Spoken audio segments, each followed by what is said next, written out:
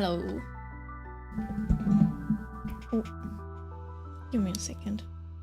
Some reason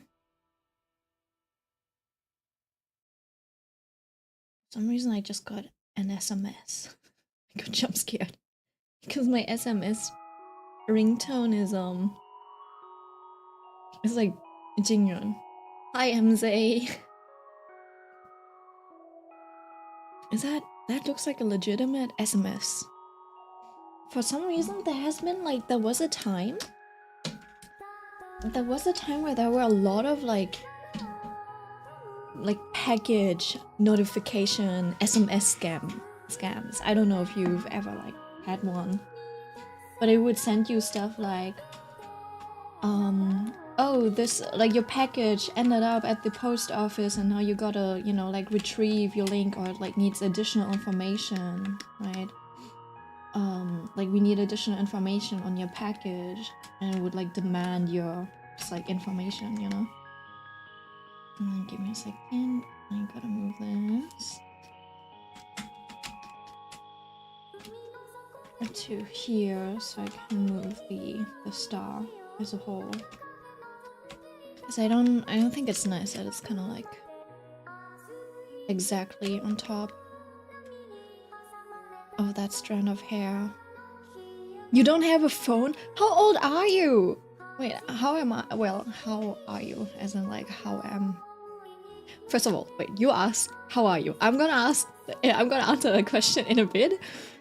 And my question to you is, how old are you that you do not have a phone? I've been doing so-so. It's I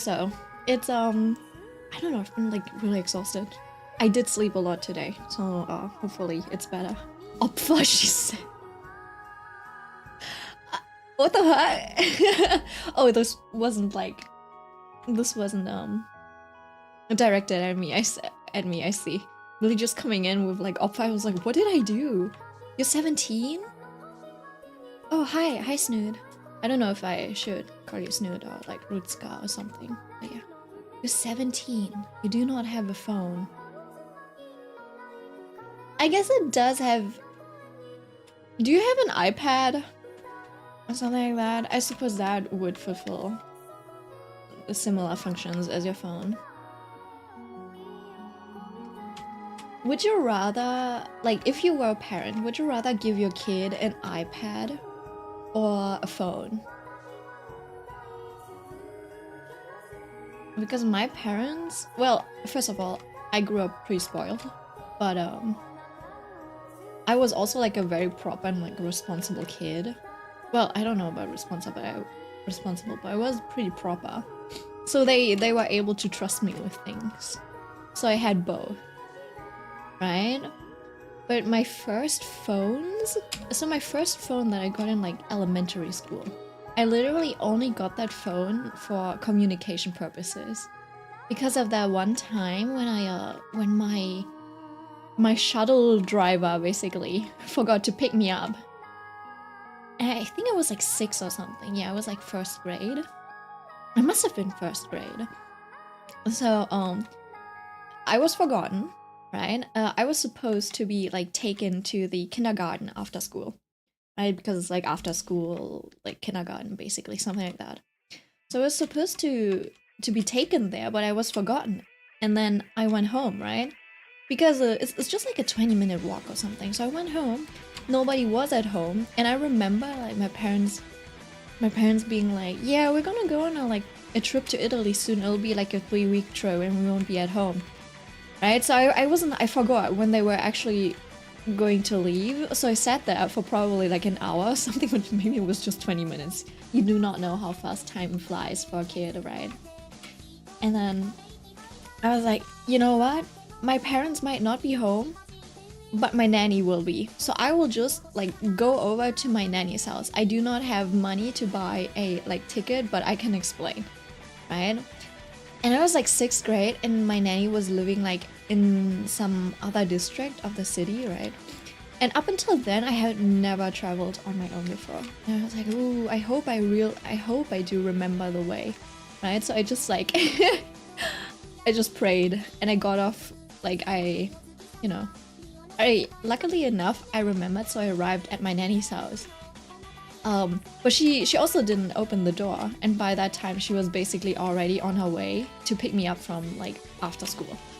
And then I was just lucky because my parents, they would give me like really, I don't know, like obnoxious looking. So basically I was walking around in probably like a pink, I don't know, like pink clothing, and I had like a pink umbrella.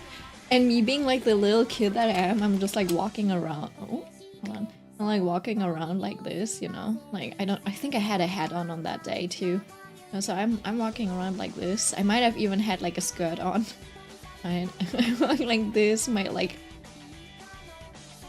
giant rucksack, right? And then like swinging around my little umbrella, my pink little umbrella like this, right? And I'm an Asian kid. I stick out like a sore thumb, okay? So my grandma on her way to pick me up just like saw me walking on the street towards her home. So she like got off the bus stop and ran back, basically. She's like, what are you doing here? I'm like, oh, the mister forgot to pick me up, so I didn't know, like... I actually started crying when I saw her because I actually, like, she was my last hope. Right? And then because of that incident, being forgotten and then like wandering through the city all by myself, you know, like someone could have kidnapped me, I could have gotten lost, something like that, right? So because of that, I got a phone at like 6 years old. And it was a Nokia phone. It was like one of these motherfuckers, right? It was like this thick, right? It's got like the tiniest screen, like this. And it has, you know, all of the buttons. It was chunky. It was like a chunky, like, Nokia phone. The only thing that you were able to play with it was like Snake in black and white. And the Snake literally was just like 3 pixels. Pixels and a line. Like this, you know? This is all you could do with that phone. Right? So if you have an iPad now, that's actually, low-key, that's better than a phone. Anyways, I got a new tablet for my early birthday gift, but before my mom let me use hers. Oh, yeah, you know what, that makes sense. I think your parents are probably a bit more on the stricter side. Not letting you have a phone at that age, especially in this day and age, right? Where every kid has a phone, and it's kind of, you know, like a social thing as well. So I don't know, I don't think I would get around... I don't think nowadays you get around not giving your kid a phone, right? Because you would kind of be like shut off from society, basically, unless you have things in place that would make up for it, right? I remember that game in the Nokia phone. Oh my god. It sounds like you've never heard of like Snake before. Like Snake is a classic. It's a classic game. It's still like, it's not something that you're like, oh, I've heard of this game before. It's like super old. It's like from the 80s. No, it's a classic. Well, I mean, I guess it is from the 80s, but still. Kids these days should also know that. Like similar to something like Minesweeper.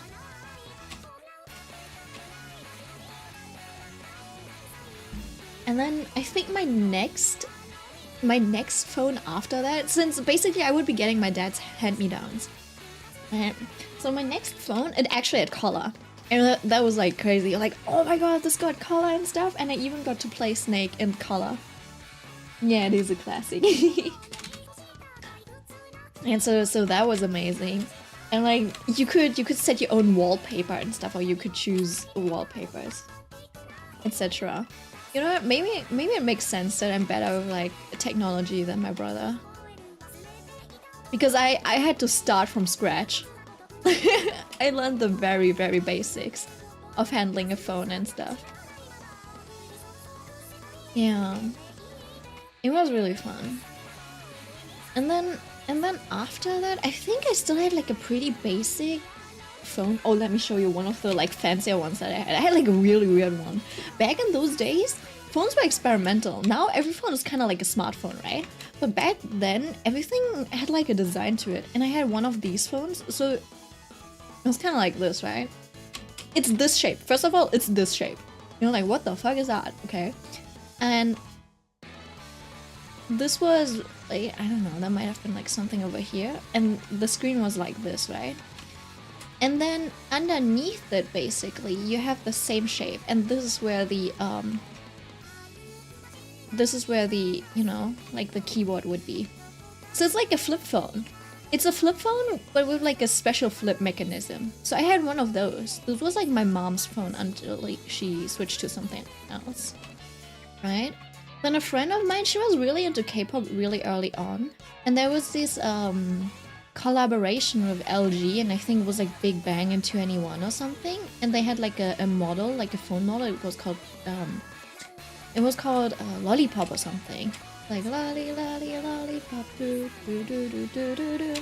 And they had like a song for that, right? So she got one of those. It was a really fancy flip phone. I think in Japan it might still be like a thing, but I think nowadays most people just use Samsung and like iPhone and stuff, right? And my dad had like a BlackBerry. He had like a BlackBerry, like one of those with like a whole like keyboard, which is like so many, so many like buttons. It's so stupid.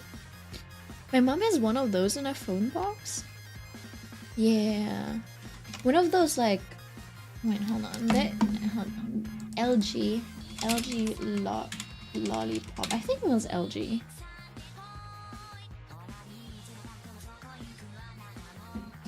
It was this. I think she had the one in blue. She might have also had it in. She might have had the pink one or the one in blue. I forgot. But it was really fun to look at least. It had a lot of features and stuff. Yeah, well, that girl was also really spoiled by her parents, I think. She got everything she wanted. So yeah. And I think she lived a lot of like gay, like it was crazy to me. She basically everything that she wanted to do, she was able to do it in her room. Like she had a TV in her own room. And my brother and I were like, what? I'm like, no, TV is not like, that's bad for you. Funnily enough, she's more social than me. She's always been an extrovert, but it's so funny to think about it, right?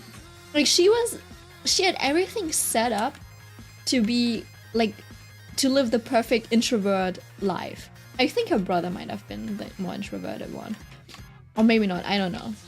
I think her brother was like considered like he had a pretty decent face. I think he was good looking. It was a little short, but not my type. But I think I was like about his height almost. So I was like, nah. Yeah. So he was playing a lot of games, and I think he got her into games, right? As older brothers do.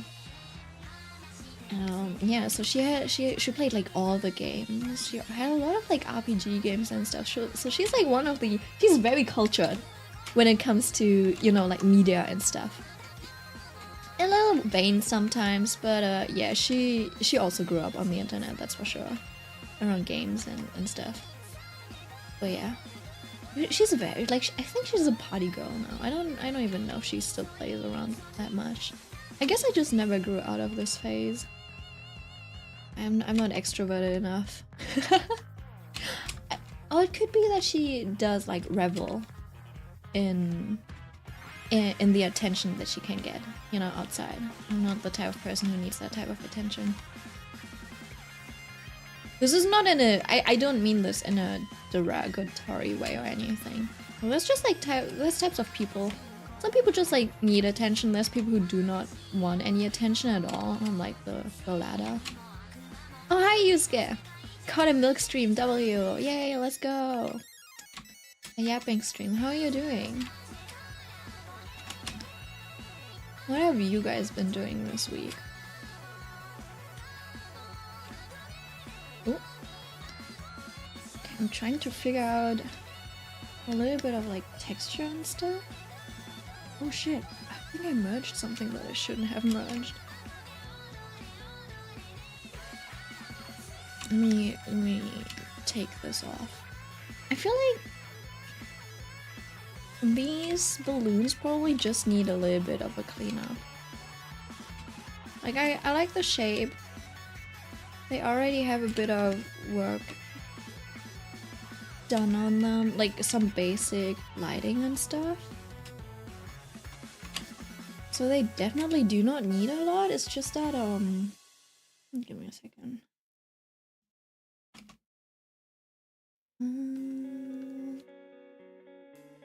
It's just that I'm not sure. I don't think I want to move them around. I don't think I want to move them around later, so I could probably just go in and, you know, just like paint over with the colors that I'm going to use, which doesn't matter. But in the case, right, so let's say if I want to paint in transparency and I do it manually, right, and just like add a little bit of color here and there. In the event that I actually still decide to tweak things and I move, it'll look a little bad. So I'm thinking about whether I should maybe like actually do a more like transparent, making this more transparent, starting off like that. Just so that there's a little bit of like retention.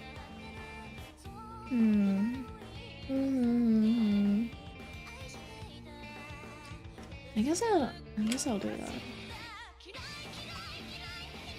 Give me a second. I'll read in a bit. You started watching a new drama. Which one? Tell me about it. Because I've also started reading a novel, and I think that's like, it's quite interesting. I'm doing good. I finished a street fighting 3 art study yesterday. I was able to make all the colors look good with a watercolor brush, so I'm happy. That's great. That sounds really good. Are you on the server? Are you on the server yet? In the Discord server? I usually just like give out invites as we talk, so I don't know if you are, because you know sometimes your YouTube names don't match up with your names in the server.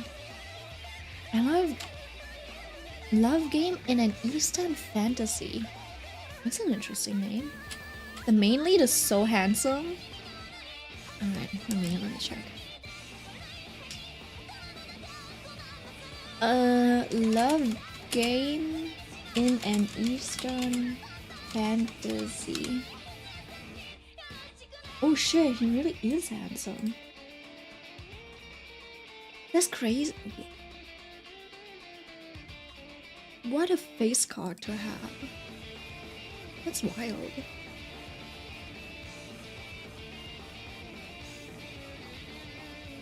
Like, I'm so sorry, the girl is still pretty, but she doesn't even hold a candle towards his beauty. Which is wild. Usually the girls are like super pretty, and the guy, it's like the other way around. I think. No, she's beautiful too. Maybe the is this the same girl? It might not be the same girl.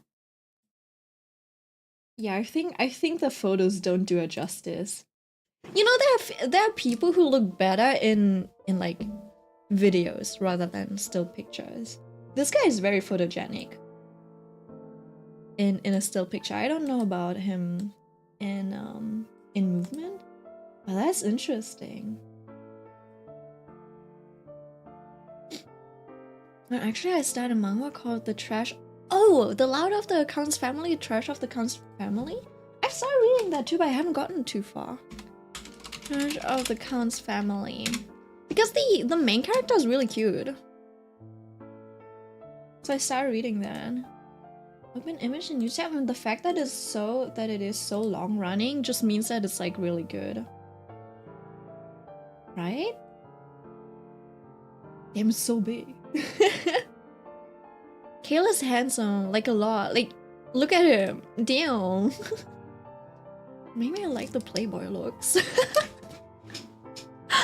I genuinely just started reading it for this piece, and I think I lost a little bit of interest at some point because it was, you know, dragging on a little. But I think I need to get back into it.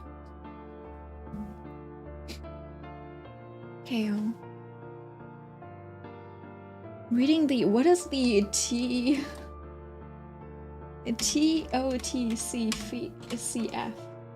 Oh, Trash of the, oh, that one, okay. Oh man, VGOST broke me. Been obsessed for over 2 years.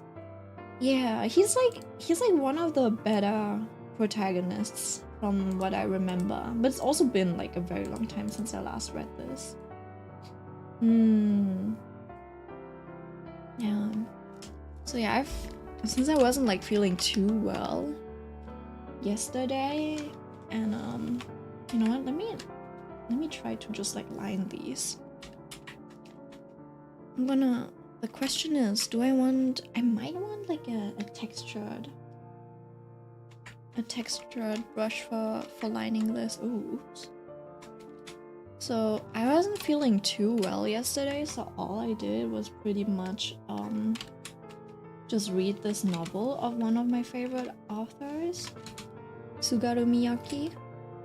And now that I'm like, it's been a while since I last read a novel from him. I think the last one's definitely been a few years back. And now that I've like really, I went through the whole true crime rabbit hole and I learned a lot about psychology. I think I'm getting better at predicting the characters or like understanding the characters' motives and stuff.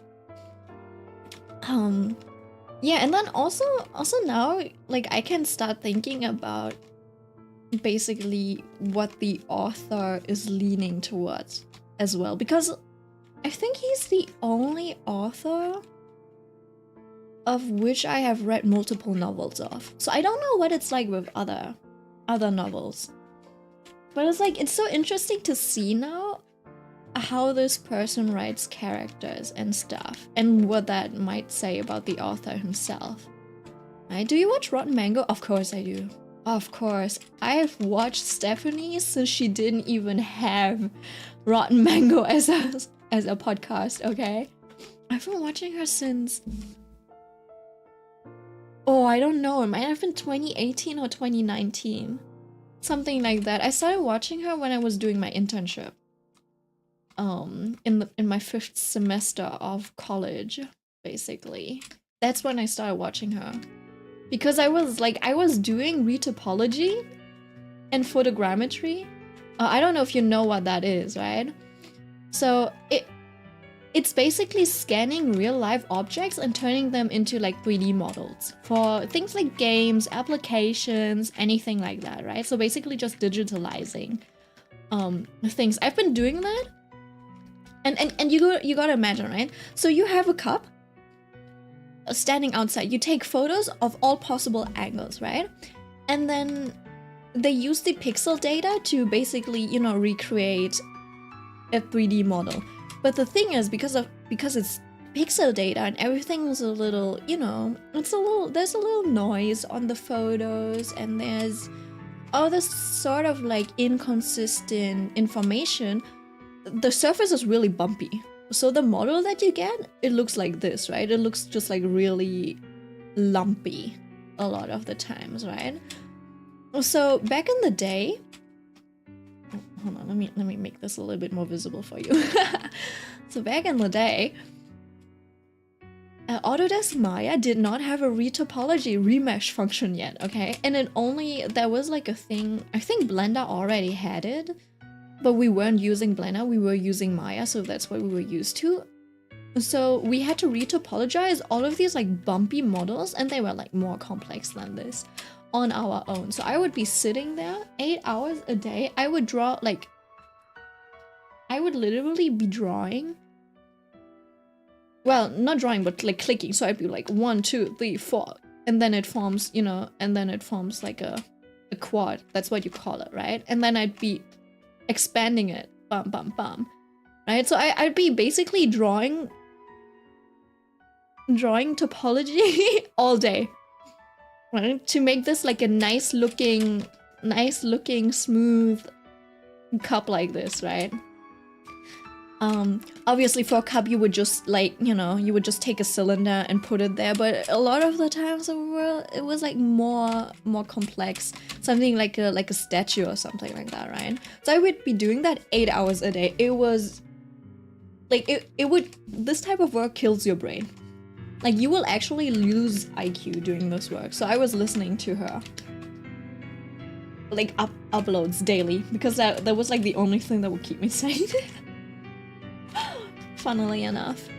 Right? And she was like, she had such an entertaining way. She still does, right? She's like really entertaining when it comes to storytelling and making it feel like a conversation, probably because she like is actually talking to her now husband, right?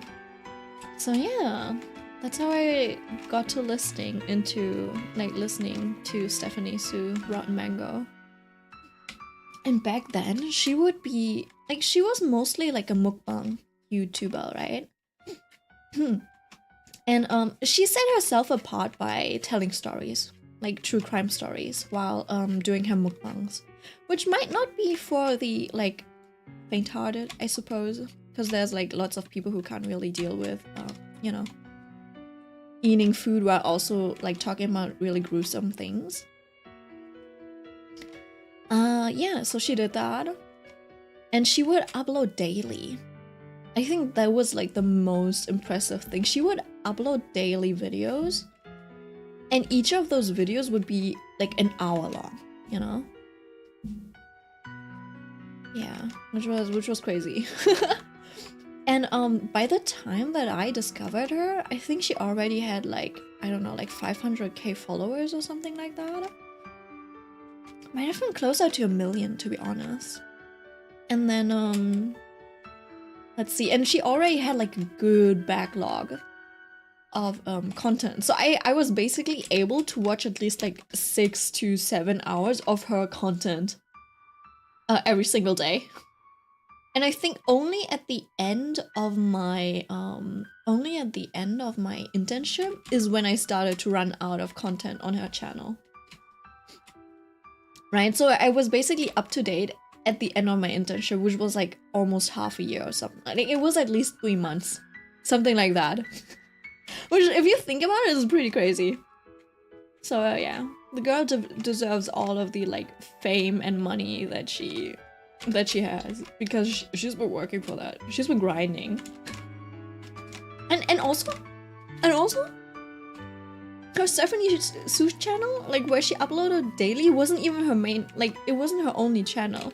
She had like the other channel, the Rotten, wait, is it Rotten Mango? No, it was Miss Mango Butt, right? Which was her like more private channel, like personal channel, and she would upload there every 2 days, I think. So yeah, and I was like, how is she doing that?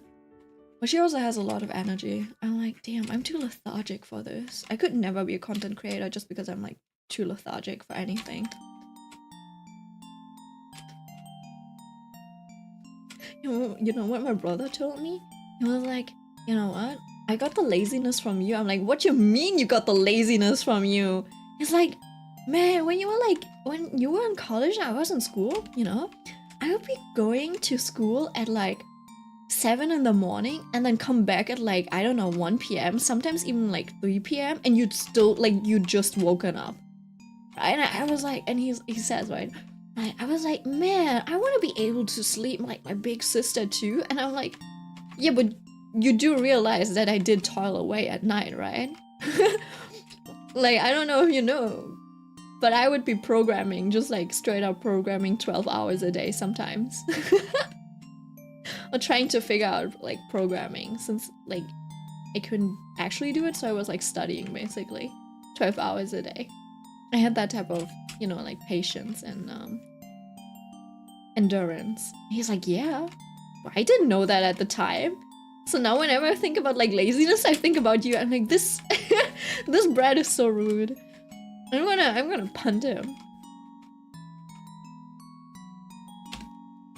Yeah. I think it just needs a little bit of an outline. It shouldn't be too continuous. Continuous? Nuose? I don't know. Okay, but about the Sugaru Miyake novel, right, that I've started, The Town of Sakura. I think the premise is actually pretty interesting. It did start out with the warning that there's a lot of like suicide themes in there, which there are. But like, I was like, I think up until like 8 or 9, like 8 chapters in or something, it was pretty tame compared to the to his other novels, right? And you would think it's like you would think it's about a person who just like has the most miserable life, right? But this one's a little different. Like, yes, the main character does have, you know, the makings of like a suicidal protagonist that you know of, like other Sugaru Miyake novels. Because a lot of the times he basically a lot of the protagonists that this person writes about are like the bottom of society. Does that make sense? They're like at the bottom of society. Someone who's not well adjusted, someone who's usually like a loner, who's just like, who has no friends and stuff, right? And then just like finds one more person. It's that type of like romance usually between them. So this novel starts off with a suicide as well, right? But it's not the main character. It's the main character's classmate that takes their own life, right? And so, you know, they do the things that you usually do when someone in your class dies. It's not a very usual thing, but it also doesn't like sound like it's too unusual either. My little brother also had someone who, you know, like jumped out of the window and took his life. So, you know, you'd hold a moment of silence, you talk about it a little, and, you know, pay your respects. And then in the novel, the class started, you know, being like, oh, how can we, you know, make it up to this person? You know, like maybe we can organize something to do. And our main protagonist, he just like, he lets it slip. He's like, wait, hold on. I thought everyone hated the guy. Right? It was like the death of a guy who wasn't like really there, who wasn't like very beloved or anything like that. He was just like just another kid, basically, with no attachments. So our protagonist kind of let it slip, and we're like, whoa, why are you all acting like this? We, you know, like nobody really liked the guy. And obviously that's not something you can just say like that, right? Like you can't just, someone just died and you can't just be like, like what you get, like we all hated the guy, isn't it good that he's gone, right? And that's how it came off. So like our protagonist kind of starts getting, you know, isolated and stuff, right? And then basically, you know, there's like an urban legend about, oh, hold on, I just accidentally activated something. There's like an urban legend, like it's a, what's it called? It's kind of like a, like it's like a love divination kind of thing, right? They have these like healthcare bracelets basically that like take your data and stuff, and you know, and apparently through that system you can, you know, like through an app you can check if you're a good match, basically. And so our protagonist, he kind of like downloads that app, like he gets curious and he downloads it, and rather than finding out if he like, I don't know, if he has like a good match with someone, he finds out that he's actually at high suicide risk. Like he's at risk of suicide, kind of like that, right? And basically there's this concept of, it's basically like a suicide prevention person, right? So if the system, the healthcare system decides, or like it determines, okay, this person is you know what, I am really bad at explaining this. Basically there's a healthcare system, and if that healthcare system determines, you know, it's AI, I suppose, if that healthcare system determines that you're at high risk or you're at risk at all for suicide, they will send someone to, you know, like create a connection with you and kind of like prevent your suicide tendencies, or like, you know, to fix you. They send a fixer. They call it a prompter, but honestly it's more like a fixer, right? So our protagonist, that's scary, right? It's a little scary. It's a really interesting concept though, I think. So basically, because this concept exists, right? It's kind of like, it has its good side, upsides, it has its downsides, right? On one hand there's you know, suicides will probably be prevented like that. On the other hand, it also sparks a new type of delusion, right? It's like a persecution complex. So it's kind of like imposter syndrome, basically.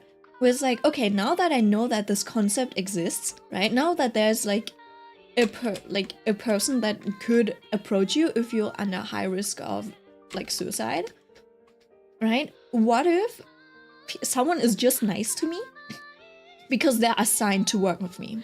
They're just nice because you know, they gotta fix me, right? So some people have like this persecution complex and this paranoia, right? And our protagonist, what was this song? Oh, new. Okay. And our protagonist, basically, like, he was really isolated because of the remark that he said, right, after a classmate of his like took his own life. But there's like this girl who approaches him, and then like later on another guy. What was the name again? It's the town of Sakura. Okay, so the starting plot, like the premise of it, premise of it is very good. I think you might need to be prepared for the more like degenerate, not in like, it's not pervy or anything like that, but it is a bit on the darker side of stories and human life, if that makes sense. I'll explain it to you in a bit. I'm just like, I just need to yap about this novel right now because I do love this guy's, like, I don't know, like stories. The plot is very interesting though.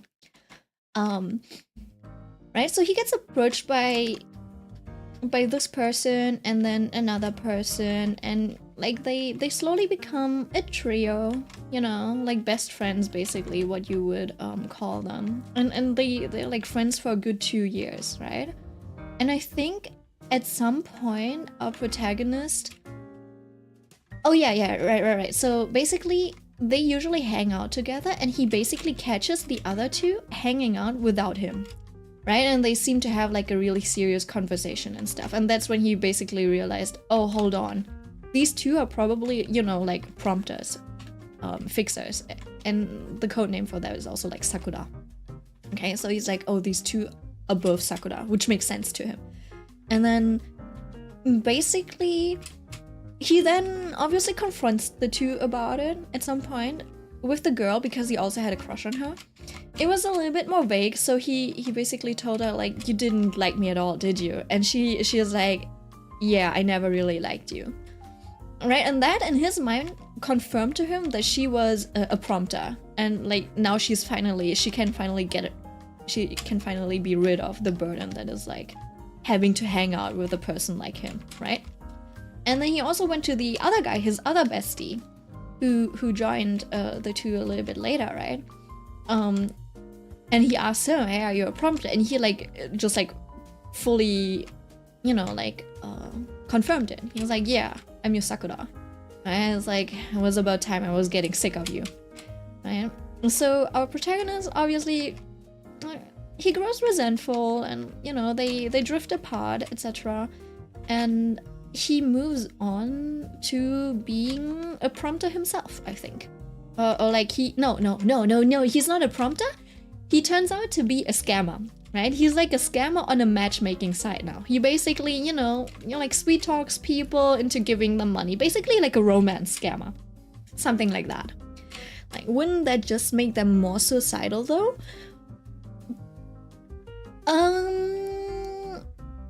You mean our protagonist?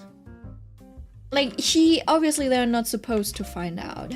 And the whole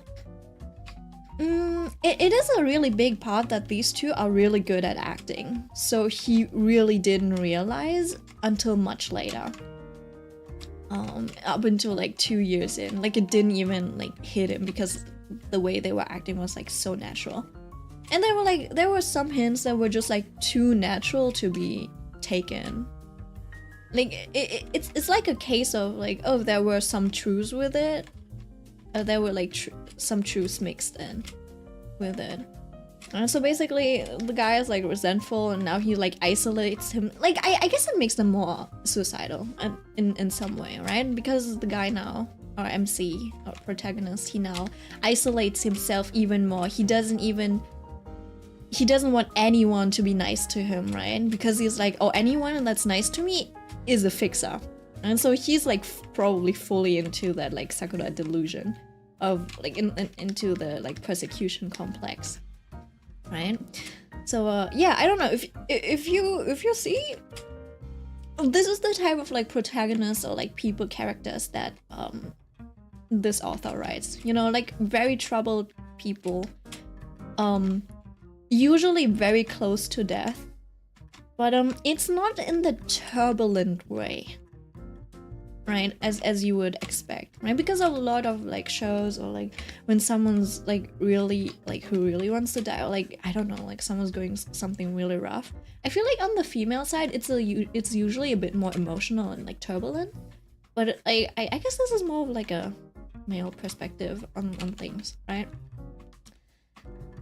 So guy isolates himself, becomes a scammer, right? And then one day he gets a call. It's like, this girl that you hung out with, you know, the girl that he hung out with, Sumika, she killed herself. Like half a year ago. Like someone just called him, and he just got a call like, oh, your bestie from middle school, she killed herself. Like, the bestie that like it was your fixer, right? The person who calls didn't know, but he was like, oh, the person who's my fixer, she killed herself? That's weird. But he also hated her, but then also was like, he probably still had feelings for her, like attachment, so he couldn't really like, you know, like he couldn't stop thinking about it, so he decides to go back to the town and you know, like check if it's actually true that she died. And so he goes to her house, and then that's where he meets like her little sister. And the little sister confirms, yes, my sister took her life half a year ago, right? And dude is like, all right, thanks for letting me know. And he goes home. He's like, okay, that's it. Yeah, like I don't want to do anything else. I just wanted to confirm if she's dead or not, right? And truly doesn't really matter to him at this point what he said. I feel like this he might be a bit of an unreliable narrator. There's a few hints I feel like throughout the story that kind of shows him that he's like not very good at thinking or something like that. I don't know. So yeah, it might all be a huge misunderstanding, right? So he goes back home. He doesn't really want to do anything with that town anymore, just because it's like trauma for him, right? But he gets a letter. He gets a letter which basically says, you're gonna be a prompter, a fixer for Sumika's little sister. Basically, be the prompter for the little sister of the girl that killed herself, right? Which means the little girl is at high risk of suicide. And he's like, oh, okay. Well, let's take this opportunity to exact revenge on my first love, right? Because he's probably still not over it. Which honestly is so interesting. He says like he doesn't really care. He doesn't really want to have anything to do with it, but he still like bears resentment to it. So our protagonist is not just a victim. He's still like a little bit of a scummy person, right? And he hasn't, I don't know, found peace with himself and stuff. So they just like get involved and they start investigating the reasons of the big sister's death. Because she hasn't left a note. She just like died randomly just like half a year ago, or like shortly before her death. She just like started acting out when that was like totally out of character for her. So it's all like very suspicious and stuff. So the story is basically, it's less about a suicidal person themselves right? It's more about like figuring out the motives of a person who had taken their own life. And so basically they just like meet up with different people and they tell their side of the story and their experiences with the deceased and stuff. And I'm like, whoa, there's a lot of tea, right? Because the first person that they basically talk to is like an acting troupe. It's like an acting troupe that the big sister has joined after graduating middle school, high school, I forgot, right? So, which makes sense because like they had been acting for like a good year, like pretending to be our protagonist's friends. And they're like, you know what, we're really good at this, might as well, you know, like pursue it.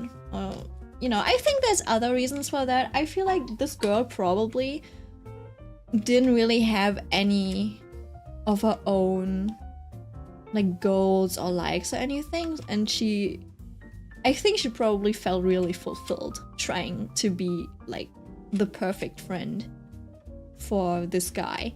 And that's also something that that the story of the acting troupe leader, like I'll just call him leader, right? So the troupe leader kind of confirms that aspect, because basically she was in this troupe and she basically ruined it, right? So I was reading the story, I'm like, okay, so what could ruin a whole troupe? Because I was like, I don't even know what you would do to ruin a whole like acting troupe, which is just, you know, like a club or something like that, right?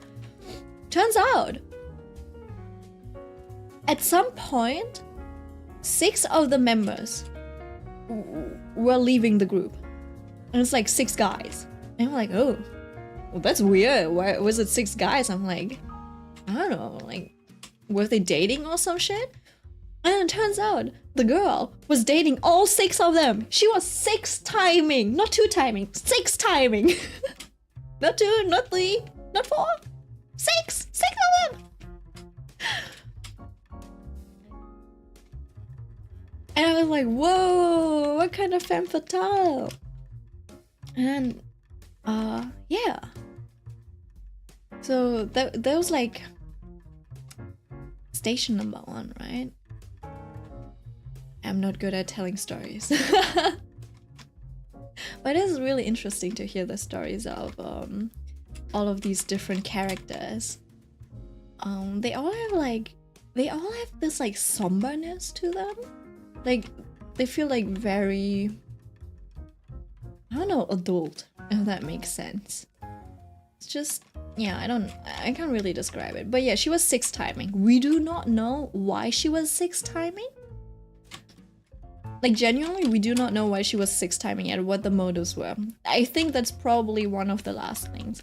Some people guess that she was, you know, like she already had like suicidal tendencies for a long time, and she just wanted to cut ties with everything that she, you know, everything that she was tied to. So ruining the troupe was probably just part of like the grand scheme of leaving the world, something like that. That's what another troupe member says later in the story, right? So our protagonist, you know, after the talk with the troop leader, and the troop leader didn't really know anything. He was kind of like out of the loop for the most of it, right?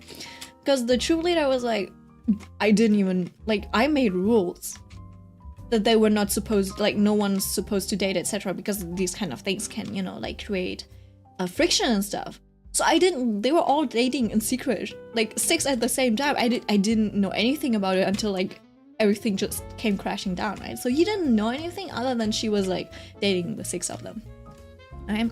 And then later the protagonists, they meet a guy, right? Another troop member who was one of the 6 guys that dated her. And also the way they described the guy was like, oh yeah, it was like a guy in a suit, right? Like a guy in a suit. How do you draw a suit? So I think the guy was hot. you know, the cool guy type of heart. Like he's always like described as really cool. Okay, and they, I don't know, they say like he's a little like greasy looking and a little like scruffy and stuff, but the type of person that looks better when they're a little, you know, like roughed up. So I think he probably has like one of those like olden, you know, like the mafia boss kind of vibes, you know, when they have like these like slightly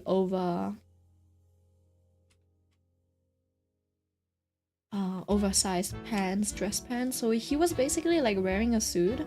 He's also a smoker. I think this author really likes smoking as just like an aesthetic. I don't know if the guy smokes himself, but I think this author likes smoking as a concept. And I think he probably had like these like the greasy sort of hair, you know, like this type of hair, very, very specific. And then he's like wearing a military parka on top of that. So I imagine he's like one of those characters that look like a mafia boss with like the big coats and stuff. So I'm like, ooh, this detective guy? He's called the detective guy, okay? Because this guy, I imagine he has a bit of a scruff. This guy apparently doesn't believe that the girl killed herself, that there must have been more at play, right? So he was dating her, and this guy, the detective, Mr. Detective, he was dating her, right? He was like, yeah, so she basically became the perfect girl for all 6 of these men. I think the troop leader also said something like that. That basically, he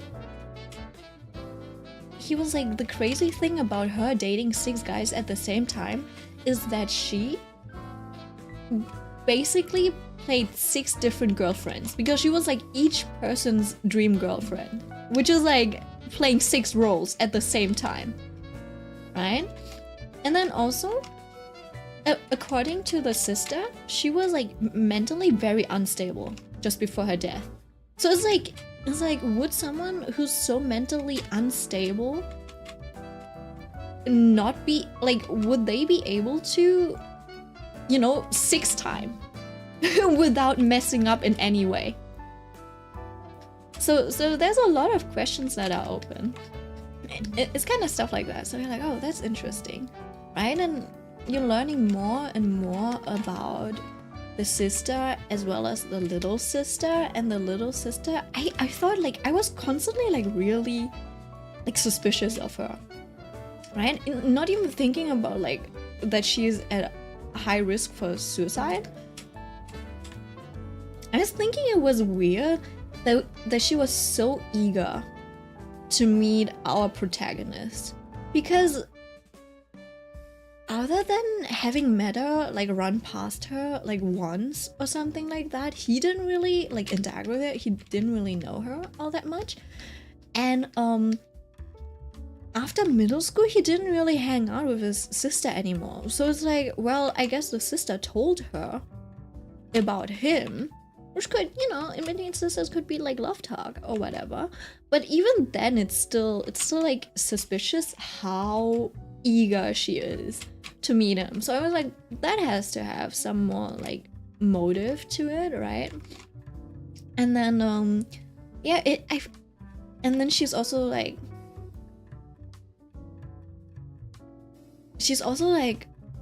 I don't know, like 7 years younger or something. So they were like 15 and in middle school.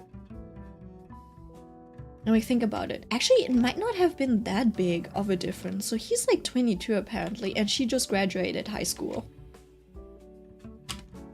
right? And so it's like, yeah, it's a little weird. I also think that the author might, I don't know, have a thing for a little bit of an age gap, because like other stories also had a bit of that. It's always like a bit of like a college student and a high school student situation. So I think that's another tendency of that author. If you do not like that, if you think that's weird, maybe it'll be a little bit off-putting. I think generally for normal healthy people, their relationships would probably, like the relationship that this guy writes about would be weird. I think this author writes a lot of like, not necessarily toxic relationships, but it's like less acceptable relationships. Does that make sense? It's like the types of relationships where they kind of mutually destroy each other. I don't know. It's kind of hard to explain. It's like relationships where they enable each other. Enable each other's like worst traits, that type of thing. I don't know if that's a good or bad thing, but you gotta, keep that in mind. And so the little sister also starts, like blushing around him, getting touchy with him and physical and stuff. And I'm like, that's suspicious. You guys only knew each other for a month, right? And he's not the one initiating contact or anything like that. He's just going along with it, which is also like not the best thing. He's going along with it because he's like, ooh, I can like, be mean, betray her. He's planning to betray her. Oh, right? It's great. See, that's what I mean. That's what I mean. These two are toxic. How old is she? She just graduated high school, I think. So she just graduated. I forgot if it's middle school or high school. I think it's high school. Yeah, she's high schooler. She just graduated high school. So and he's like 22 or something. So that like to you guys, that's probably a really big age gap. Now that I'm out of college, I'm like, you know what? It's kind of still plausible. I think like college people and school people are still like very similar in age. Yeah, they are technically.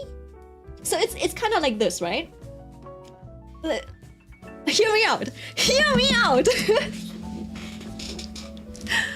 Hear me out. Okay. So technically, which is the weird thing. I know it's weird, right? You as a high schooler would not date someone who's in college. Because, actually, maybe you would, depending on what kind of like trauma and issues you have, okay? But it's like, there's a difference in stages of life. Does that make sense? And so you're in high school is a stage of life, college is a completely different stage of life. It's like you have to do a jump over a, I don't know if it's a hurdle. For some people there is a hurdle like the entrance exams and stuff, right? And college life is different from high school life, right? It's less rigid, but it still has like a curriculum and you still like are following a lesson plan, basically, something like that. Right? So someone in college dating a high schooler is technically weird, right? Because they're like at different stages of life, you're basically upgrading. So you're basically one step above the person that you're dating if you're the college student dating the high schooler, which is weird. Same as like someone in high school being like 19 dating someone who's like 15. Right? And you'd be like, whoa, there's like way too much happening in these 3 years to be dating someone that young, right? Now, if you're like older, if you already went through all of these stages, all of that kind of like combines into one. You're like, that's education. So in my eyes, right, since I'm like already working and I've been working for a few years, let me continue watching. Me looking at a college student and a high school student dating, I would be like, that's two students. Right? As I get older, I'm starting to lose this feeling. I'm like, oh, it's weird for a college student to I don't know, date someone like that. Does that make sense? So definitely do not listen to me. But to me, I'm like, you're both kids. Even if that college, like for example, if you're like 19, you just like graduated high school at 19, and there's like a college student who's 21, I'm like, sure, go ahead, date. I don't care. It's not that big of a difference.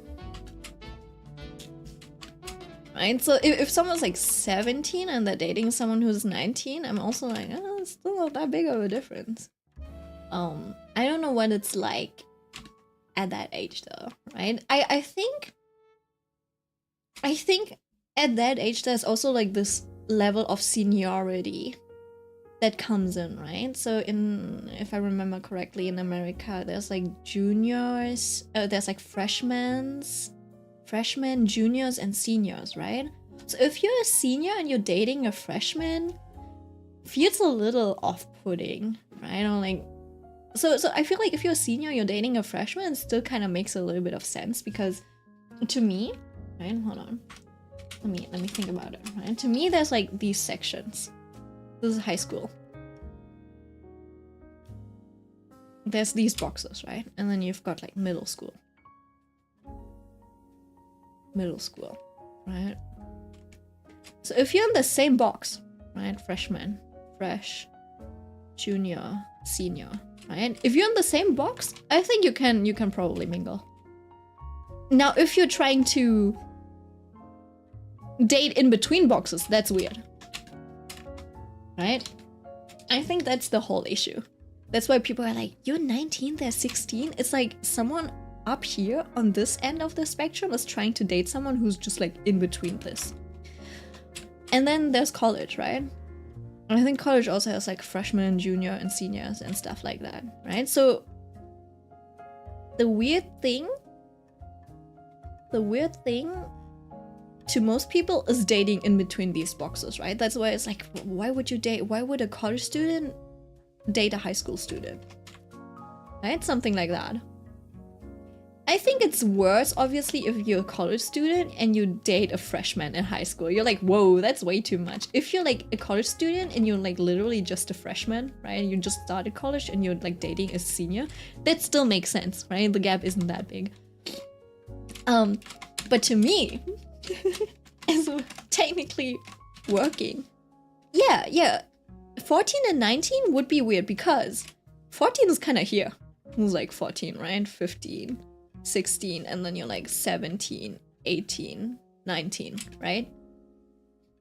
Now 19 and 14, that's like the end of high school dating someone who just started middle school. That is hella weird. It's two boxes and it's really far apart. This one, fair enough. Right? It's like, yeah, maybe they started off together here and then they moved up and now they're like separated for a year until they get together again. But these two will never be in the same box in school. That's why it's so weird.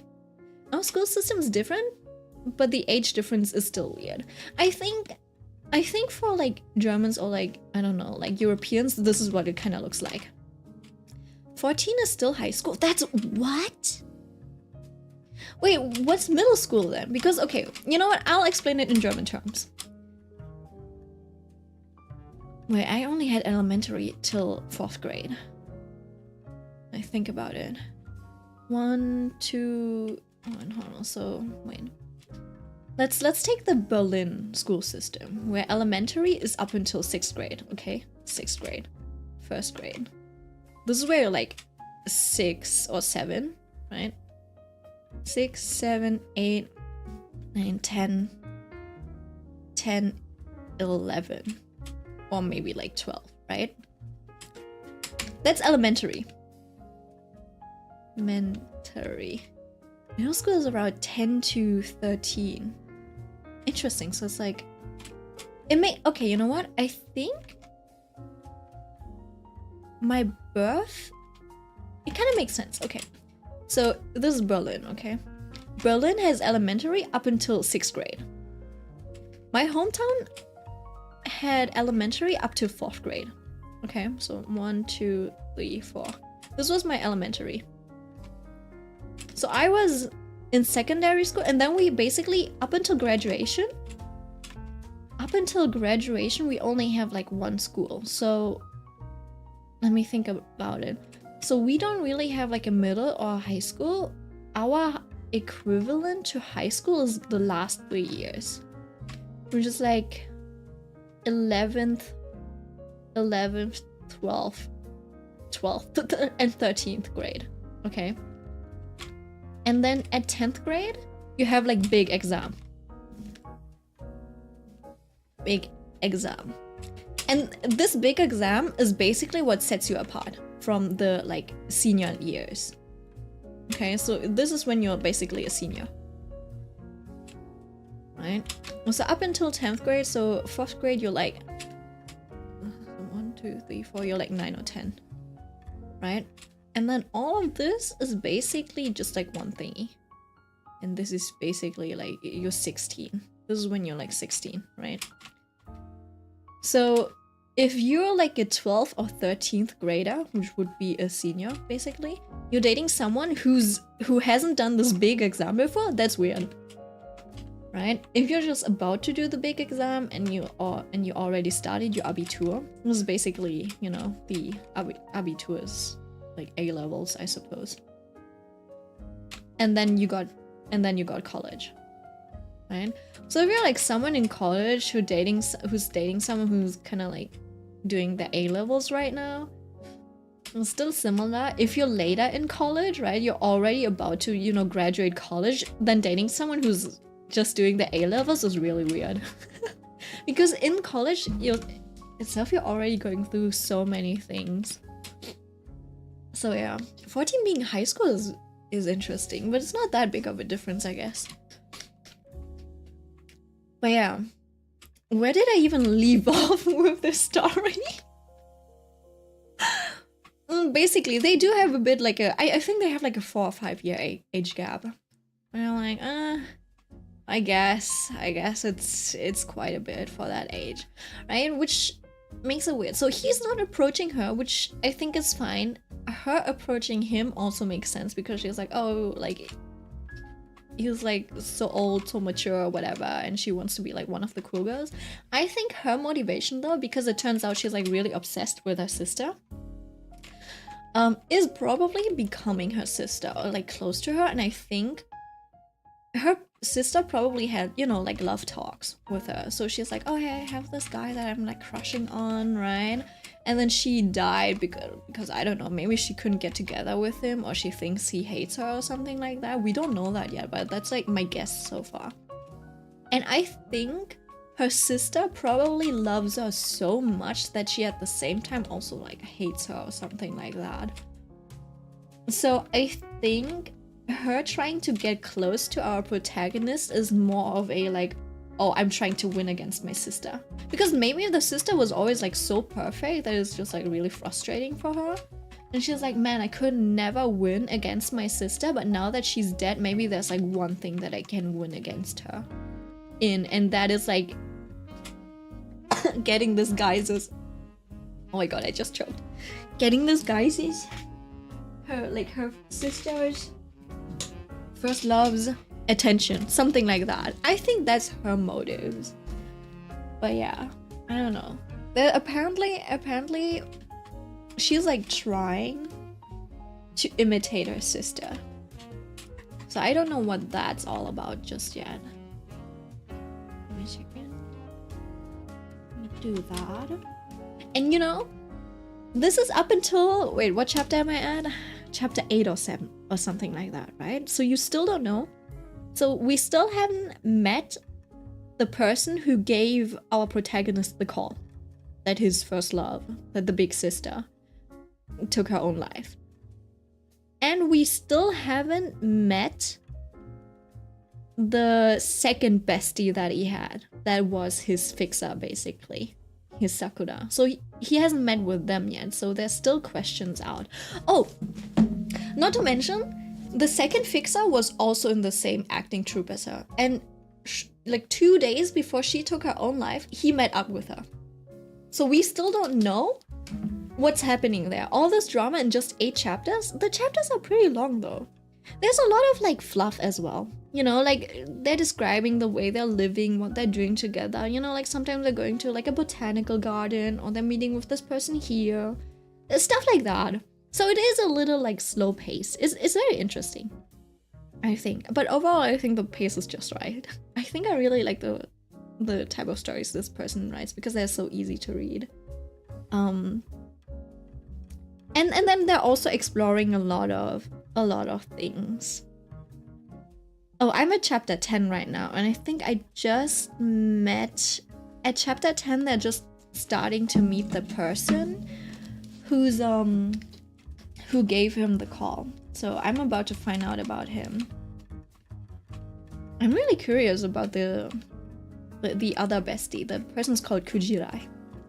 That person was like, I don't know, they were like really well liked in class, and they were basically like the popular guy. They were the popular guy basically, and our protagonist has, you know, like bad feelings towards him as well, because that guy was basically the reason why he started getting like isolated in class, right? Because when our protagonist was like, wait, I thought everyone hated the guy, Kujirai was the person who then said like, you know, you're not supposed to say that type of stuff, right? With like a very like with a disdain, right? This guy had all of the EQ, you know, like all of the EQ and stuff. So and because he was the popular kid, everyone else was like, yeah, Kujirai is right, and then they started acting accordingly as well. So it was a bit of a surprise when the guy, you know, approached him and was like, all right, come over, we're gonna watch movies together. And they're basically like, they made it like a ritual to watch movies together. And the guy is also really good, like really into acting. So this is like, there's a lot of acting involved in this. And both Kujirai and the big sister are really good at acting. That's why our protagonist kind of, you know, like got fooled and deceived. Stuff like that. So we still don't know about this Kujirai guy, other than like he met up with the big sister 2 days before she took her own life, and that our protagonist is feeling resentful towards him because he's, you know, like really good at what he does. Yeah, I feel like, oh yeah, and then also obviously it does explore like different characters as well. For example, there's like the parents, right? Which is, they're like very ironic. So basically, after the big sister took her own life, they started doing a lot of like volunteering work. Where they're just like out a lot and like working for suicide prevention hotlines and stuff. Yeah, and it's ironic because basically now the second daughter, who's, you know, at risk for suicide, they don't really give her a lot of attention, or they're like not home enough. You know, they're like away, which is like, which probably wouldn't make it better. So in like chapter 9, our protagonist basically called the suicide prevention hotline where the dad was working on, and he actually like got on a call with the dad, and then the dad was like, yeah, I've worked, it's kind of, it's a little bitter.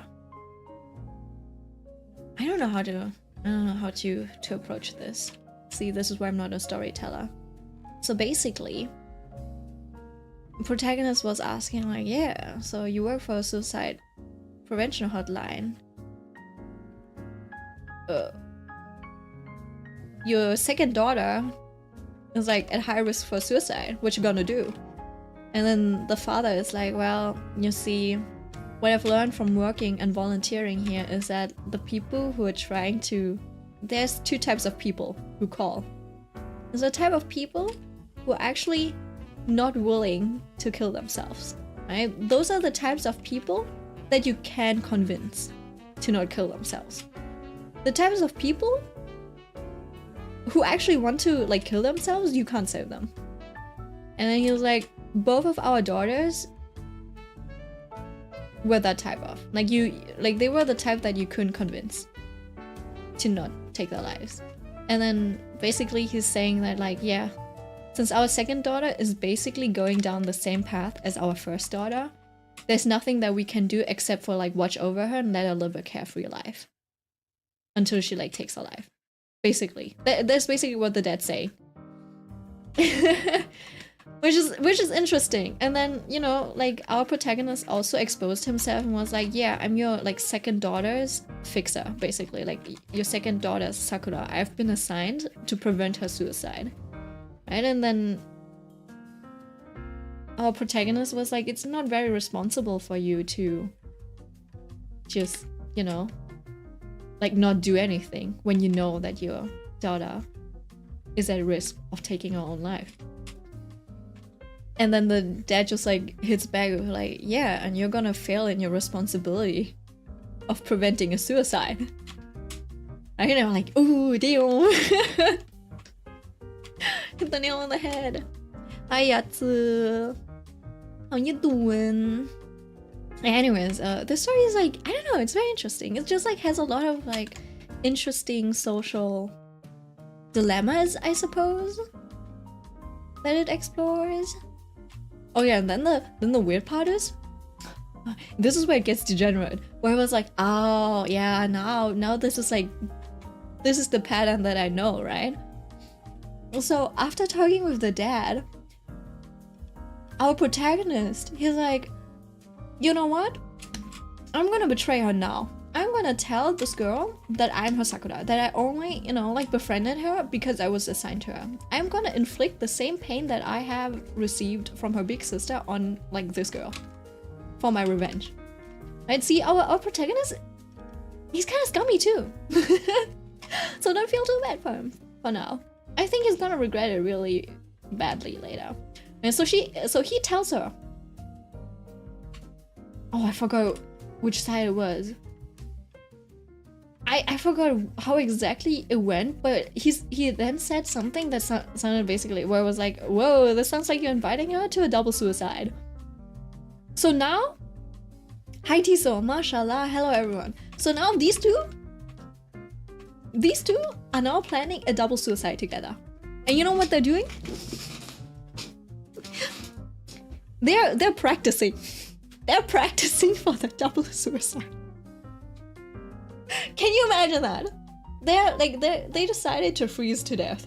So they come home together, right, to their apartment, and then they just like get their clothes wet, and they get on the veranda and just like sit in the cold to see how much suffering it would actually be to die via freezing. Oh, this anime? No, it's not an anime, it's a novel. By one of the writers who does a lot of like more depressing feeling novels, I would say. So if that's not your cup of tea, yeah, I don't know. That's so goofy, right? And then he also says it too. That's crazy, I know, right? And then I've been thinking about it. I'm like, there have to be people who actually do that shit, no? Who actually are like, yeah, let me practice. Like, imagine you're like trying to like build a noose. So like before you actually hang yourself, you probably would have, like you probably will fail like once or twice. No, if you think about it. Like if you're like, oh, now I have to learn how to tie a noose, like actually, so I can actually hang myself or something like that. I'm like, damn, someone would actually have to look that stuff up. Like, where would you even learn this? And I'm like, yeah, that is actually crazy to think about now that you think about it. I have never thought about that. And then also it's like, is there someone who would take their life with pills, right? With like sleeping pills, for example, would they just... Well, I guess usually they just like go for it, right? They're like, well, I'll just take this many pills and that has to kill me. Without really checking like how, I don't know, what overdoing. Yeah, I don't know. But yeah, I've never heard of someone practicing hypothermia. So I was like, you know what? That's a little goofy. I almost chuckled a little bit. And then the author wrote, it's like, oh, this girl, she's been kind of like getting addicted to the act of practicing that thing too. And I was like, yep, that sounds like someone like that sounds like something a mentally ill person would do. And so that's where I'm at right now. That's where I am at right. I don't know if they're actually gonna go through with it. I still don't know about the like villain, the so-called villain of the story that is made out to be a villain. I'm just about to learn about the guy that gave the initial call. So yeah, we'll see. And then also there was like, they had to go through the training, right, of being a prompter and stuff. And what I noticed, what I thought was like really interesting, and which what I mean with those like the hints that get dropped throughout the story, it's like, so basically when you're like a prompter, right, you would have to do your best, and you're also not allowed to, you would have to do your best to make sure that your target does not does not find out that you are a prompter, right? So you have to behave like really well. You have to keep your like shit together so that your target does not find out that you're actually like a prompter that is here to fix them, to get them out of like a suicidal spell or whatever like that.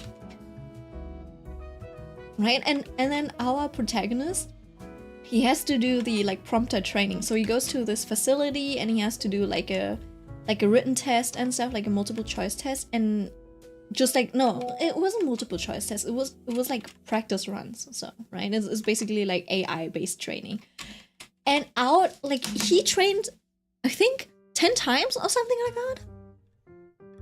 He trained 10 times, and I think like 4 or 5 times out of those 10 times he gave inappropriate responses, right? But at the same time, he's also saying like, oh, I'm so good at this, like I'm so used at like scamming people, this is really easy to do. And I'm like, you're giving yourself a day away at every nook and corner, right? For example, he asks the little sister, so yeah, what you want to be in the future, whatever. And she's like, oh, I don't really know yet, but maybe I want to be a happy bride.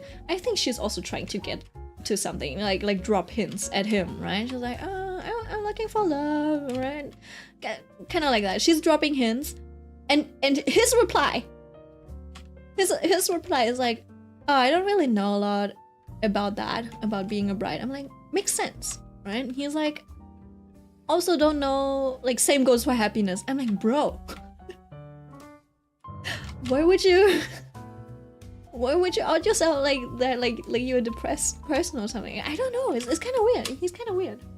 It's like sometimes he says things that just don't sound like it's something he should be saying in that moment, right? And so I'm like, is this really good character building, or is it just, or am I in the wrong? Am I just really bad at reading the room? I feel like I've been getting better at these things. At least at like sussing out if this is like appropriate to say or not appropriate to say. But yeah. Anyways, I think I like the plot of this one, the way the like mystery and the way things unravel slowly. I think I like that about this plot. There was another story that kind of had like a similar thing, where the age gap was really big though. It was like a detective or something. I don't know if they were like a detective or like an actual policeman or something, and a high school girl. And they had like a bigger age gap, and it was a little, they actually fell in love or something like that. It was called Parasite in Love. Reminds me of a J-drama I watched. Maybe I should get more into J-dramas. But the Parasite in Love one, I don't remember a lot of it. It wasn't my favorite, but it was basically, there's a parasite that I think it was like, if there's 2 people possessed by a parasite, they will become lovers, and if the other person doesn't reciprocate or something, this parasite makes you kill yourself. It was something like that. It was something like that. And then basically, or it was like,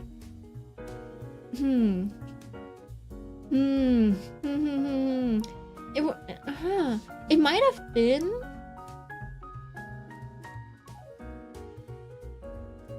let me think about it.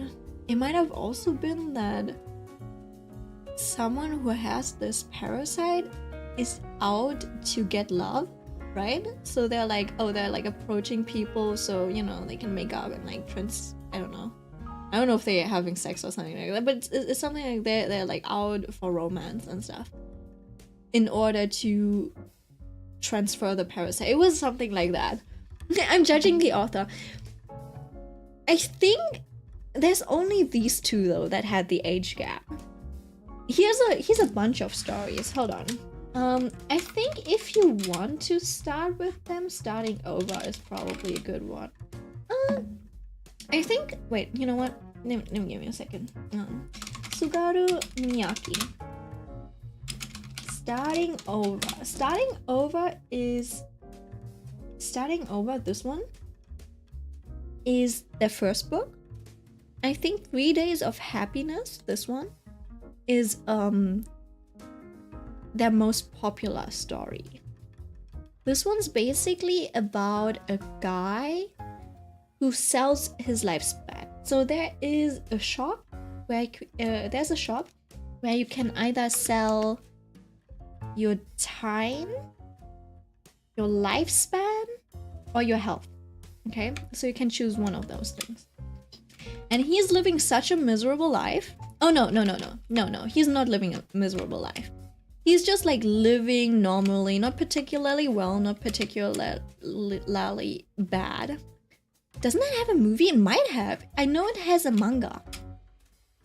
I'm telling you, that one was really popular. It's one of his like better, like it's a very good story too, right? So he's just like, he has heard of this shop, so he goes to check it out because I think he was like struggling financially.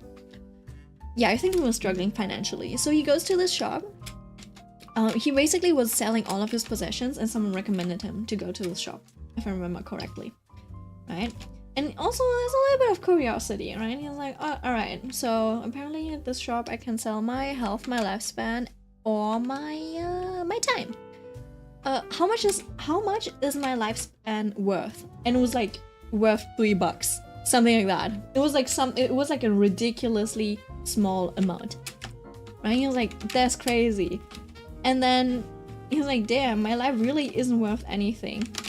So he's like, you know what, might as well sell my lifespan up until, like, I'll sell it all and I only have 1 month left, right?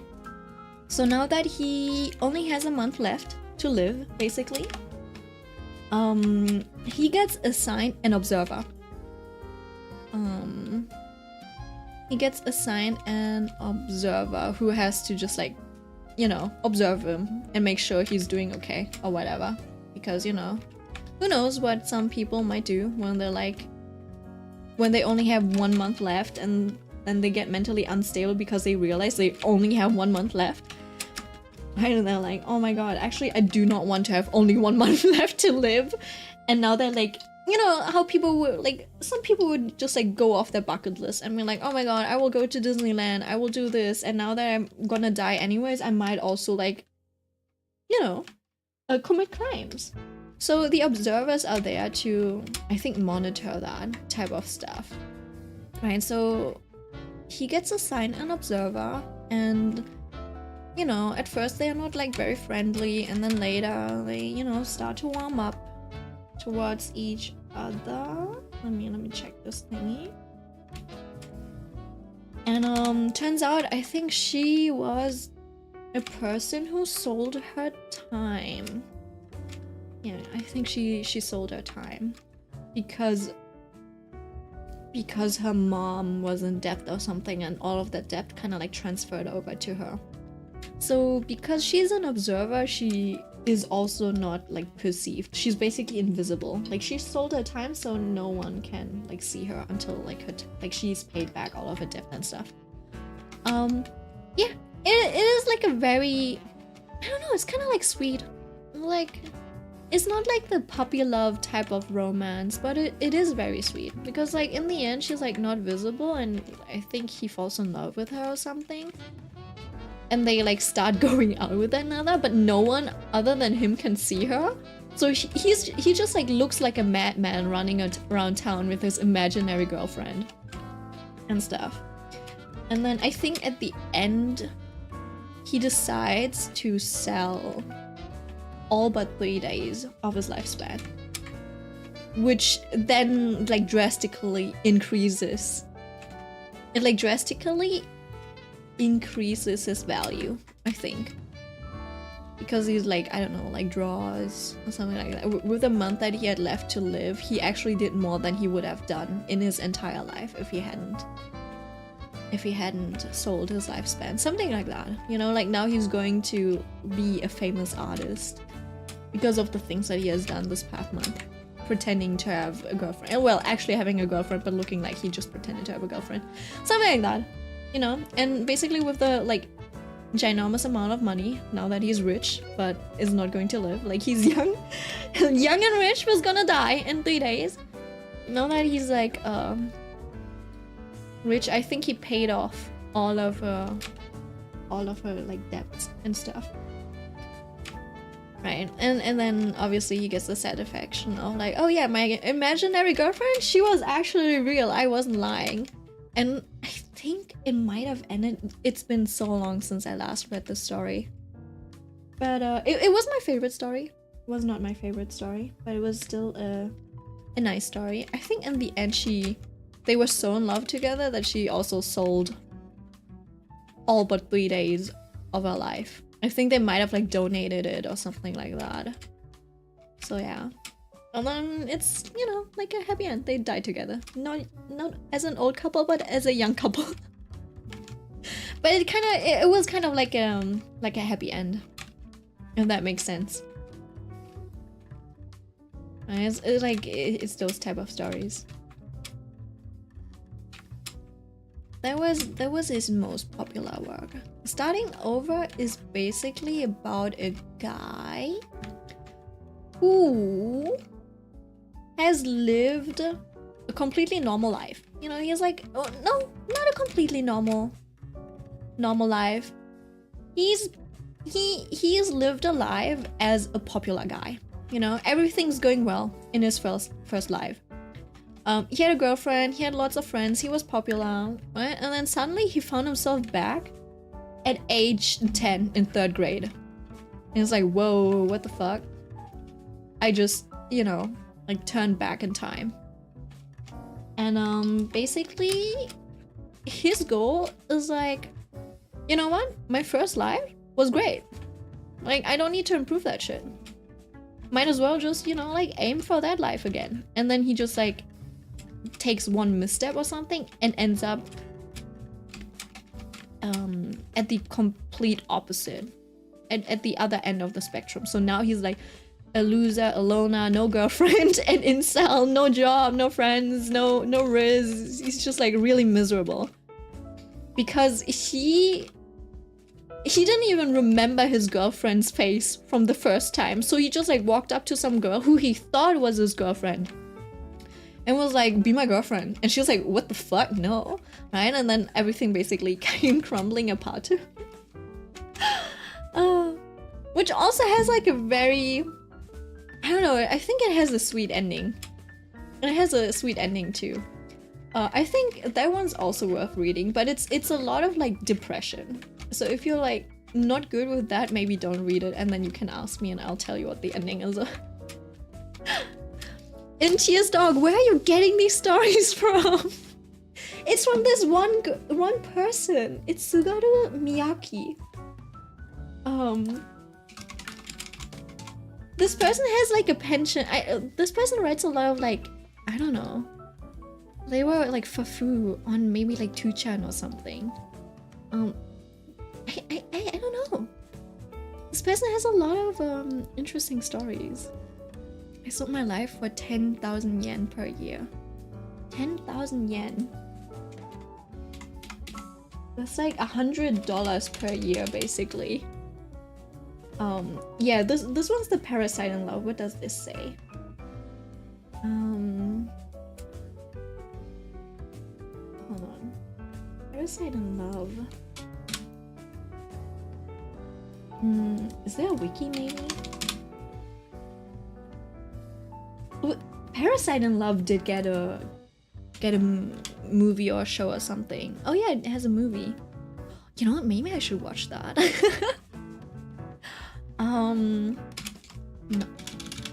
Novel. Let me check the BG person has all of these like translated. BG person. This person has all of their novels translated, which is how I found these novels. Your story, I don't remember yours. Oh, your story was also pretty good, I think. It was about how you can implant memories by taking pills, basically. It's that concept. Parasite in Love. Is that a description? No, there's no description. What does it say?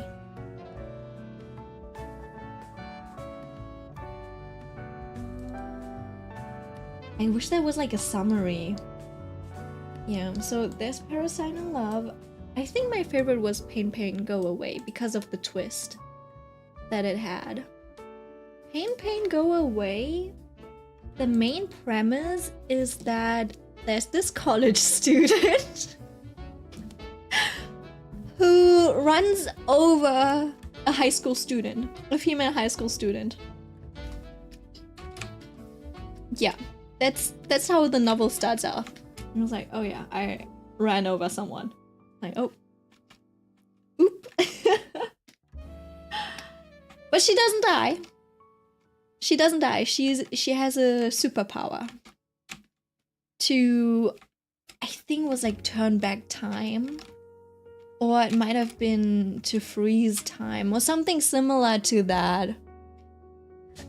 So basically, he runs her over, but she doesn't die immediately, but her... I don't think it was that she can turn back time or something. It was that she could delay. I don't know, she could delay her death. So she doesn't die immediately.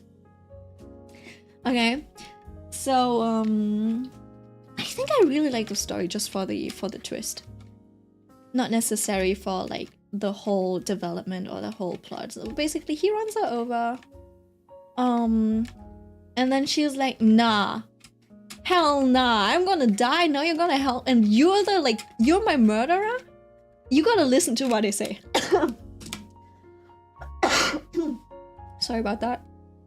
You know what, I'll grab something to drink really quick. Be right back. Give me a second. Oh yeah.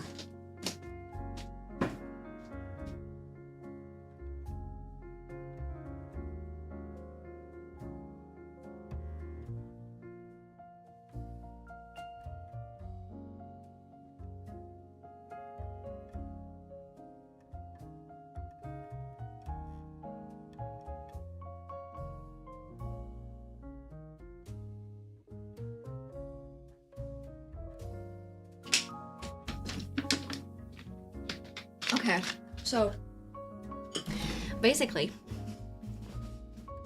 let me think about it again. So, college student has a car, runs over a high school student. Said high school student does not die immediately and now has like a grace period of 10 days or something like that. Might have been a month, might have been 10 days, I forgot. I think it was like a month or something. So, she's like, you know what? Since I'm gonna die anyways, and you're my killer, now you're gonna be my accomplice because I'm gonna go around and kill all of the people that I hate. I think that was it. I just remember there being like one thing where she just like attacked someone with the scissor or something. And they were like committing a murder or maybe even theft, something like that. So it's a little bit of a Bonnie and Clyde show. And yeah, I like I did like the twist of that one. I don't know if I want to, I don't think I should spoil you on that. So if you want to find out the little twist that made me kind of like this romance, I think you need to read it for yourself. I think I should reread it though, just to have a better look on it, on the psychology behind all of this. Though I think Suguru kind of like, he explains the thought processes of the characters really well.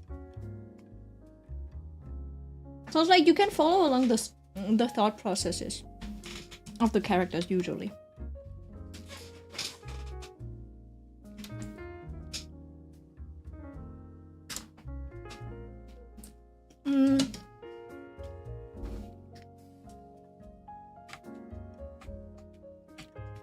I think there was one novel that I just like completely forgot about. No, there's like one novel that was just like really unremarkable, I think. Cause he had I don't know, it was like a story that was split in 2 parts as well. Maybe I just wasn't very attentive at that time. But the only thing I remember about that novel is, I think, a line about the melancholic summer. The melancholy of summer, and then also also an instance that I specifically remember because I was having a little bit of an art block, and I was just like imagining this like arch in a garden or something like that because they described something similar to that. So I just remember imagining like an arch in a garden, you know, like this type of like green arch in like a very sunny location in like a garden with blue skies. These two things are the only thing I remember about that novel. So those two novels actually were a little bit like mediocre, I think, compared to the other like premises. Have you read the Summer Hikaru Died? I started that, so I only have seen like chapter 1 or something. I heard it's really good though, and I feel like that might actually be kind of like what's it called, in my ballpark or something like that. I don't know, for some reason I'm usually not very interested in boys' love. Man, am I homophobic? Am I homophobic or something? I don't know, man. I don't know. Boys' loves, girls' loves, they don't tickle my pickle? Is that what you say? It's great. Yeah, I did hear it's great. There's like, I think there's a Shonen Ai tag or something, and usually when I see those, I'm like, usually not my cup of tea. But I seen some panels, I was like, oh wait, this might actually be something that I might like. So yeah, I definitely have to get into that, for sure. Tickle your pickle, open the school. Is that what you say? Is that not what you say? I think I'm having a little bit of... trouble rendering these bubbles. Yeah, it's a good manga, but more terror. No, I love terror though. I do love that stuff. I love psychological and terror. And from the panels that I've seen, it even makes it like... It even makes it feel artsy. Does that make sense? Yeah, it's pretty gay. But it's not like that. It's not like that in your face, I guess. Oh, I see. That is nice. Yeah, that's why I think it's... Yeah, it's probably more on the side of like Shonen Love was like more troubled. Think about it. How do I call on this? I want that to be a little bit of like... a bit of complexity.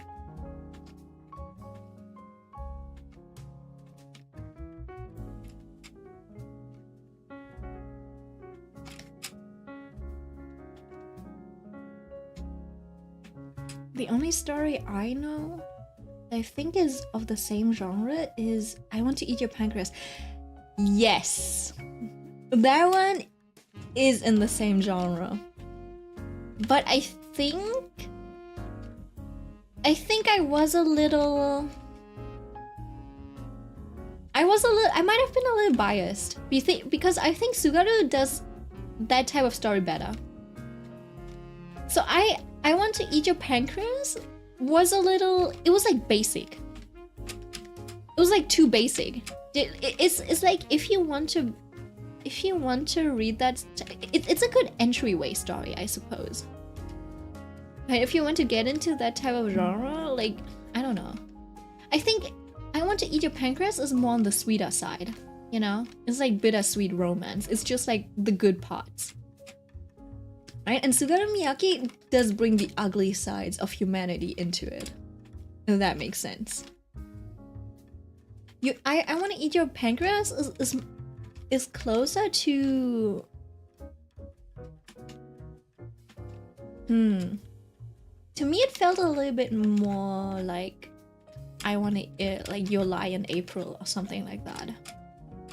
Yeah, it kind of felt closer to that. A little bit more samba, a little bit like it's right in between Sugaru Miyake and Your Lie in April. If that makes sense. So yeah, I watched that. I was like, I've seen a better rendition of this type of story before, so I wasn't like too impressed by it. But it's one of the nicer ones, yeah. I also love I love the track that. Shit, was it whether I think they were called Sumika. Yeah, Sumika did like they did 2 songs for that. Shunka Shuto and Fanfare, I think. Those songs are great. I think it's closer to Your Lie in April, I agree. Yeah. So it's like, oh, this is tragedy, but it's still kind of sweet. You know, it's like a sweet tragedy. Tragedy, yeah. Whereas Sugaru Miyaki's feel more like the bitter. It's like if you take the sweet out of bittersweet, you know, it's just bitter.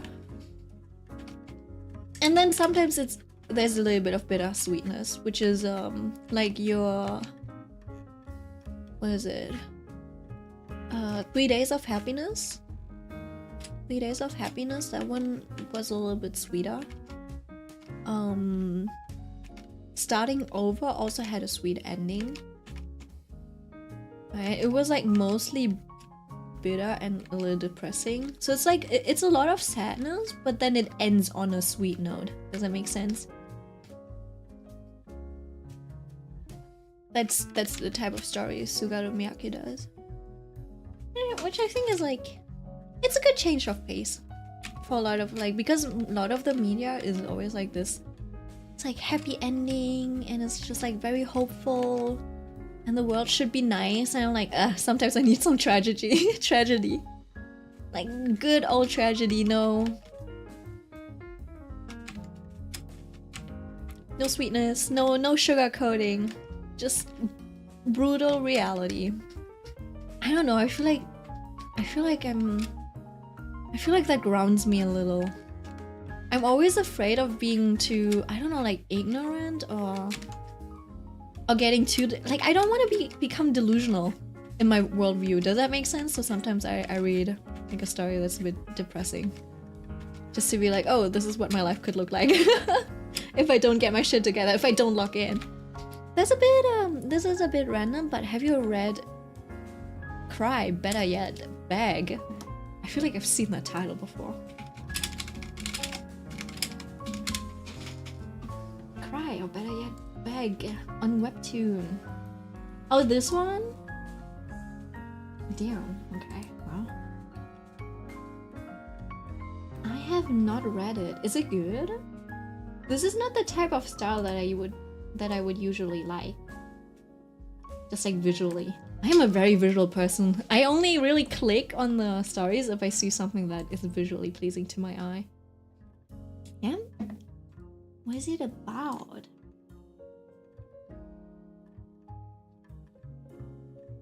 Often at a young age, Lila Yevelin feels like the luckiest girl in the world after she moves in with her uncle Bill. Bill? Oh, a gardener.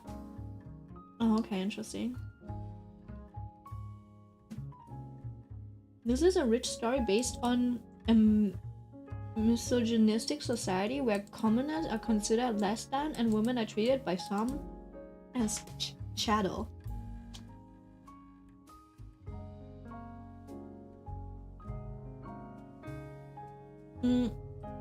Alright. What do you have to say, Reddit? Minor details of abuse.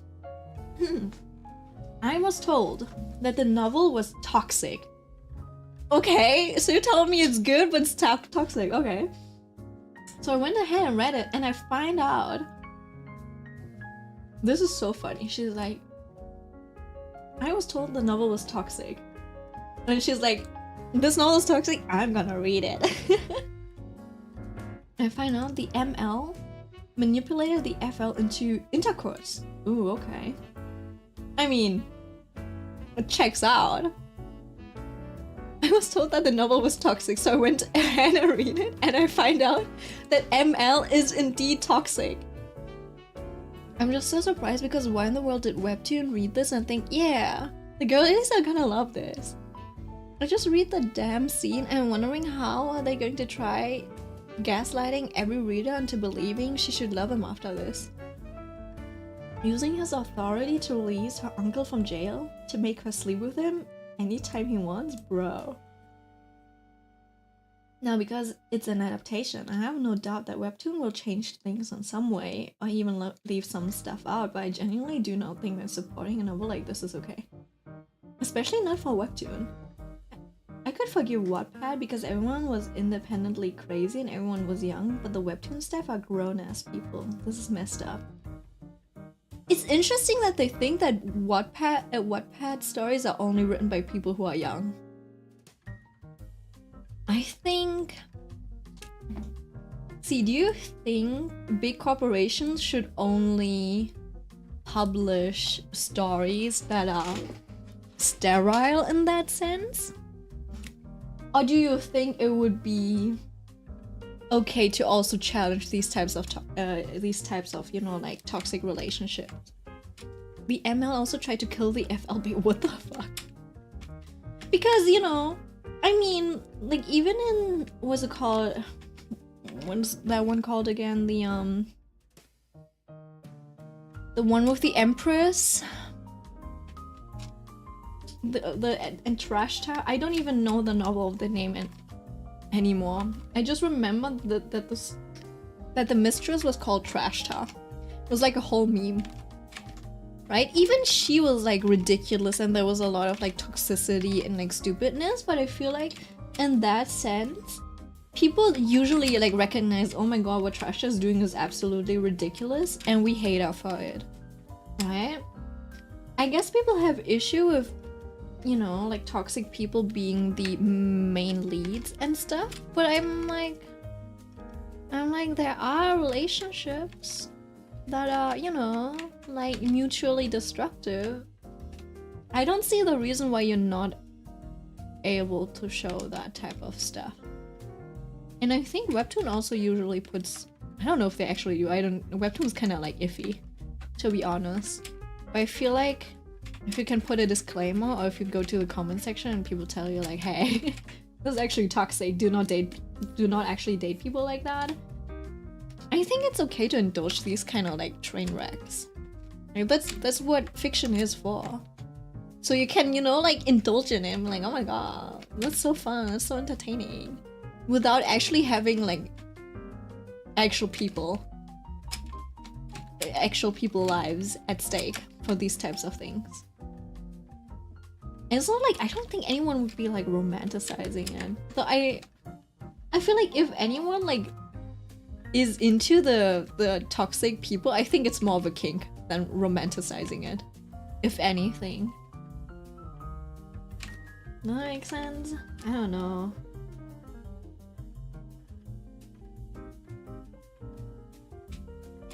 The story presents him as the best option even though he constantly abuses her. I mean, is he the best option though, or is he not?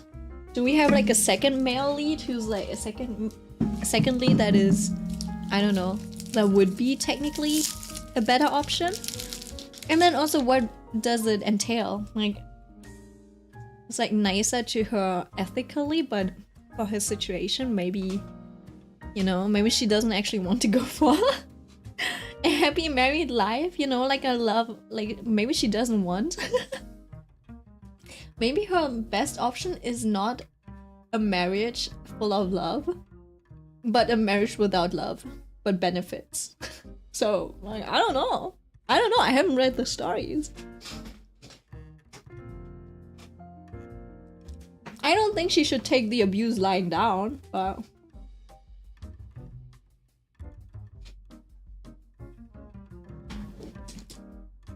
He's not the best option, I see. Yeah, that's it then.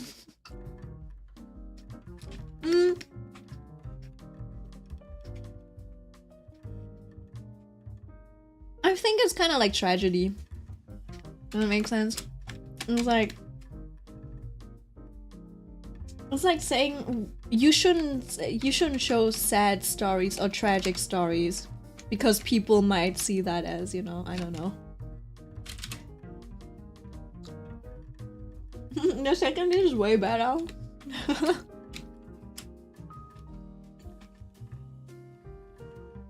I think these type of like train wreck stories need to be treated as similarly to like tragedies in like genres. Because I know it's a very American thing to always go for happy endings and be just like morally upright and stuff.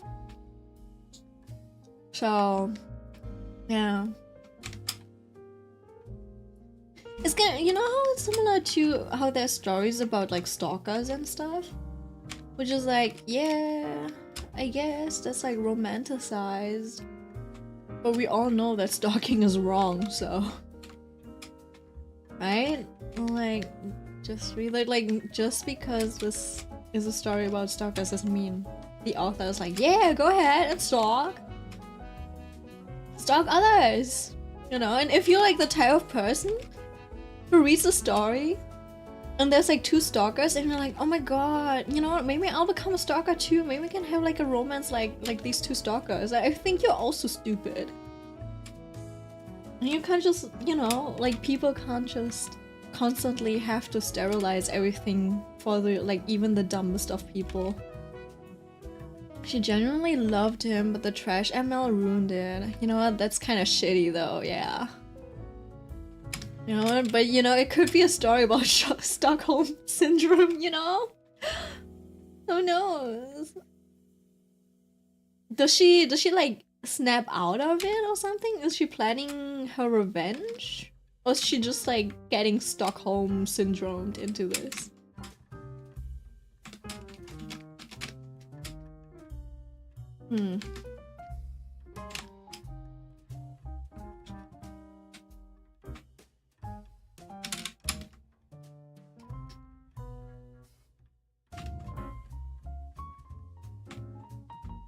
Because that's what would interest me right now.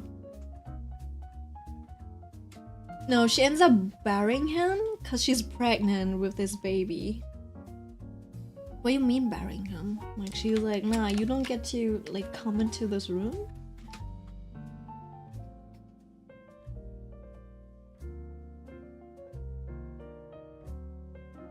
What do you mean, like, she's putting up with him? Like, she's bearing with him. Like, bearing. She's bearing the burden with an E. This word. Oh. Bearing means to keep away. Why? I didn't know that. I know that, like, you can bar a door, right? So I was assuming it was in the similar direction. I don't know if it was a typo.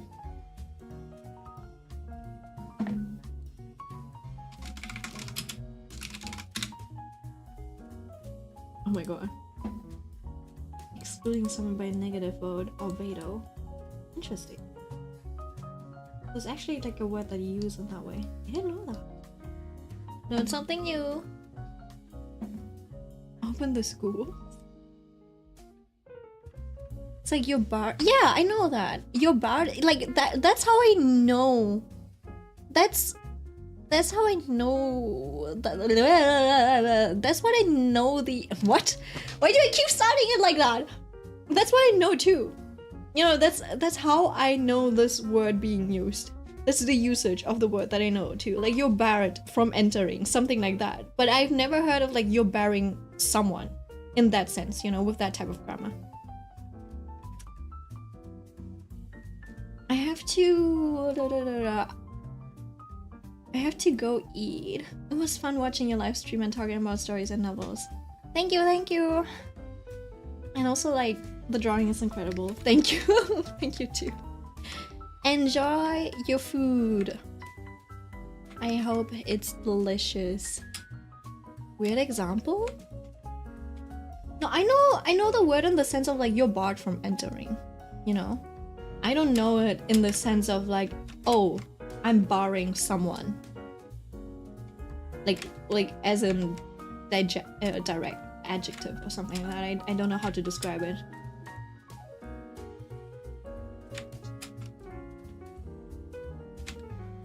So I don't know this as an active verb. Does that make sense?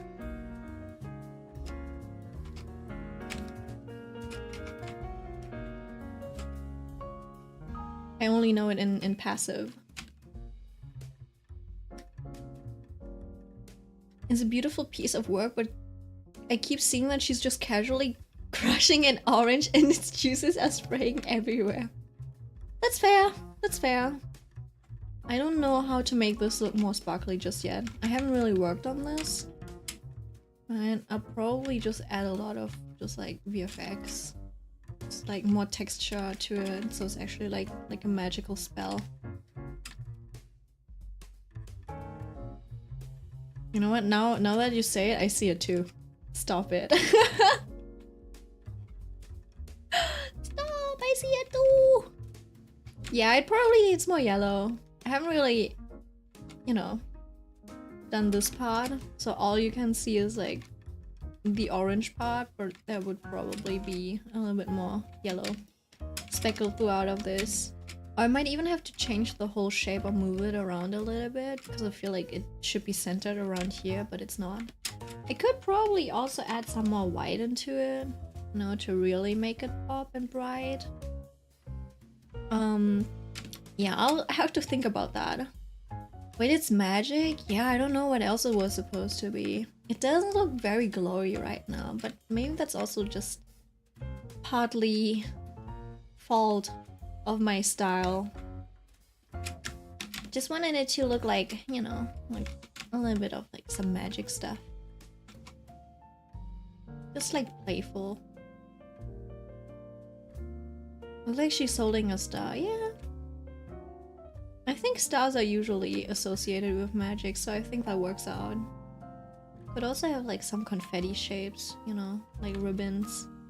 Been doing a lot of ribbons lately. I need to do better than this. Have we... No, I have not. Let me grab this. Let me grab this other brush again. Let's go into these.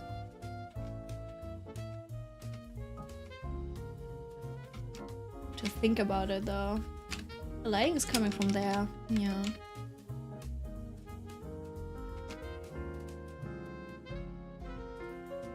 So there's a little bit of lighting. And you see this isn't enough. This looks like a... It's like a flesh tube or whatever.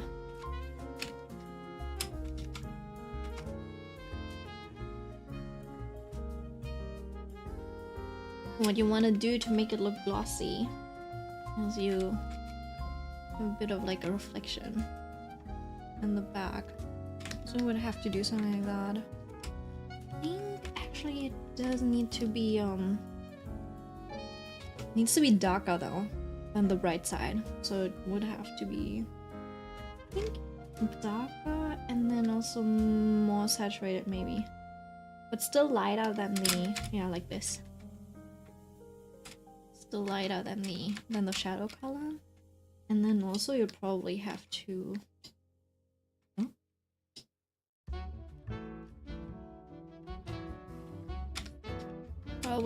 add a little bit of, I don't know, like some saturation.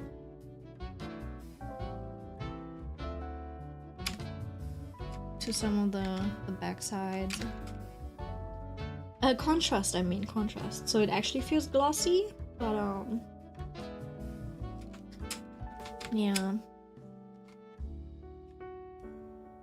Probably have to check for yourself.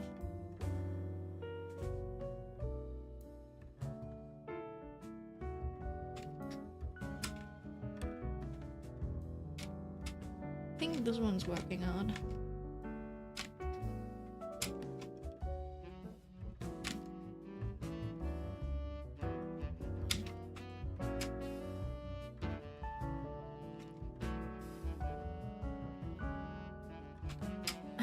Ruptured hemorrhoid! No! No!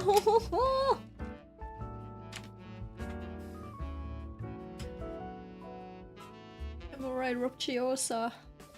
I have actually not watched Harry Potter. I have not read Harry Potter either. I wasn't into it. I'm not great, to be honest. I was like, I love Harry Potter. Harry Potter was great. I'm like, man, I don't know, man. Could relate to the kids. Harry Plopper? Harry Plumber? Harry Potter. Neither have I. Glad I'm not the only one. Apparently, watching the whole saga is like a 24-hour like run.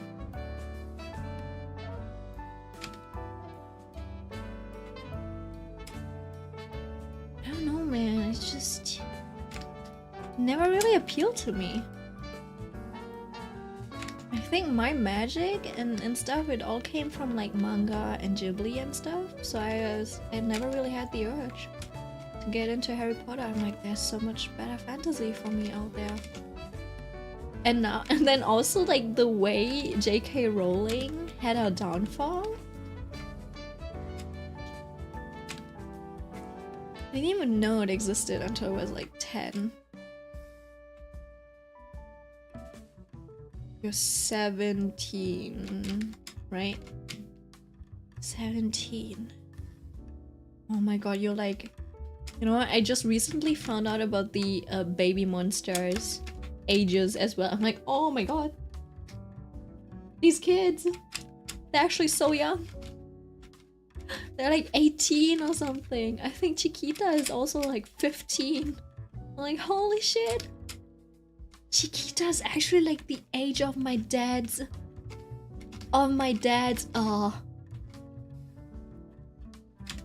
stepdaughter. Something like that. That's actually crazy to think about. Also, like, Chiquita does look a little bit older for her age. But you know what? So did my teammates. So she, yeah, it kind of checks out because my dad's stepdaughter, she looks a little bit younger, on the younger side, so she doesn't look like 15. She looks like 12. To me, at least. And I've usually been pretty good at like gauging ages.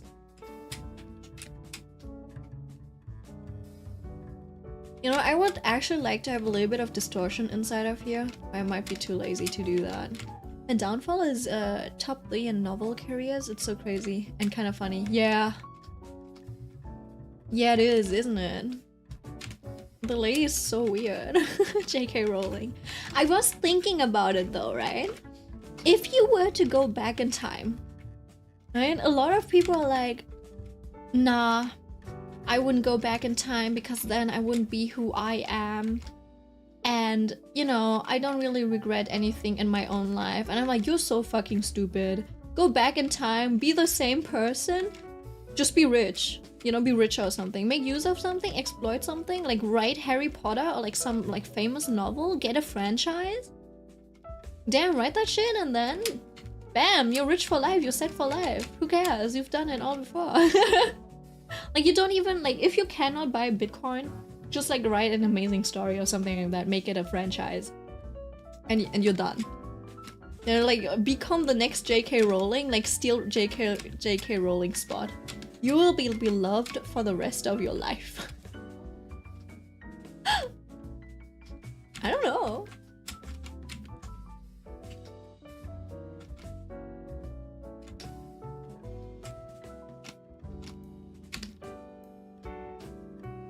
Where's the... Oh, this one. This layer. This is what I'm looking for.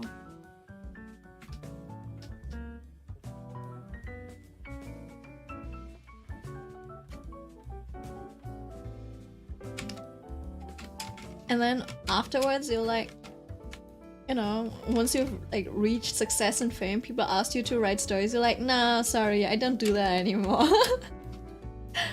I am actually not confident. Like, I just, you know, wrote this baby of mine. I don't have another baby, so it'll never reach that same level of success. So I'm just gonna go and retire. Give someone else a chance at being successful. And then you'll never, you know, there's a word for this. You'll never be uncovered, you know? No one will see your imposter syndrome. Come a one-hit wonder. Exactly. Exactly. Like with Naruto.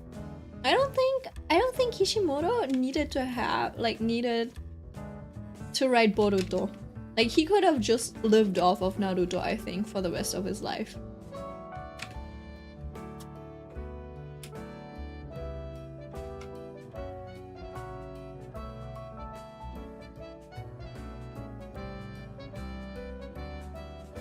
But then he went ahead and did Boruto. And you're like, oh, why?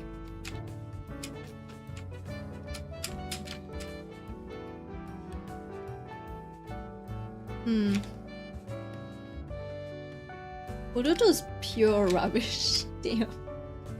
It's that bad. Rubbish. I think I started watching Boruto a bit, but it wasn't really my thing. I hated the designs. I didn't really care for the story. I did like the small Sasuke and Sakura intermission though, you know, with the dinosaurs. I did like that one. I was like, oh, that's cute. Oh, that's nice. But it didn't have any of the Boruto main cast characters as focus, so what does it say about Boruto? Gaara is so ugly in Boruto. Let me take a look. Hold on. I also feel like they gave Naruto the ugliest haircut that they could have, you know? I thought Naruto was actually kind of cute. But not with that haircut. Give me a second. I'll look it up. They ruined him. Because like, think about it. Naruto's dad is Minato. Like, he has those genes. And obviously his mom's too. And then the styling is just ruined. Alright, hold on. Boruto Gaara. No! No! He's balding!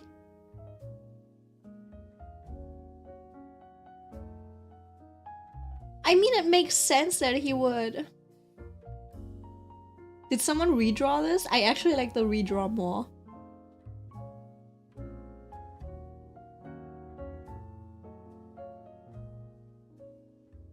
Why is he so neat? Like, he was so handsome when he was... Like, look at this. Gaara's kind of handsome, no? And then they're like, yeah, you know what? We'll just slick it all back. Like, that's dumb. Why would they do this? Okay, hold on. I think Shikamaru probably just still looks the same. Except for he's got a... Okay, yeah, I guess he's got a little bit of a goatee. He's still handsome. I think Temari is still pretty. Yeah, Temari also makes sense. I like these two. I like these two as a couple. Not these two. I meant these two. These two as a couple were cute. Always. Ino still looks like Ino. Tenten makes sense. Sakura also makes sense. What else do we have? Boruto male characters. Who's this edgelord? Fine, hold on. I liked Ino's and whoever else she had a kid with. This kid was cute. Oh, it was Ino and Sai. Yeah, their kid was cute. That kid is the cutest kid, actually.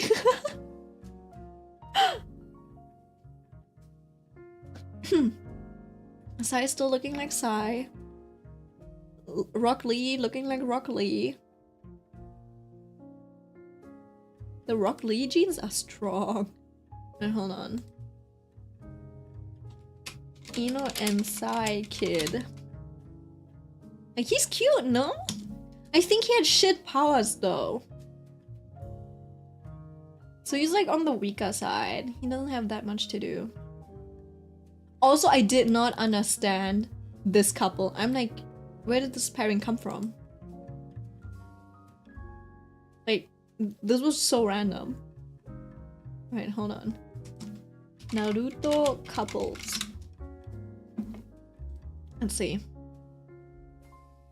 Shikamaru and Temari, they had chemistry, so I was like, fine. Sakura and Sasuke, I'm like, damn, that's some Stockholm syndrome that she has. Obito and Rin, they were cute, but they both dead.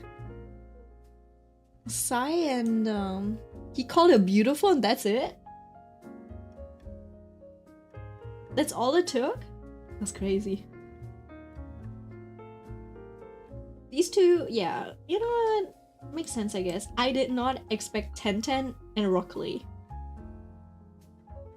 Like, that's wild. I'm like, did they ever... Were they ever... Is this random? I never had them interact. But maybe I also didn't pay attention to Tenten because, you know, Tenten was like the weakest out of all of them.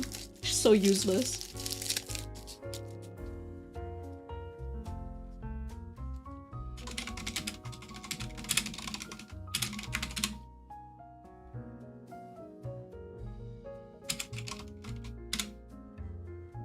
I have to tell you though, I was really good at playing Minato. Well, I wasn't good at it, but I was good at timing his ult.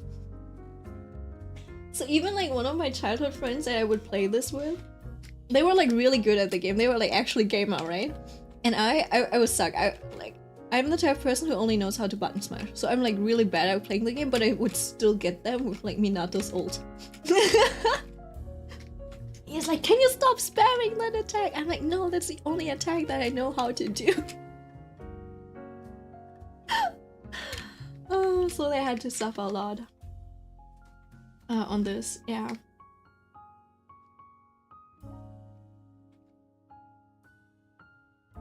I'm trying to shape this into like a nicer noodle.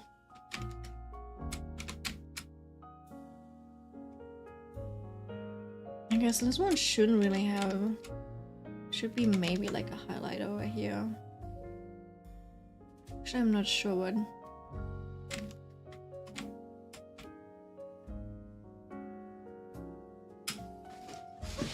I'll just paint this like more zoomed out and take a look at how I like things.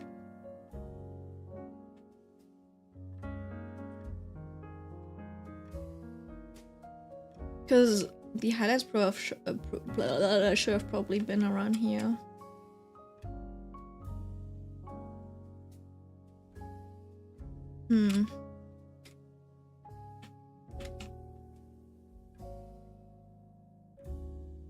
Occasionally, like a glimpse of just a little bit of light is nice. Like some irregular shapes, just to, you know, demonstrate the glossiness of an item. But I'm doing it too irregularly that it like, it kind of like loses its purpose. Kind of looks like sausage.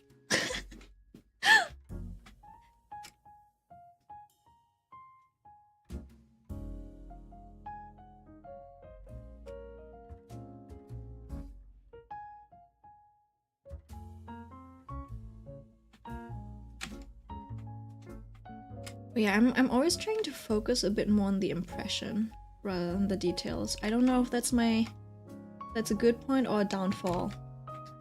Or my downfall. It might be both.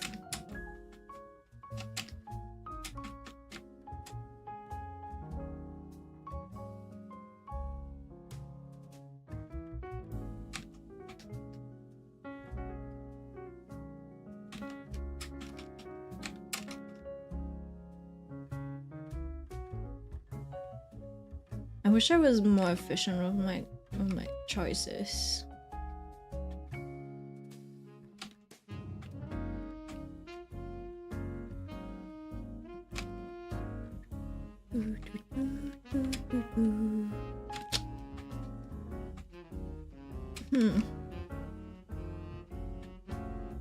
Was it already like 11 PM? That's crazy.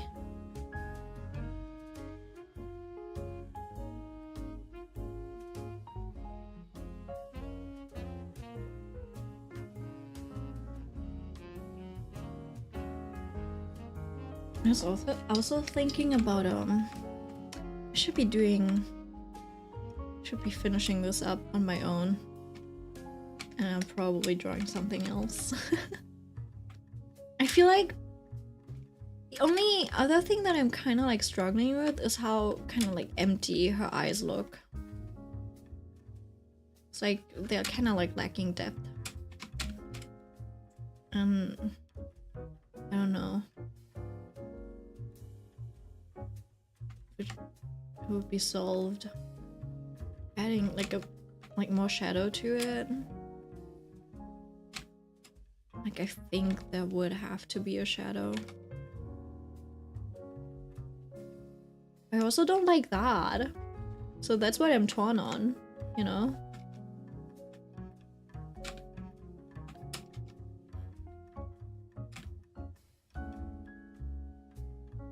I guess a pupil is like, it's one of those art styles where it's better to be flat, right? Because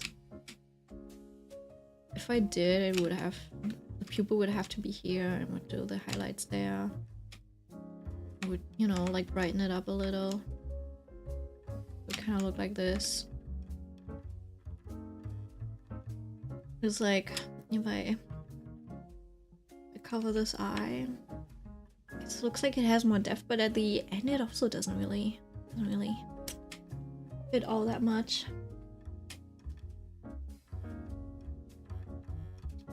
I guess I'll just keep, I don't know.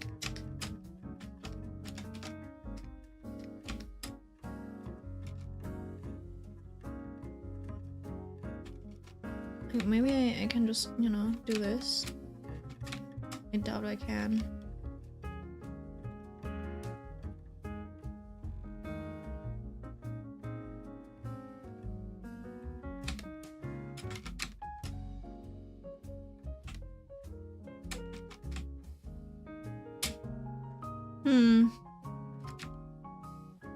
It's difficult.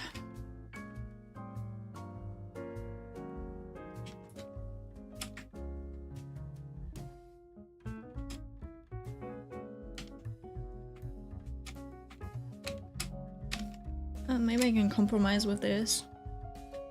I wonder if there's something else missing. Also, like, I've decided that just like keeping a bunch of these, you know, like sketch lines is actually not too bad. I would have to work out what this is exactly.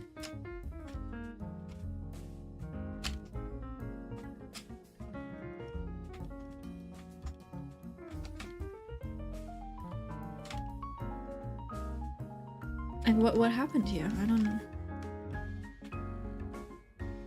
I don't know what I did.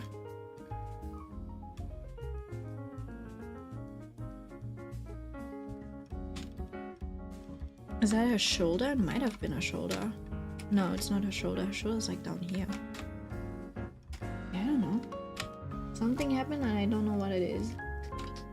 I'll just take this, take it to this layer, just paste it above, and then it'll just stay there. I'm trying to stay messy so that it has a little bit of texture and roughness and stuff.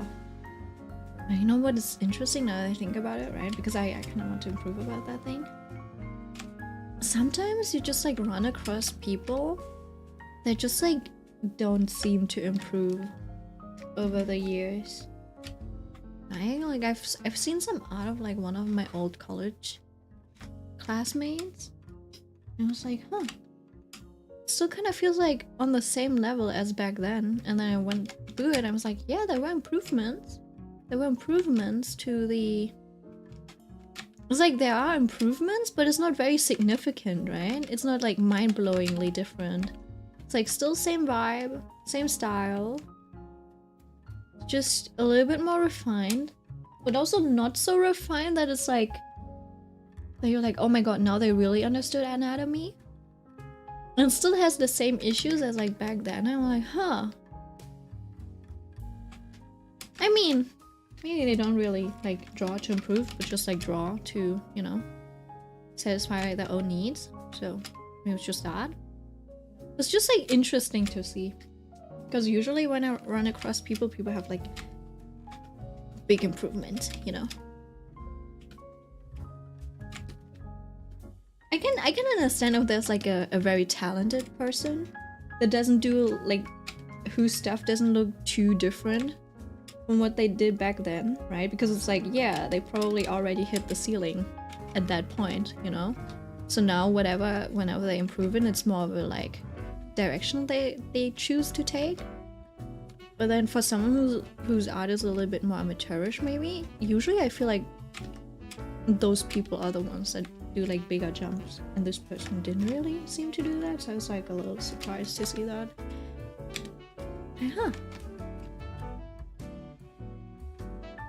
Well, it could also be that like usually, like for me for example too, it's like at that time when I was in uni, I didn't really have the time to focus on making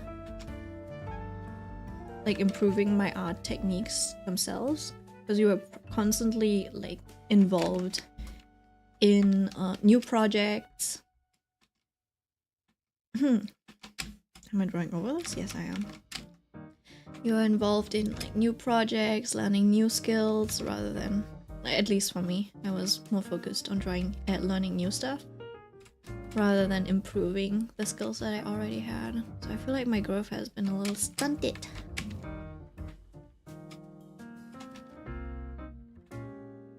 I think it's time to switch the playlist a little. I feel like we've been listening to this for quite a while. Almost 2 hours. Give me a second. I didn't know that this was that long.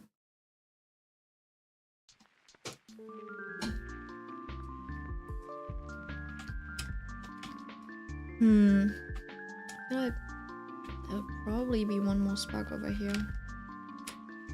So yeah, I feel like I might have to redraw the whole thing, or just like rearrange it a lot. Because it's supposed to be a little bit more small and dainty. What if I duplicate this?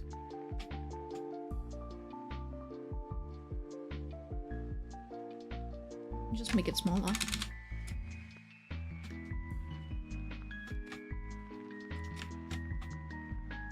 I think I'll do like that better. And then, could either take this and just drag it out, you know? And then I'll take another brush. Just to shape it.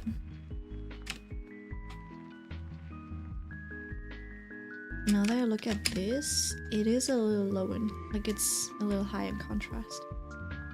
And if I turn this into black and white, the darkest contrasts are kind of like these. But this value is even darker, I think, than the darkest. Although I can't really check it, but yeah, this one's a little brighter. I have to brighten up this layer. Because otherwise it'll feel weird in terms of contrast. You're like, hold on, why is that thing so dark?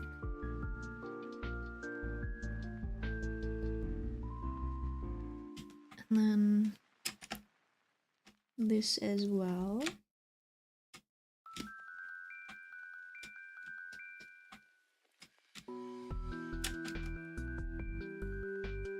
Maybe not that dark. Oh.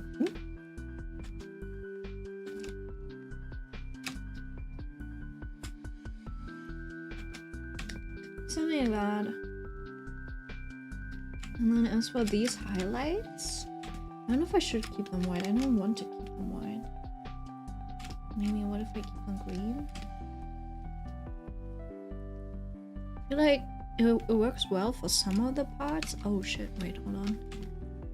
I need to I need to isolate the white parts. Select color gamut. Hello? Where's the window? Oh, there we go.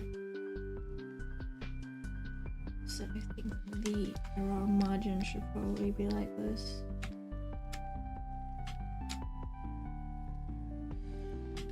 Like this, and then if I copy paste it,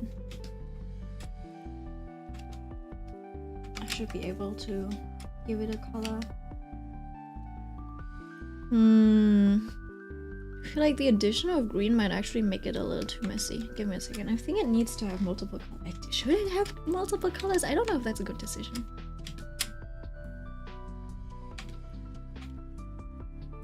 Maybe I should just keep it pink. No, I feel like it does need to have a little bit of brighter value in there. I can just go for a brighter pink.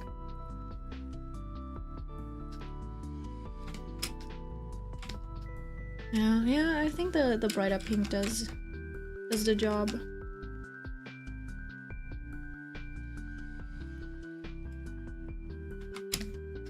And then like further on the back it can be that more greenish tone. Oh, maybe not. Something like this should do. I wonder if this one, these should actually be green, just because they're like, so rather than reflecting the color of the sky, it would be reflecting our color. Give me a second. So maybe this would be a good choice. Oh, yeah. Alright.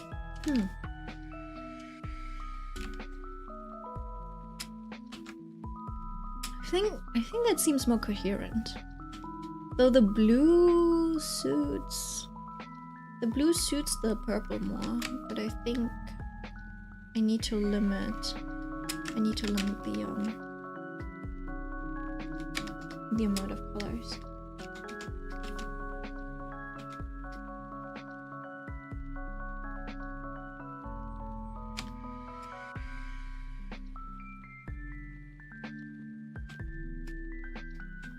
Also, it's like this part of her face is a little too perfect. I feel like they are. I think I should put it on.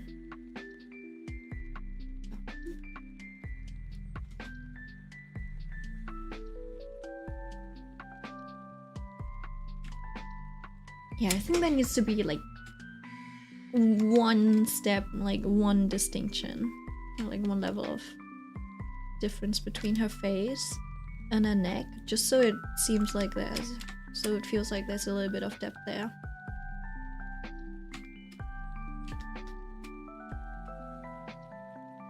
Even if it doesn't make sense overall. I'm doing it like this.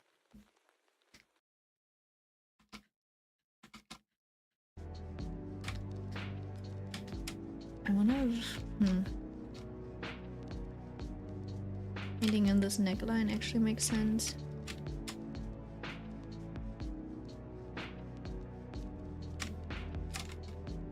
Or if it should be more of like a cylindrical shape.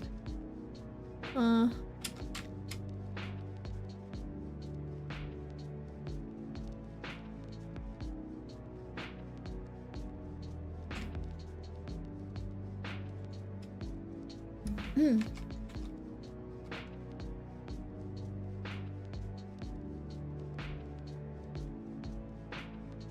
then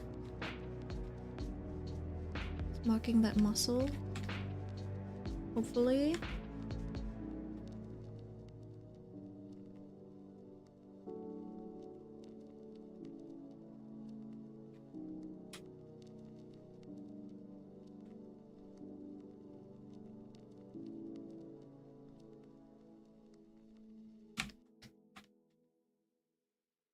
Does that make sense? I don't know if it makes sense, but I'll stick to it. I think that feels a little better. The Street Fighter study is taking forever. And yes, it makes sense. Oh, I don't know if you replied, but are you in the Discord? Show me. If you're in the Discord, show it and show it. If not, let me know and I'll send you a link. I want to take a look at it.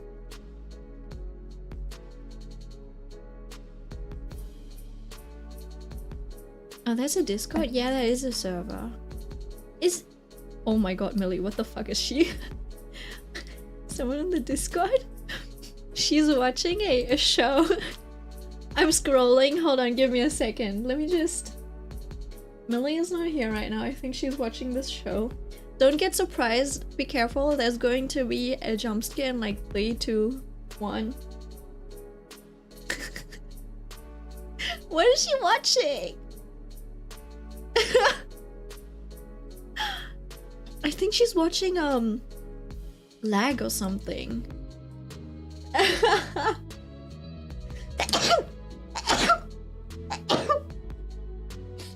Only 3 times. Give me a second. Gotta update it. This sneeze counter makes me excited for my sneezes.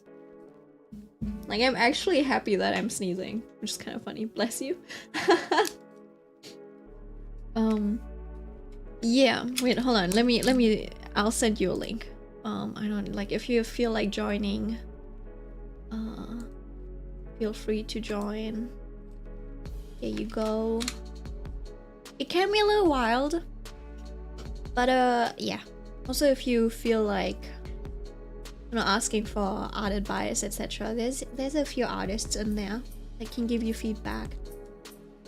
So yeah, don't hesitate to ask. So far, people are really nice. Oh, also, if you want to, no, you're underage. You are underage. I remember that. You will not get the sussy wussy role.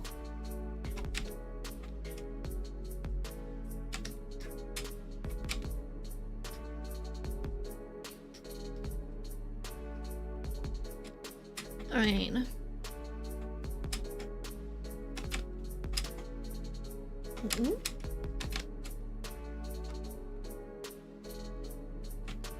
I actually wanted this to almost be flower shaped.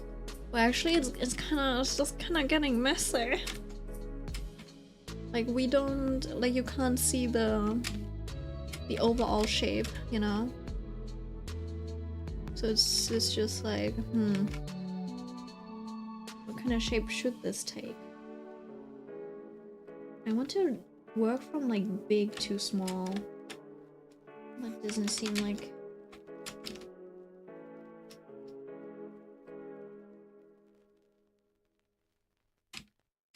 Doesn't seem very, like, I don't know, doable just now.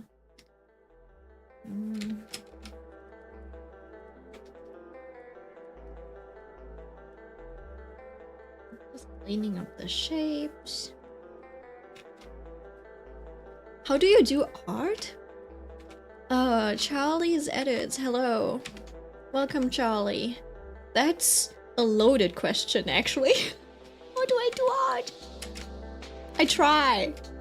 I mean, it starts out with planning stuff. Hold on, if I open... Give me a second, I don't... Gotta be real careful for a little bit. I don't know if I had anything stupid open, so let me just... Okay, looks like you can take a look at this. Okay. So, give me a second, maybe I have this in this one? No, I don't have it. Oh, well, you know what, I can show you the old files for this.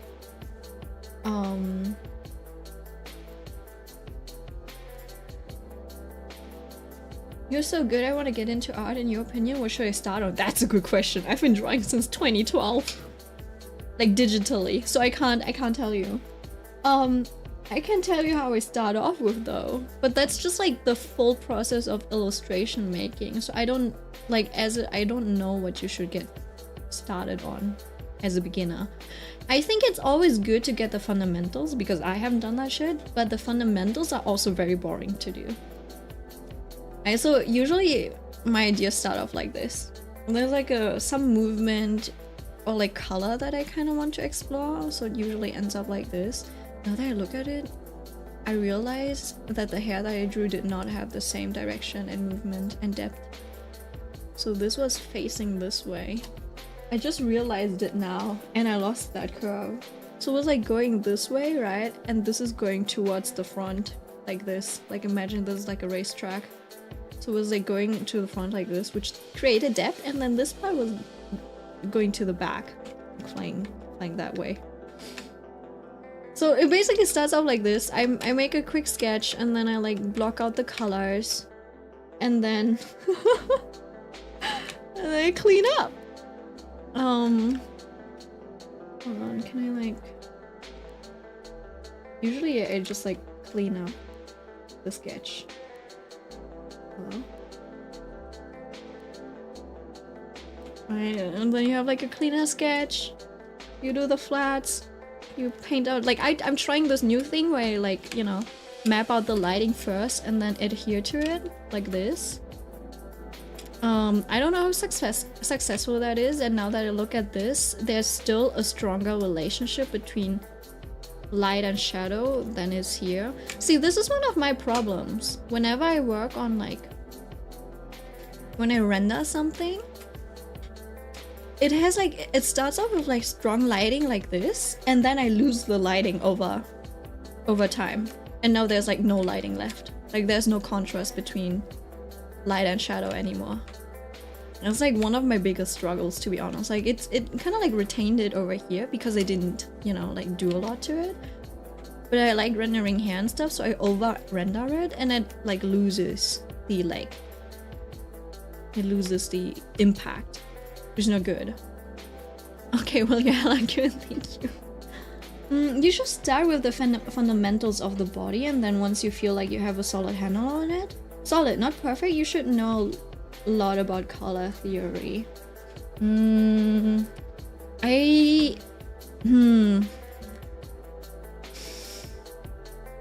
think it's a little difficult to say. Because on one hand, okay, look, this is all what you have. I think you should probably start out. Okay, so if I were to start out as a newcomer artist now, or if I were to tell my younger self what to do, I would tell them to focus on shape, right? Values. Well, maybe not values, but like shape, materials, and composition. Right? And the thing is, shapes are super important. Shapes are basically everything. So basically I would teach them about the visual hierarchy. Okay, so imagine, right?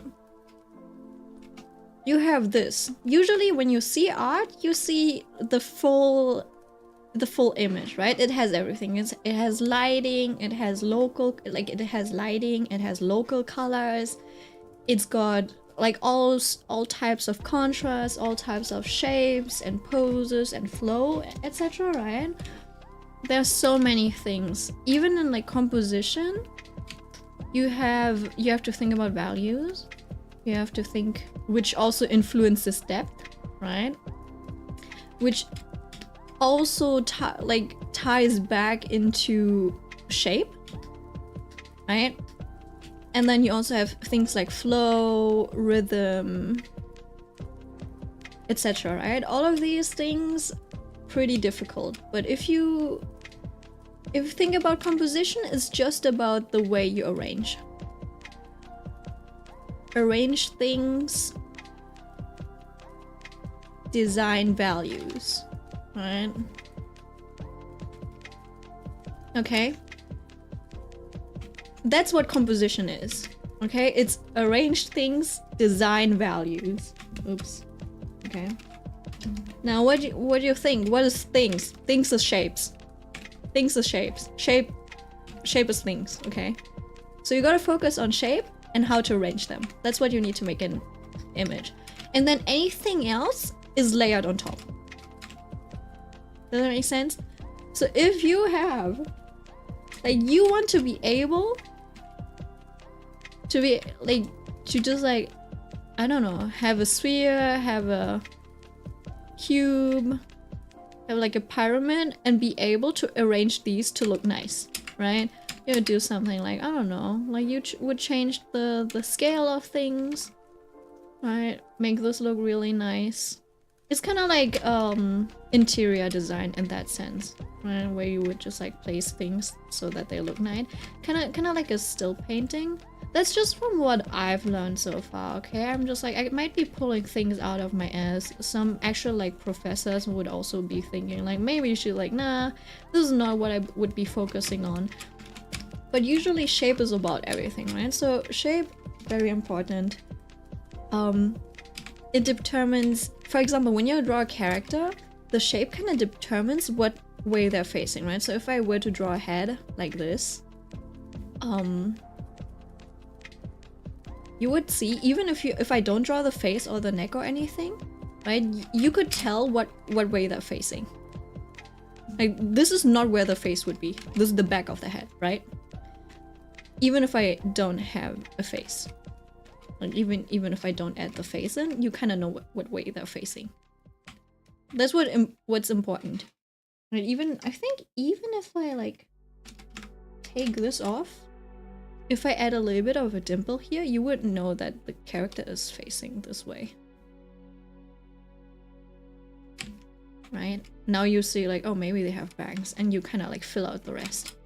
So the shape is important in the way that things are facing, and then also as what we recognize it, right?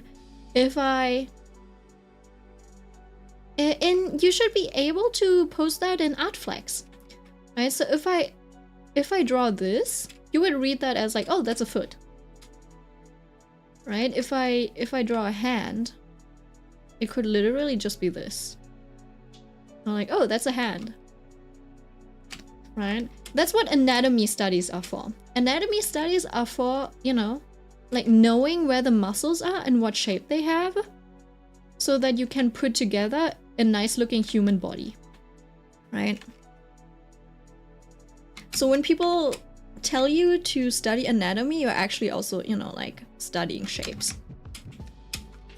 Right? So there's like silhouettes and stuff. You gave me more than my art teacher in 5 minutes. That's what I've like, you see, I've only self-studied. Okay, so I might not know things that your art teacher does, right? So for me, it's shape. Everything boils down to shape. Shape is great, like, is the most important thing for communication, I think. Communication. Art is all about communication, surprisingly. Right? And then you've got composition, which is basically like a different word for like layout, right? Which you make use to, like you lay out your shapes. And what was the last thing that I said? Shit, wait, it was probably like, oh, materials. Because, you know, people often say, and you know what, maybe instead of materials, it will probably be values. Right, it will probably be values. So for example, it's like communicating. It's for communicating. It's for communicating something like material properties. So something like how matte or glossy is an item. Is this a leather jacket or is this like a cozy sweater? And then also it also communicates things like depth, atmosphere.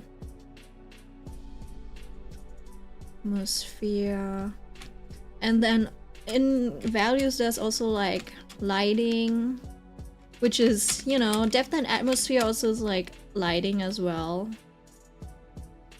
Right.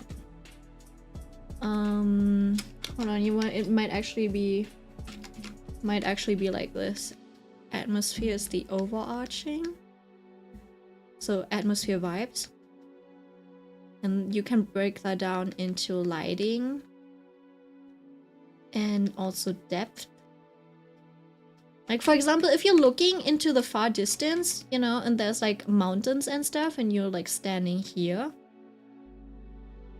the mountains are going to be like lighter value because, you know, they're further away. There's a little bit of atmosphere in between you and the mountains, and that's like, oh, the lighter I make them, either the foggier it is or the further away they are. Does that make sense? That's why the values, which is like how light or dark something is, right? On a scale from dark to light. So if you study values, it means either studying light, studying depth, like how far something is away, and it's all under like the category of atmosphere, and also like studying material properties, which would be something like this, right? So this is a very matte looking sphere. You know, it's very diffuse. There's like not a lot of contrast. And then if you compare that with a sphere like this, who's got a lot of like more darker properties, and then maybe like a highlight, right?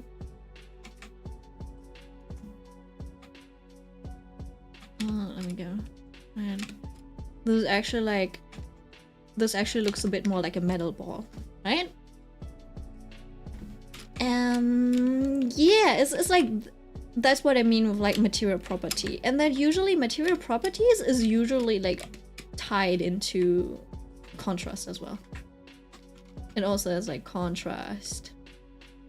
It's like, yeah, it's also like, it's tied into contrast. Values is basically contrast, yeah.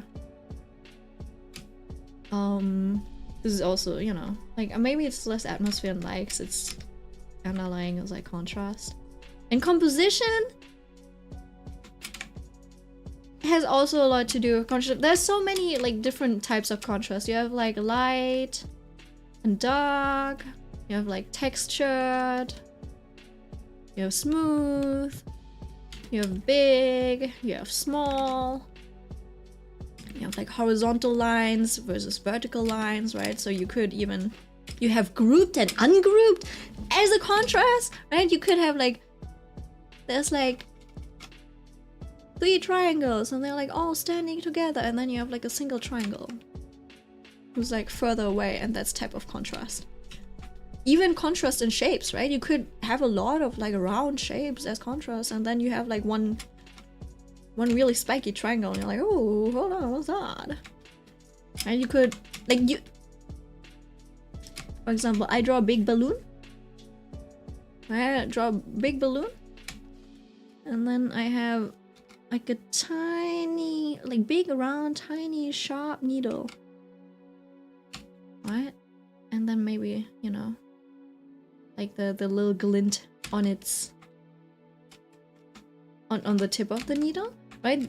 So there's a lot of contrast. You have round versus sharp, you have thin versus big, you have like pointy versus round, all sorts of things. So basically, composition is just about how to make things compelling with the tools that you have.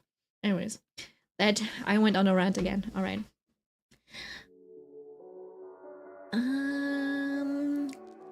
Oh, you gave me more than my art teacher. I gotta go. So I must have and take a screenshot of that. Sure. Have fun. I'll see you around. See you next time.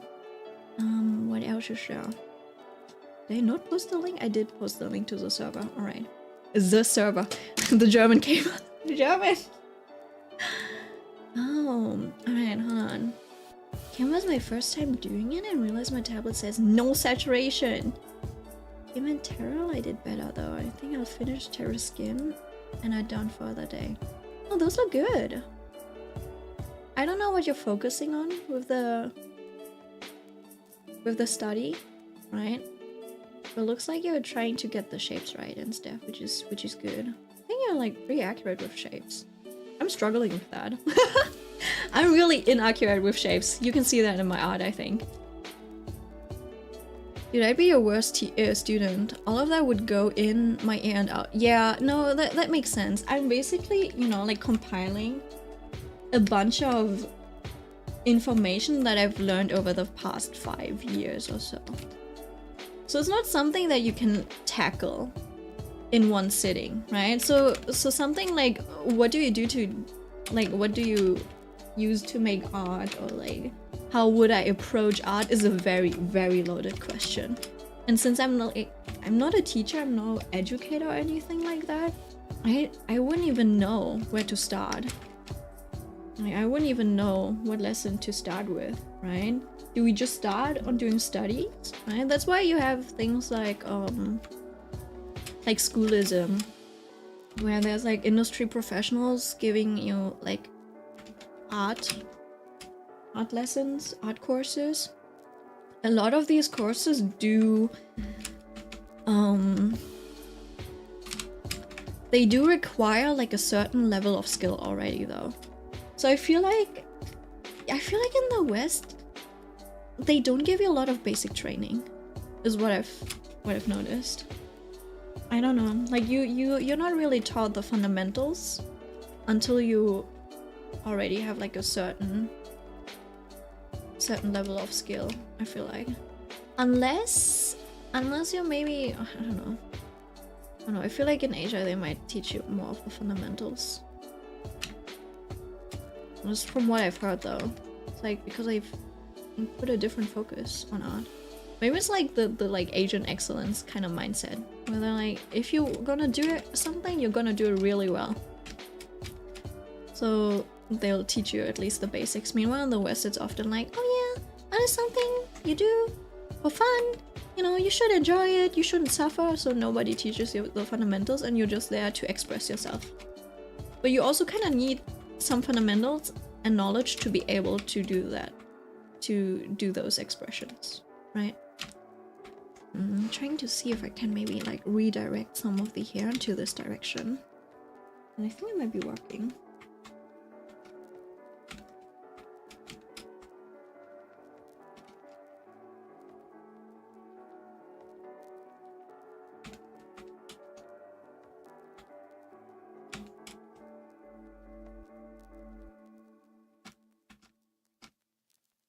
Let me just, you know, paint over this a little bit.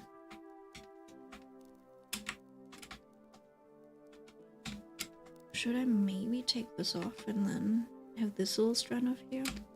Yeah. And then I can take, let's see. Ooh.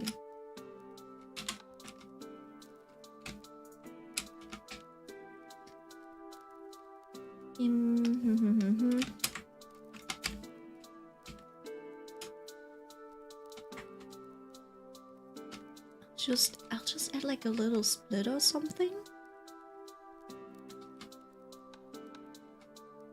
It's kind of like this.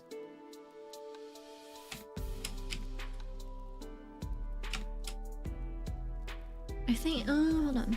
I wanted to focus more on the color since I like the way SF3 art pops out, Street Fighter 3 art pops out. I always find myself using the wrong color since I'm using a watercolor brush. The shapes turn out well.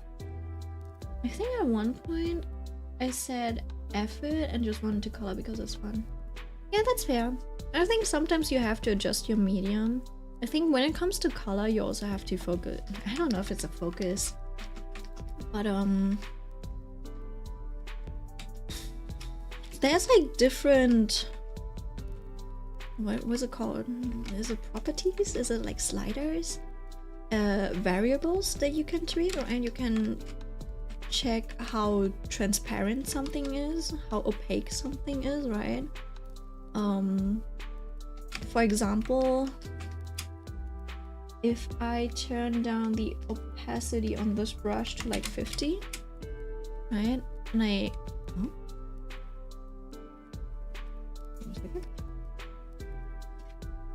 wait, why is it like?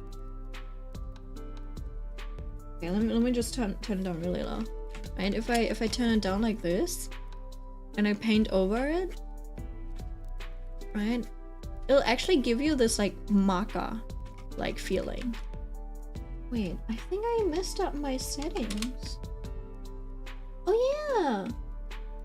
The fuck? Yeah, like this, right? So it feels more like ink or a marker, right? If there's a little bit of like opacity control, like this.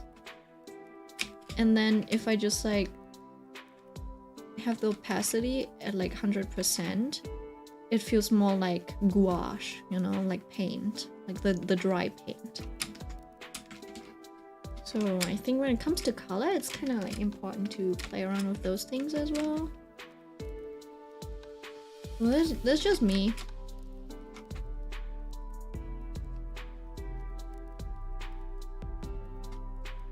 And then also color is obviously not just color, it's also value. Color is a accumulation of these three values. So you have hue, which is, you know, this thingy. You have how light or dark something is, right? So the value of the color. And then you also have the amount of color, which is like how saturated or gray something is, right? So it's like a layered system, and I think that's what makes it so complex, because you have like three variables to think about. It's like, oh, how dull or vibrant is this color? How bright or dark is this color? And then not even just like its absolute value, but also like how bright or dark is this color in comparison to the colors around it. If I think about it, that kind of sounds ridiculous, but that's what it is. All right, hold on, let me grab this. Maybe I can try to put like, let's see, how can I do this?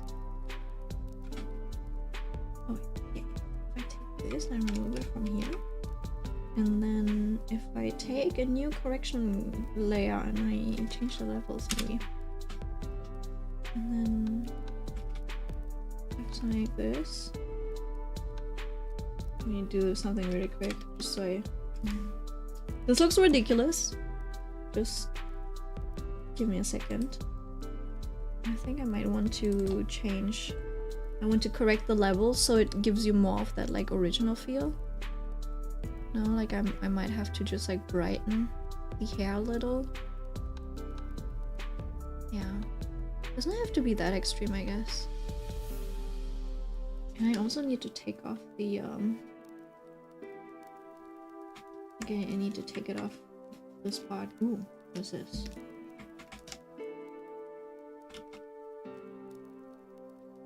I literally just need to brighten the hair. Nothing else. Something.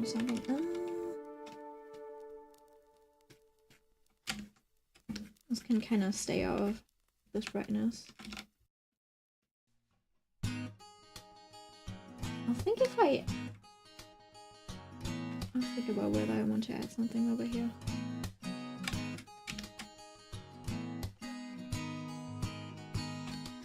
Alright, so now it kind of like, it got that feeling back of the lighting.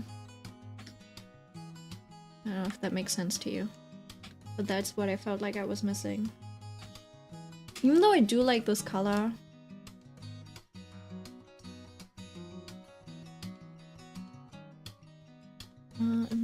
It might be a little intense though. Maybe just 50% of that effect.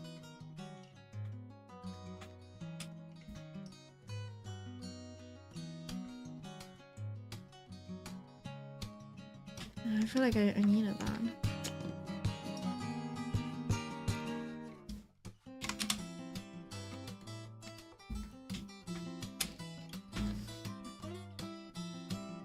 Oh my god, you sound like my other art friends. I started to change my medium, but I won't because I'm stubborn. I think the key with watercolor brushes is that I can't really use colors like tannish to get something like an orange or tangerine. Wait, what? You can't use a tan-ish to get something like an orange or tangerine. I don't know when it comes to that, but I'll figure it out. Alright. Huh? Wait, why would the medium limit you in the color choice? I don't understand, John. Right, if you have like a watercolor brush, I don't have a good one right now. Let's just use this one, right? I suppose it's something like this. You can get a tan color if you just... Krita is buns?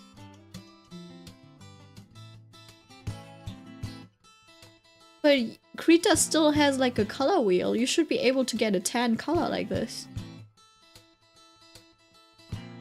If not, have you not been taught that like if you take like you can mix yellow and red to get an orange, and if you mix it with black, it'll start getting more tan. Right? It's just the amount of red and you know, you can mix this. Probably a way to mix this. Also this in Clip at least. In Clip there's this feature of mixing perceptually. So I can literally take a yellow. I can take a yellow with this. I can take a red with this and it'll mix in an orange for me. If I actually do a proper like mixing mode thingy. Right, so it mixes like that. Same as like if I take yellow and I take like a cyan, since more around here, it'll mix it into a green slowly. Or like if I use a blue, it should also mix into a green. Give me a second. Yeah, you can see it a little.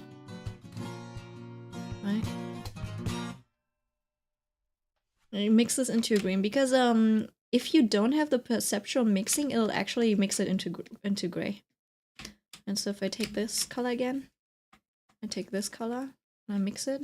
I do see the difference. There's like green in it, and this is like grayish. No, I know how to do that. I know, I promise. Then I don't see why you shouldn't be able to get a tan color. You also have like you did have the tan color on your studies too. So I'm confused. It's just with how the brush works, the pen sensitivity is so bad to where the harder I press down, the color gets lighter. I have to tinker with the settings. Oh yeah, you do have to set up the settings in a way that works for you.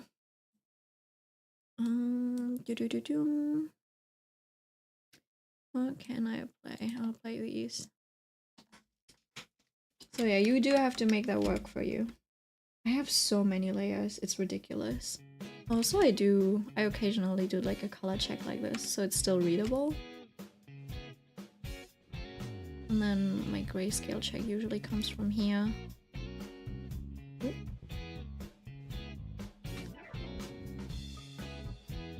So it's still readable. This is very messy, but this is where the action is at. The rest of it is really messy though. I don't know. And there's like some random white values I think might be a little distracting.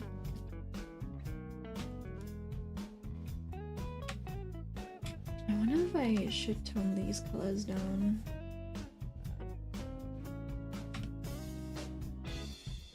And like maybe what if I make them dark actually? I don't know why I painted them in.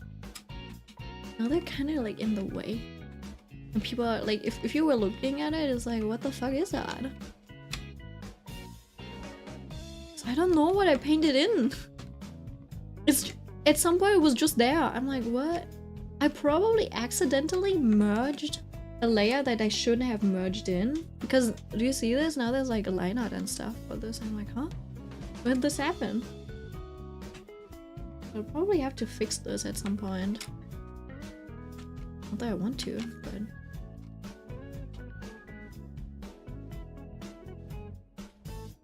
maybe I just have to, you know... take this orange color. Perceptual. I'll just give it like a shadow or something. GG, you've officially turned on mega hard mode, yeah. I have. Oh, the consequences of my actions. I think I had fun, like, experimenting with textures on this one. A bit of a cold. I'm doing okay. Well enough to draw, apparently. No, it's okay.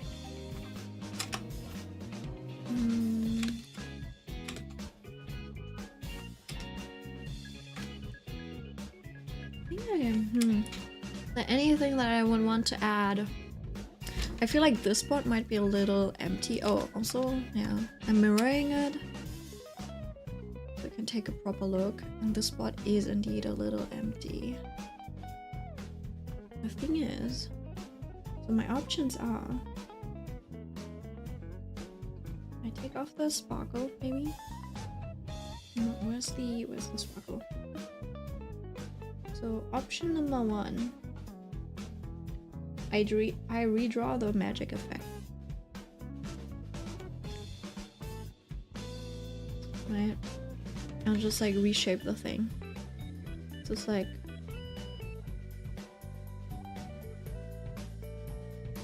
properly managed. Maybe it's not supposed to be a star-shaped thing. Alright, so I could redraw this.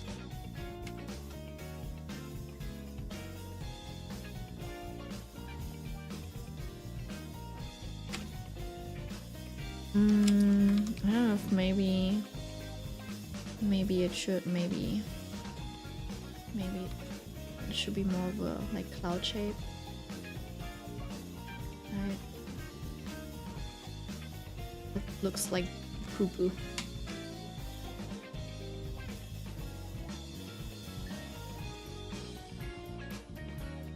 You know, like soul shape.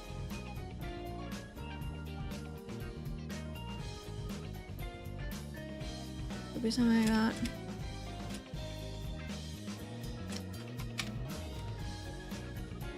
And then kind of, you know, circles back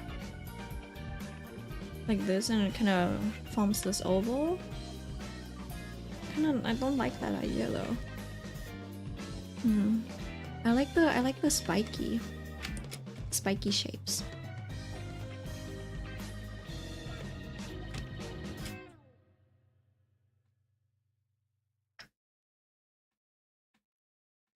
And the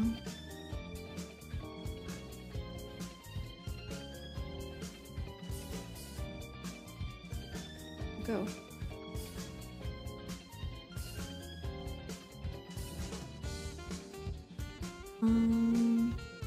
Wait a second, this is where we do this again. And then we do another layer comp. And then we switch back and forth. And so we can switch back and forth and take a look at whether we like one or the other more. Weirdly enough, this one kind of flows better, no? Because it ties back in. Okay, what if I do this?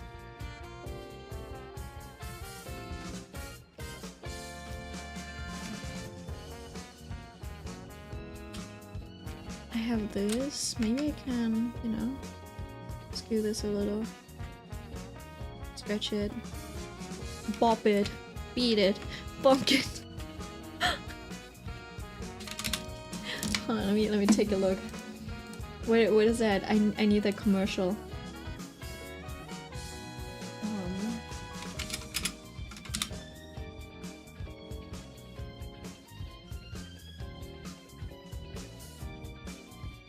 Hey, wanna play Bop It? It commands you. Hey, wanna play Bop It? It commands you obey. Bop it. Twist it. Tap it. If you can't keep up, Twist it. you lose. Once you get your hands on. I feel like this. I think this ad wasn't as good. I honestly, I think the German one was better. It was actually so enthusiastic. It was like, bop it, twist it, I don't know, turn it or whatever. It does give the spray thing a magic feel. It flows better. Yeah. I don't know if I like the, I don't, do I like the round shape more though? Maybe I can get, like, make this a layer, you know? Like, it doesn't have to be this. It could maybe be, like, a layer of pink. And it just, like half transparent or something. Like, how do I Oop. Move it down, maybe. Give me a second, I will figure it out. It could be something like this, right? Which just has like the shape of this like pink sphere. Doesn't have to be all of it. It could just, you know, be like an actual pink ball. Obviously, it would like a nicer shape than this, a more flowery shape though, so that it kind of like ties into the rest of it. A more like wobbly, magical shape. I feel like this would have to have like multiple layers though. Or it would have to fade. Let me check around.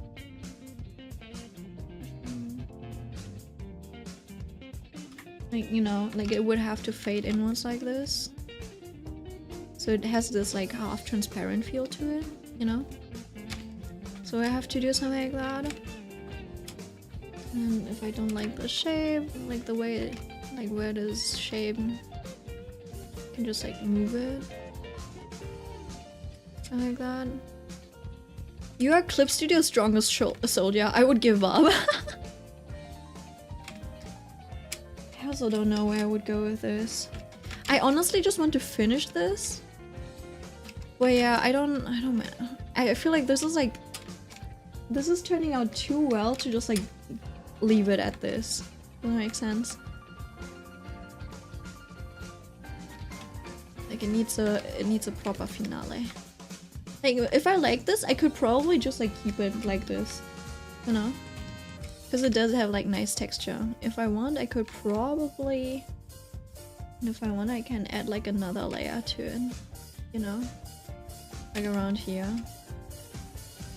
It would probably be even better if this was more like a halo thing. And so, you know, when they do the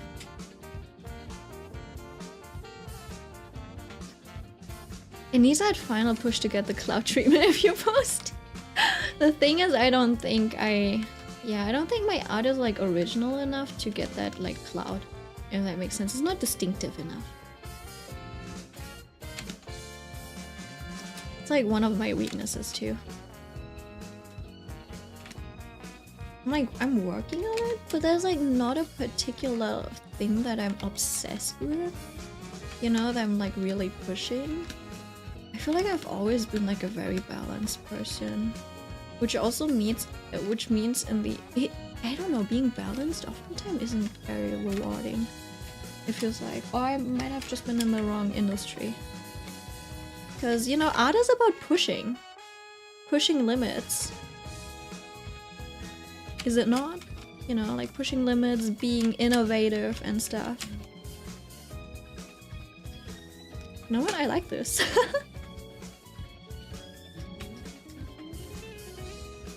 Even then, your colors are super eye-popping. Yeah, I feel like I'm eating pop rocks with my eyes, and that's fun. Wonderful. Thank you. Right, I think I can keep this. I don't know what this was. Oh, this was the sketch. I had a layer of cloud, but I didn't like that. And this is that thingy.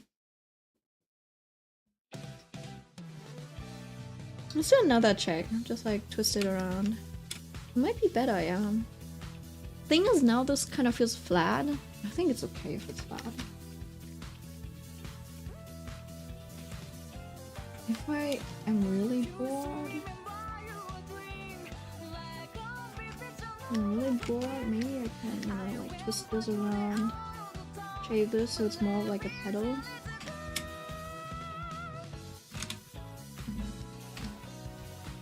And then it would probably have to be, let's see.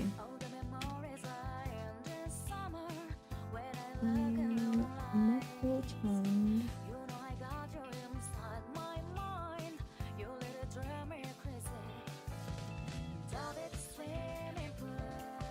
So there's like, I don't know, so there's like a background layer to this. Does that make sense? I don't know, see, this is probably one of those cases where the shapes are just like not ideal. Ignore my horrible typing, I promise I'm not illiterate. That's fine, that's fine. You know, I think my lack of human interaction is, you know, is getting really bad. Because I've noticed myself, like, over the years, I've become more and more, like, inarticulate. You know, and, like, if you want to rise in, you know, position, like, be professional and stuff, you actually have to become more articulate, but I'm reversing. I'm doing the exact opposite. I'm getting worse and worse at articulating myself. It's so interesting because, like, oh, you know what? I think Stephanie's journey on, like, how she improves in wording as well is so interesting to see. At the beginning, she was always like, she did talk like, just like, I don't know. I wouldn't say she was like, I don't know, illiterate or something. She always had a way with words, but like the wordage, etc. that she uses has been becoming like more and more elevated and more like elegant and stuff, and more professional over the years. And like, that's really nice. I want that too, but I'm also not the type of person who would put the effort into it. So I'm like, man, I gotta log in. And then this one, I think I might have to tweak this a little. Does that mean I can call you a nerd? That gave me 50 nerd vibes at once. I think that would be pretty accurate, yes.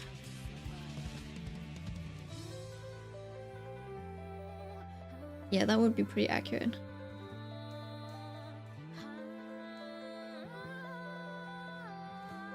I'm like not too shy for a nerd, but I'm like, I'm the type of person who can just like live really well even without human contact. Surprisingly. My brother goes like crazy if he can't, like, I don't know, go out, meet people 2 days in a row. Meanwhile, I'm here like, oh yeah, I could probably be secluded in a cave for like a good month. As long as I'm like well fed, I have something to do, you know, a hobby or something. I can sleep, I'm safe, have shelter, food.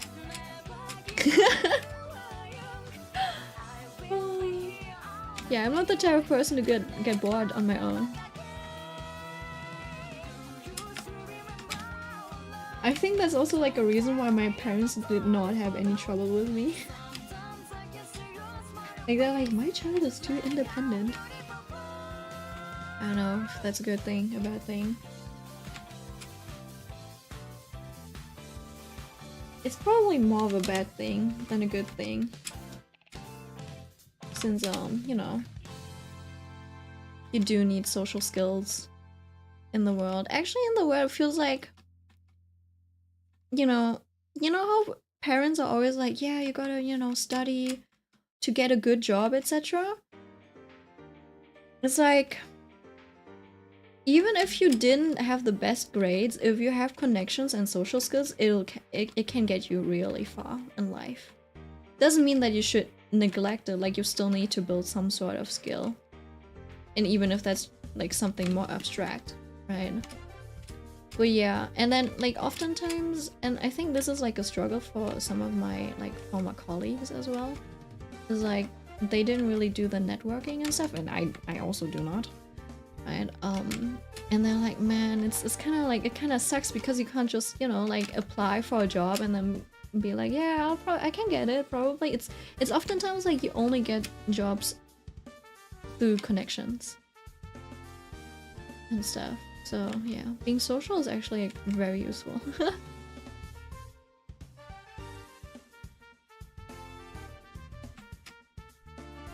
me delete the layer comps. I don't think it's bad to be independent. If you have textbook social skills, the world keeps turning. Wait, what? Hold on. See, I'm kind of like that too in a way. My issue is that I sort of miss getting attention at some point, just a little. Yeah, no, I think that makes sense. It also depends on like what type of attention you like. It was just like, you know, some human interaction, which is very normal. At some point, I'm also like, I feel a little lonely, and then, you know, I go out, meet a friend once. I'm like, oh, this was great. Let's meet again in half a year. You know, like that. But yeah, I think I don't know. If you're that young, you don't think it's too bad. But I think the older you get, the more like the more apparent it is, like that you should have built some connections or just like some relationships early in your life. Because the older you get, the harder it is to make friends. Because at that point, right, friend groups have already been established. And this is just like, I don't think I've gotten to that point just yet. Or maybe I'm like, it's not that serious for me just yet, or it doesn't register for me as serious yet. But for, so a lot of people already have their relationships established. So it's like really hard for you to get into the so-called inner circle. So it's like, it's difficult to become close friends with someone because they already have the close friends, right? It's kind of like that. Does that make sense? So they're like already taken. Is what I've heard from people as well. And well, some people that I know, they're like, I wish I had dated when I was in college. Because now it's so difficult to date. You know, like to find someone. And then also, like, yeah, you need to go out and find gathering spaces. That would probably help. But you know, everything's more digital, more isolated. In the future, right, things are getting more automated and stuff. So people, like, we already lose these like third places, these so-called third places, right? Like a shopping mall or like a playground that kids go to in the afternoon, because now the playground is just at home, online, with a PC, you know? So you're basically missing the like touch grass and meet people part. Nowadays, I'm like, it's actually crazy how social my brother is, because he's like, he does not stay at home at all. So all he knows is like touching grass. It shows. He's very different from me. It's okay, Milk, we can be friends after I finish these studies. These studies are never getting finished, like, ever. I can't do that mushy stuff at all. Like all of my other friends, just someone I can talk to every 50 years. Yeah, exactly. Or just someone to hang out with, like doing your hobbies together. Like, yeah, I'm drawing. What are you doing? Oh, I'm knitting. That's perfect. We're just sitting next to each other, doing our own thing. I really like this thingy. I might be using too much of it. Thing is, I always only draw like the front facing thingy, and I can't imagine how it would, you know. So basically I'm drawing this face of the ball, but if you have like a sphere, you not only have these front facing, but it like also curves around, right? And then you have the back face, and I'm not drawing any of these back faces.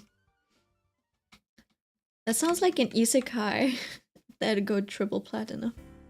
What does that mean? What triple platinum? I'm too grandma for this. You're using a lot of like online internet lingo that I might not know. They do not call me grandma for no reason. What is triple platinum? No, I do not know.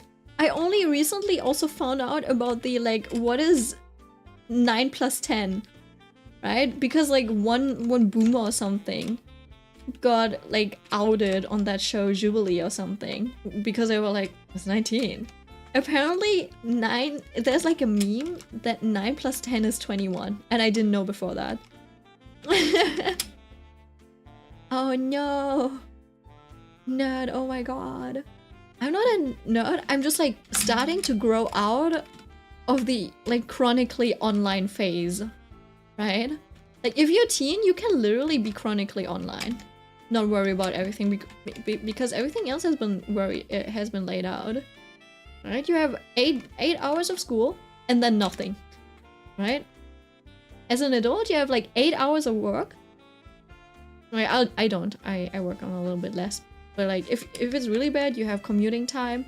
But then also if you live alone as an adult, you're like, all right, 8 hours at home, and then also like 8 hours sorting out my documents and like taking care of this and that, cleaning my house, getting my like making food and getting washed and stuff. And I'm like, I don't have time for hobbies, and it's not like I can stay up until like 4 a.m. and just like live on 3 hours. 3 hours of sleep every day and then just like sleep the whole day on the weekend, because now on the weekend you also have shit to do. It's like, oh no, I couldn't do this within the week, now I gotta do it on the weekend, so you can't even like sleep on the weekend. I'm like, fuck.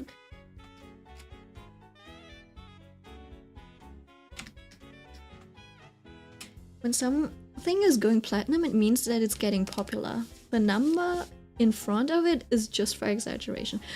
I guess that makes sense. Is that a leak term? League of Legends term? If it is, I'm so sorry. I never got into League of Legends. So that's probably the reason why I haven't heard of that. No? Damn, okay. It was like gold, platinum, bronze kind of thing.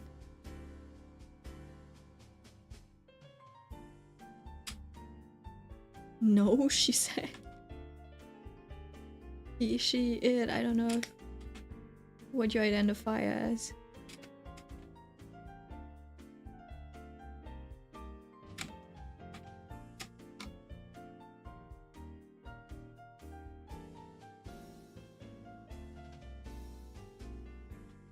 I do like this. It's time to go to breadcrumb. I do know that meme though. You know what? If I cut my hair, maybe I'll look shorter. No, I got short hair. No grandma anymore. It was grandma, not me. I'm a girl through and through. That's nice. Okay, we love girls.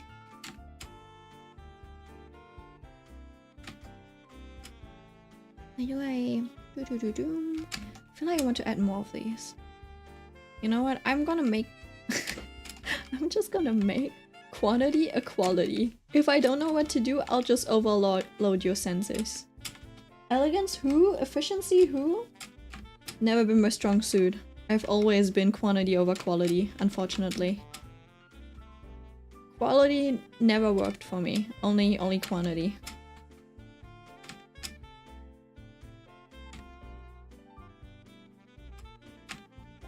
Maybe I can do a darker color.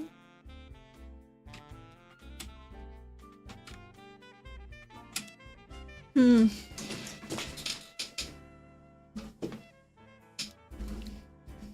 feel like there needs to be something over here.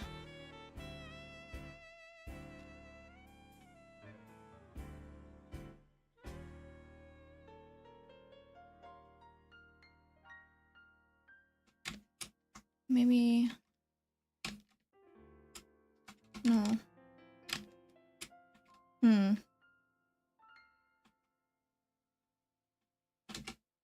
Also, you know what? Maybe I do not. Oh,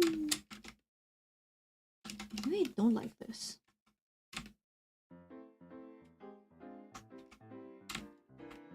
Maybe I want this in a more toned down fashion.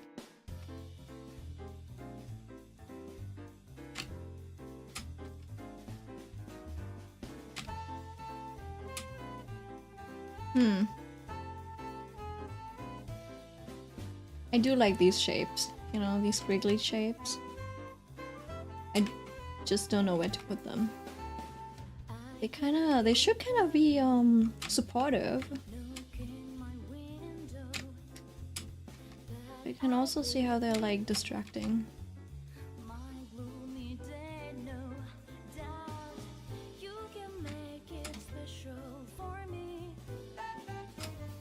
Like over here maybe.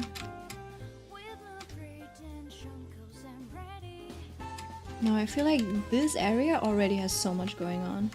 I actually need to fill something out over here. I don't know what. I don't know what to do.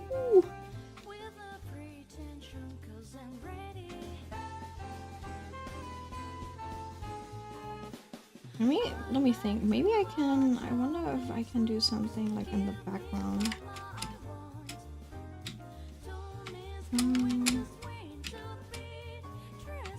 Not this tool. That's too bright.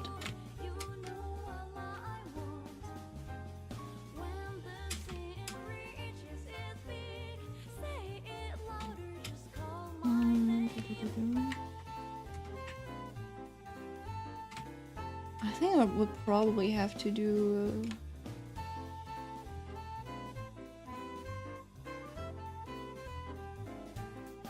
No, that's too many loops, maybe. I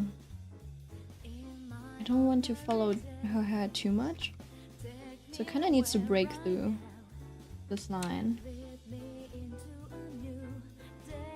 think that might be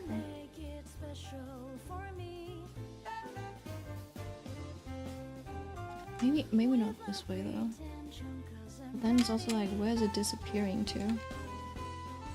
So I just need to give someone a little bit of a hint as to where this thing might be going.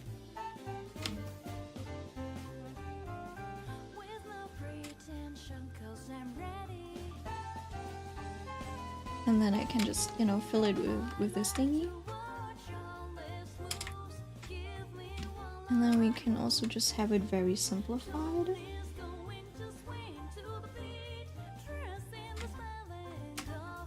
Just like minimal. No detail. See, depth of, like, amount of detail is also important for depth. I can't just like line everything. But also, like, I have this dilemma that how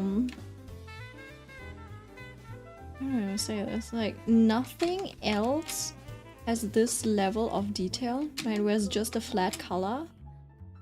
It's just a flat color and shapes, no lines, whatever. So it's kinda like it stands out a little.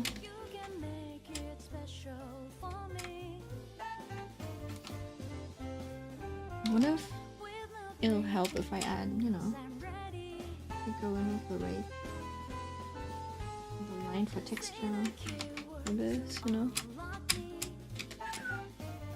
break it up a little. Hello? Oh, there we go. Oh.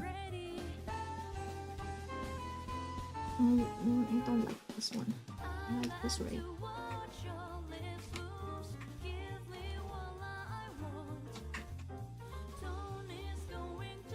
We're one and the same. The struggle's real. I think the texture probably helps a little. I do like the textures I was able to play with though. I think maybe I should take off. No, I think this one should have lines, so the one in the background actually feels like it's more in the background. Because if I take this off, it looks fine.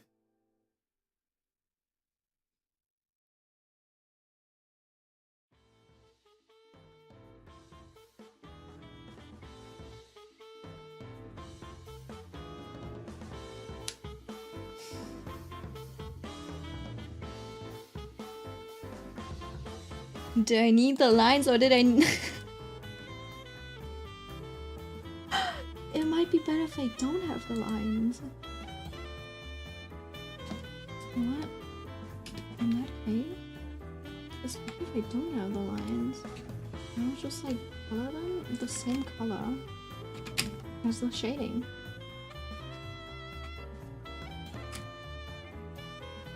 So they just give you the tiniest bit of definition, you know?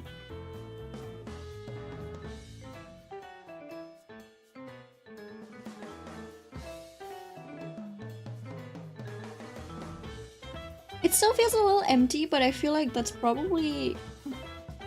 I'll probably be able to solve this just by adding a few dashes, you know, some sprinkles, some splatter here and there. Right, to make it feel completed. Something like this. Just at the, like, edges. Not even the edges, up. Probably something on the center too, but I'd have to like erase a good chunk of this. And because this is very, very specific, very strong. Whenever I hear this like very strong, it reminds me of that one comedian lady who was talking about going to an Asian like nail salon. It was definitely Vietnamese, just judging from the accent. And she was like, do you want to get your beard done as well? She's like, you've got very dark hair, very strong. I don't know, you've probably seen that one too. It's like a lady, slightly bigger. It's got like these brown locks. Just a lot of like. Hold on, and I think she was wearing something dark in that video too. See how this like already feels almost like tied together, and then if I do a tiny little, probably like another star over here, one of these. I haven't seen that, but I know it's funny. Wait, hold on. It's like, hold on, I'll find her. Female comedian. Nail salon.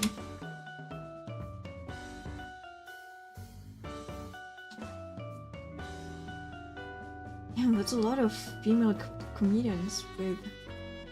Alright, I will not look for her.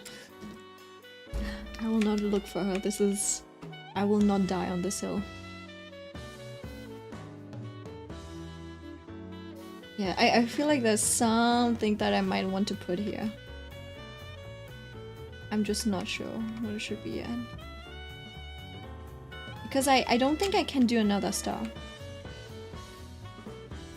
Oh wait, actually I might be able to do a star if it's one of these. See, the composition of shapes. Right, because if I put another star like this, it's kind of messy. If I do a star like this, no? It might actually be okay. Because I can't do, like, these don't have like an apparent connection, so it's a little hard to connect these. These are fine, because there's this flow going in here. And this one, I don't know, this just kind of looks nice at that angle. So yeah, I'm very particular about how I place my stuff and like what way I angle them, I think. But I'm also like not too I don't know. I feel like usually I'm not very sophisticated when I do stuff. Sophistication should be the last word that someone would describe me with, I think.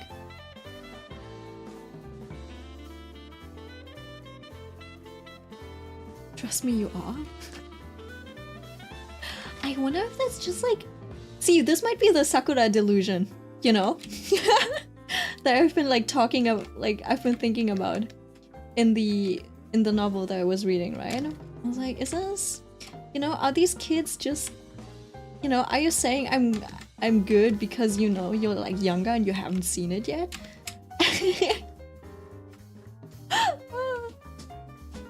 Or is it just like a mental... I wonder if that's also like an... I don't know if it's like an Asian thingy too. I feel like there's probably this mentality of, you know, if you're not at the top or you're not competing with the top, you're not really good. Right? And then for someone who's who didn't come out of a strict household like that, they're like, doesn't matter if you're not at the top, even if you're like, I don't know, in the top half, you're still good. Something like that, right? And they're like, you shouldn't deny that. And then my Asian side is like, yeah, but like, what does it matter if this cannot get me career opportunities, right? And I'm like, what? Like, if it's just for personal enjoyment, it's simply frivolous. But then on the other hand, the Western sphere always tells you to like put stuff in your portfolio that you would like to work on, right? The type of things that you would like to work on. So I'm usually a little torn about those things. Oh, I don't think I'm that much younger. How old were you again? I'm telling you, I'm granny at this point. I wouldn't be surprised. Like, if you heard my age, you'd probably call me uncle or something. I have to say, I feel like I'm probably like mentally stunted. Like, growth-wise, maturity-wise, I'm probably stunted. I'm probably like behind most people my age. I turned 20. Oh, I think you're 26. I'm turning 26. I'm not. I still have 3 months left. Girlie, I still have 3 months left. Please don't. 26 is such a, like, I don't know, man. I think 26 is the worst number out of the 20s number, okay?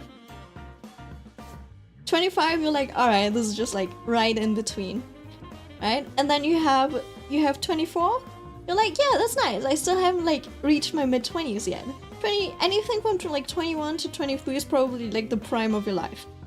And then like 26 is like that start when you know like, oh my god, my end is coming. It's not like, obviously, your end is not coming once you turn 30. Usually people are like, ah, yeah, 30s are like the most chill, etc., right? But 26 is such an awkward number, right? If you look at 27, you're like, that's a nice age. You're like very mature. You're like, I don't know, in between 25, 20, and 30, but you're not like close to 30. 28, similar to 27. 29, it's like, oh, you're almost like 30. So you're that, like, and you probably have a little bit of like dread and be like, oh man, I'm gonna read the 30s. But like for someone who's not 29, I'm like, yeah, 29 sounds like a reasonable number. You're about to hit the 30s, which is like a milestone. But 26 has nothing except for like the existential dread that now you're in the latter half of your 20s. It's such a weird number. I'm telling you. Yeah, that was my rant on the number 26. It's okay, you'll be okay. Like, I think I'm having more of a mental breakdown about the number 26 than I will have about the number like 30 or 29. I'm telling you, 26 is that weird of a number. Because I feel like at this age, it's kind of like expected that you're supposed to have like your shit together at this point, right? And it's like, yeah, you should like have been working for, I don't know, like 5 years now, and you know, which means like now you have 5 years of experience. So, you know, you should know what you're doing. And I'm sitting here like, I do not know what I'm doing. I'm getting better at art. I could probably give art classes at some point. But I also know that like my speaking, like I also know that I do not have the skill to actually set up an art class, right? I would do great as a counselor. Like I would do great as like a second art teacher. Like the main art teacher is doing all the work and all of the work, and I can do all of the yapping. Does that make sense? I would do great in those types of positions. No responsibilities, no managerial work, just yapping. Welcome back, Aiko. Welcome back. What are we talking about? We're talking about how I would be great in a position where I could be a teacher, but not actually have to do the teacherly duties. Where I could just do the yapping that a teacher would have to do. Right? I would just be doing TED Talks, and the students that want to learn and listen, they can listen, and the students who do not want to learn, they'll just be there and be like, yeah, just, you know, just do whatever you want. Just don't, you know, play games, whatever. Just don't interfere with the people that actually want to learn. Milk is having crisis but wants to yap instead. Shut the right. Shut up! I am not having my midlife crisis, okay? I think my midlife crisis, I probably had it when I was 23. Something like that. I probably, no, not my midlife crisis, my quarter life crisis. I already went through it, to be honest. When I was like, not even 23. I think it was like around the time when I think about it. I think it was still, I think about it. Yeah, probably I was like 21, maybe 22. I think that's when I went through all of it. And now, I've reached granny wisdom status, okay? I wouldn't call it crashing out, but I'm just saying, 26 is a very weird number for age, okay? And then, you know what the worst part is though? People actually, like, I've been so stressed my whole life. Maybe not. Maybe it's genetics. People think I'm like older than what I look. People think I look older than what I am. You know how there's people who look younger and stuff? I am not one of them. People always think I'm older than what I'm actually at. Always been like that. But I've also looked like this for the last 10 years. I think I might have like started balding though. No, not really. But I feel like my hair might have been thinning. Maybe I had better hair when I was in high school years. Or maybe my hair just looked better when I had it washed. I don't know. Dude, promise, it's not that bad. It's not that bad. I know, I'll probably still look like this when I'm like 40 years old, and then people will be like, oh, you kind of look younger. Hopefully. Hopefully. Really, hopefully. Unless I have like inherited my dad's genes, because they look old. They look old. It's okay. And who am I going to look young for? Just for myself, honestly, at best. I wish I were you. I have a permanent baby face. And I'm like, no! I just have chipmunk cheeks. Bro, I don't know, man. The grass looks greener on the other side because I think my cheeks always look like sunken or hollow. No, I have like this in-between thingy. It's really weird. Okay, so if I have like neutral face, right? I look so fucking tired. I look tired and sad. I look like I've witnessed World War III or something like that, right? Like I went through World War II. I like witnessed the Holocaust and everything. That's when I have my neutral face on. People think it's like, why are you looking so miserable? If misery was a face, it would probably be mine. Now, the moment that I start to smile, I look like a pancake. I don't know where all of that fat cheek is coming from. It's not there when I have neutral face, but it just like expands. It's so stupid. And then also my features. My features are so funny. I was trying to record some like videos earlier for like a possible live 2D commission, right? It's so funny. Okay, so you know how people can have, you know, these types of eyebrows and also like these types of eyebrows and just like raise them like this? I can't raise my eyebrows like this. My eyebrows are like this, okay? So my only option is like raising it outwards like this. I don't know why my facial muscles work that way, so I can only raise them outwards like this. They just work diagonally on this axis. It's so funny. You see that in my model too. So basically, it's either just like, oh, my model has more range than my actual face has. Funny. So I can only do this. So if I smile, I look like this. Like scrunchy face and everything. Oh, thank God this isn't a Discord call, dude. I'd be laughing. I'm so sorry for you. I'm telling you, my model looks so nice when she smiles. I look like this. Like it's like all scrunched out. And that's why like all, yeah, so I'm really good at making these faces. It's like, you know the face when someone eats something sour and it just like scrunches up like this? I feel like this is my only face that I can do. It's like this. I was like, ooh, that's sour. I was like, ooh.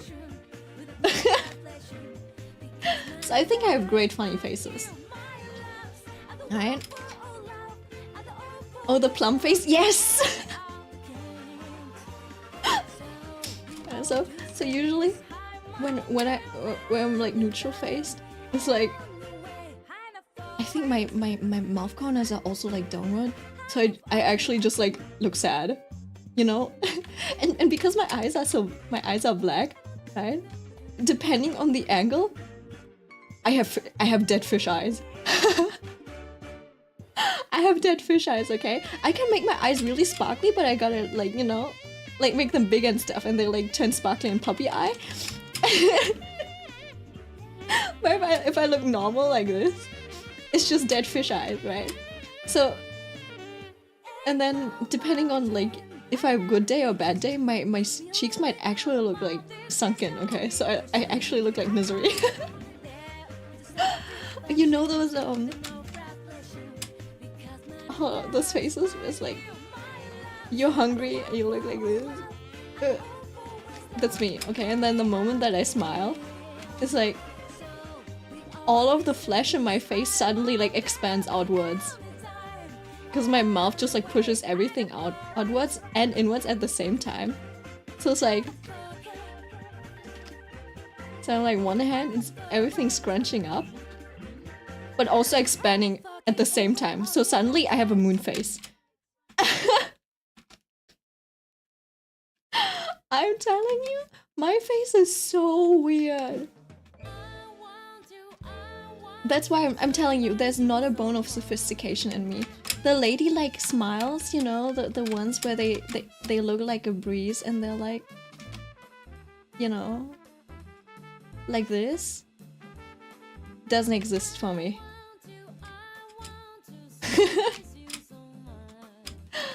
But I have great shocked faces and stuff. I am like if I were a movie character, I'd be comedy relief. Genuinely.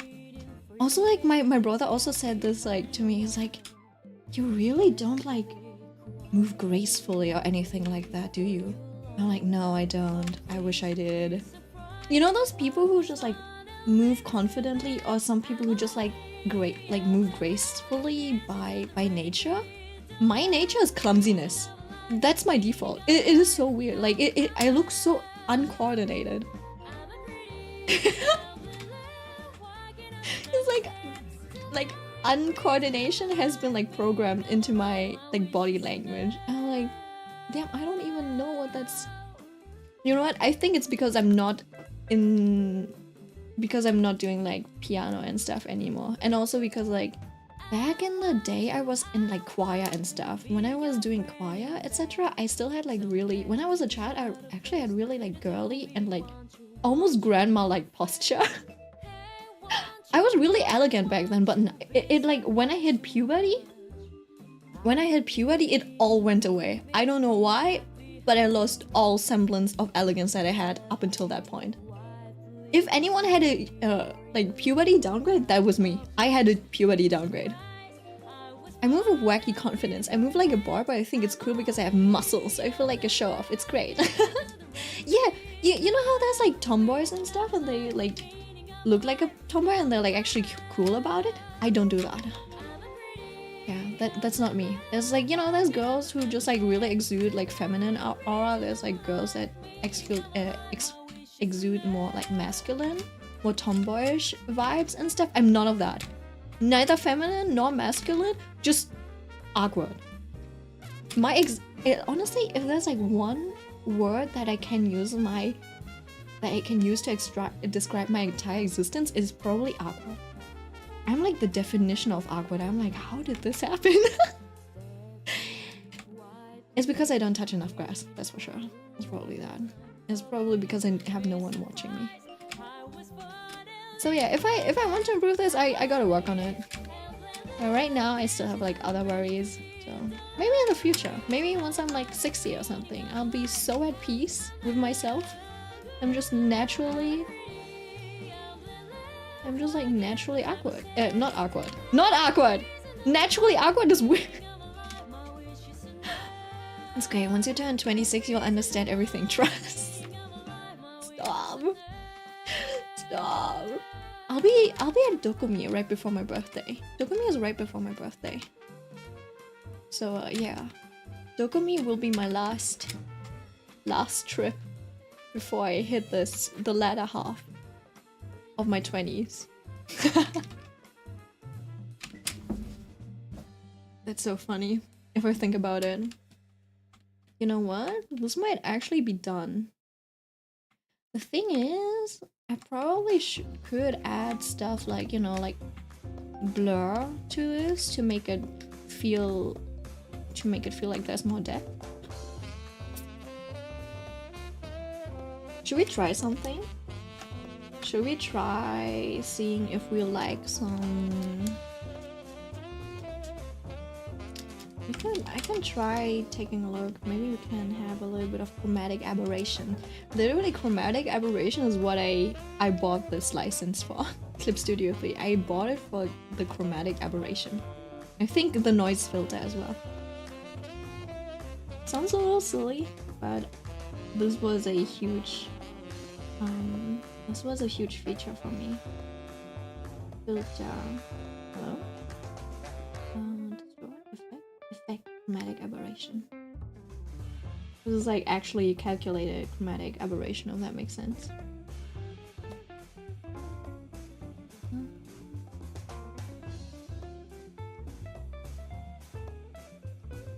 Probably place the chromatic aberration around like the face. Face is focus. Somewhere around here. Is it done already? Oh yeah, there's a little bit of aberration over here. That's interesting. I think I'll keep some of it. That also helps a little bit with depth and stuff. So what I'll do is I'll put it on a mask. I'll take my soft brush and then I paint it in wherever I think I wanted to. You know, which is usually at the edges. That's kind of how like chromatic aberration works. It gets like stronger the further towards the edge you get. So I usually just use it similarly to like what you would use a vignette for. And I'm trying to be careful not to like make things too blurry, because it's like chromatic aberration is kind of like a blur because it like separates the channels, so it makes things a little blurry. I just came back from touching grass and I missed everything. Not worth it. Oh my god. No, touching grass is worth everything, to be honest. Alright. Alright, there's one more thing that I want to do, and it's giving this character a bit of an outline. So give me a second. That's the last thing I'll do for today. Because we're already at 4 hours.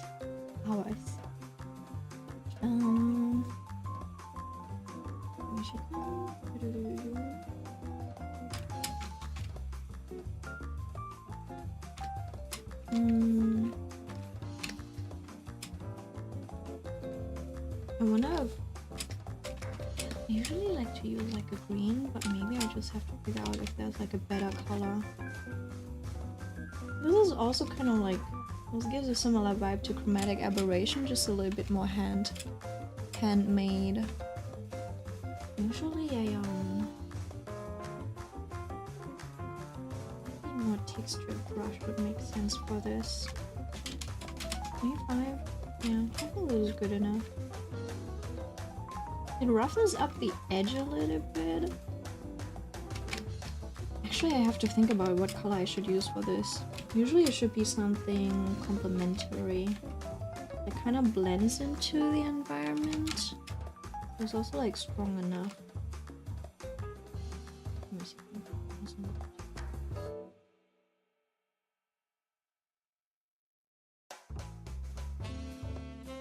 So I guess in this case it should probably be purple actually. Should it? Or should it be? Or maybe like a more yellow toned green.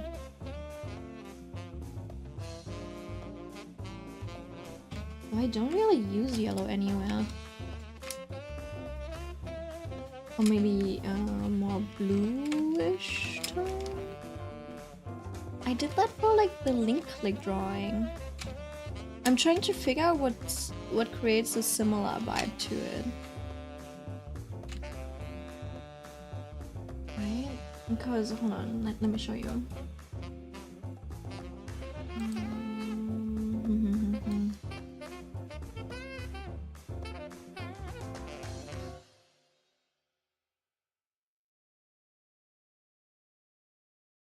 Because I like the way this color feels, like this outline against the background. Yes, hand holding. Yeah, I'm not done with this yet. Thinking that if I get my work done, maybe I'll finish this over the weekend. Yeah. I feel like I need to, I don't know, maybe the clothes, etc. a little stiff compared to things like this, you know. Right.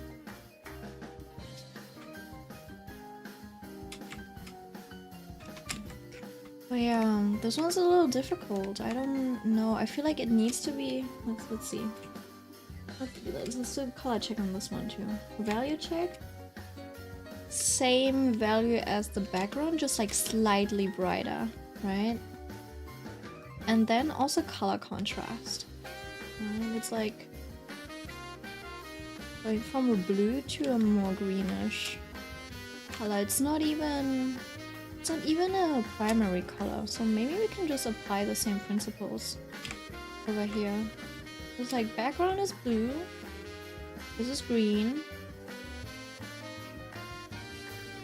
this is green, so maybe it's slightly brighter. Would something like this work? I guess I could do something like that, or I could go the other direction and do a purple. It would have to be more glowy and bright. Not too bright though. I guess maybe it's just like also because this is a darker background rather than a lighter background, so it's kind of hard to do.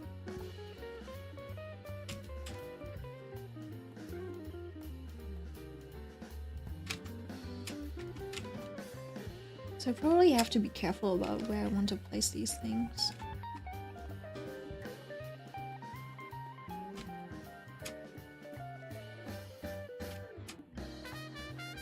But yeah, this one's not the type where I could fit in a yellow. And like this is kind of like chromatic with the background rather than being complementary. Complementary would mean being yellow or maybe orangey. I could try doing an orange. But it kind of feels like orange always feels like a warm glow, so it's kind of difficult to choose. Right, and then the yellow feels out of... It feels out of color range. So maybe I would have to go with like a toxic green type of color. Like this. Gives a bit of a different vibe. I don't know if that's actually like possible.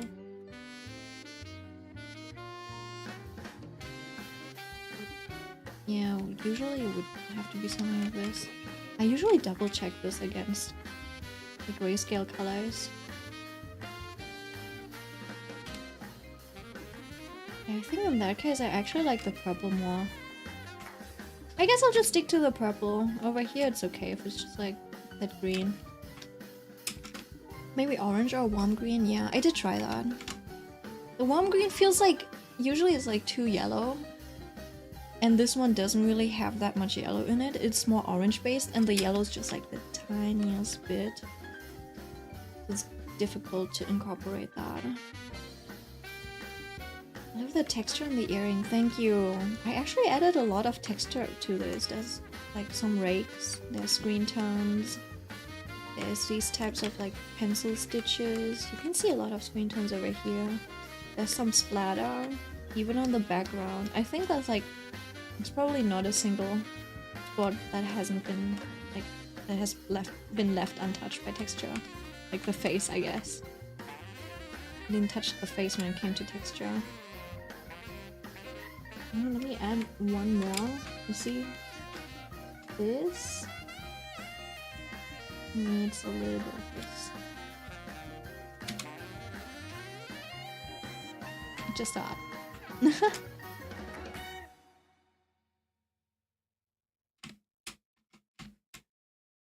It's like slightly brighter, more saturated. A bit of definition. And then this.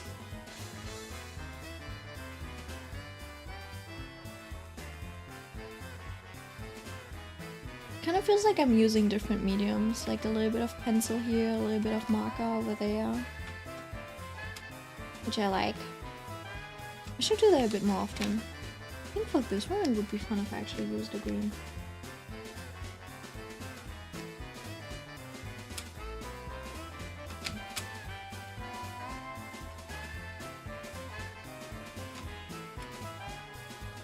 And then I can use a bit of this stronger orange. Yeah, this is not very clean. I feel like I still need to work on my edges, you know, like you can still see those marker edges. But I feel like for now, for the purpose that this drawing should have fulfilled. This one has fulfilled, I think we're okay. I think we're Gucci. I think it turned out nice. It was fun drawing this. I can try. I wonder if I can, you know, add a bit of like green glow around this arm's edge. No, not like that. I did try to add a little bit of like, you know, when something's so bright, you give it a bit of like a shine like this.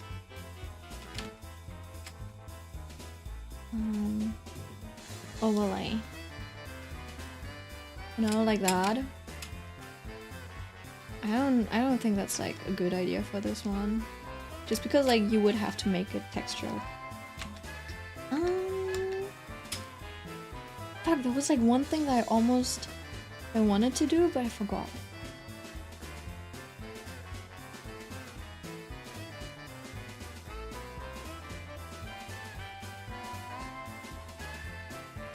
Genuinely, I forgot. I had it just a second ago. Oh no, the dementia is setting in.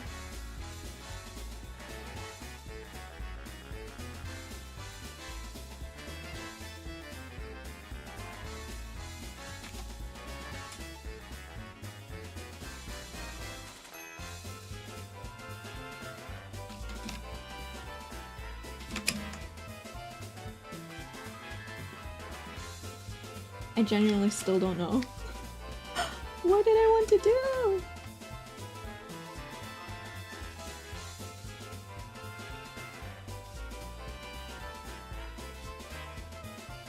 Want to fix something here? I don't think so.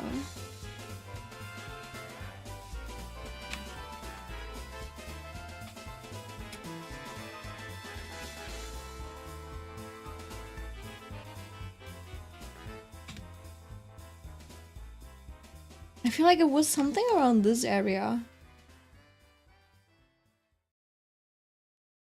No glow.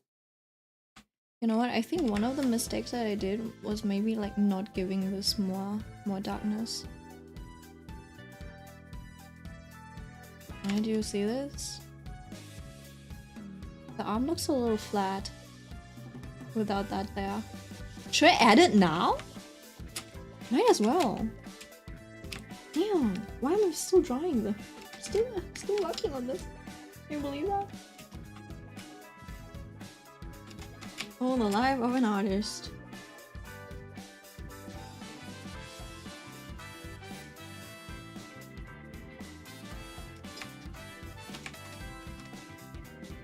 You just blend it in. Whoa, green! Hi, Ace! Yeah, I think I'm entering my green phase right now. I'm really into green right now. This type of green, not even the other type of green. You know, the more like nature looking type of green.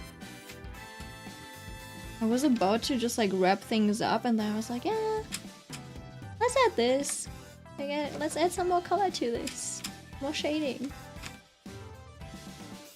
And now I'm here fixing my mistakes. That's how it goes. Being an artist means making mistakes.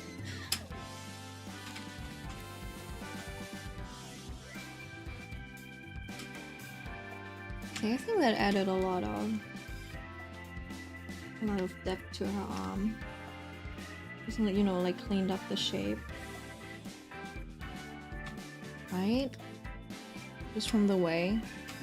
Always big fan of the lighter and kind of jade green. Yeah. Yeah, I really like this. Would that even, yeah, it's not even teal yet. But yeah. Like, I haven't really used that anywhere. But I love it when, I wish more, manhwa characters had this type of hair color. I remember just like whenever I see this type of color, it reminds me of the fuck, what is that? What was the name again? Fuck. It was like some villainous again. Manhwa Rouge. I think his name was Rouge. This guy. Rouge Bear. What was the name? I've become a true villainess. I've become a true villainess? I think that's like the English title for it. There was a promo for that. And I like the art for the the tragedy. Oh yeah, it was the tragedy of the villainess. The tragedy of the villainess promo. I didn't like the official art, to be honest. I like the art of the promo more, the art style. Where is it? Dude, she kind of looked like this. It's like a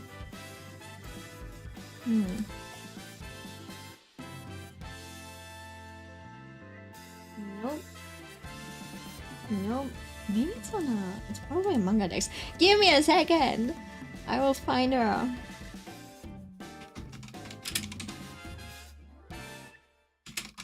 Oh, there we go. Oh. Of a villainess. This is the promo.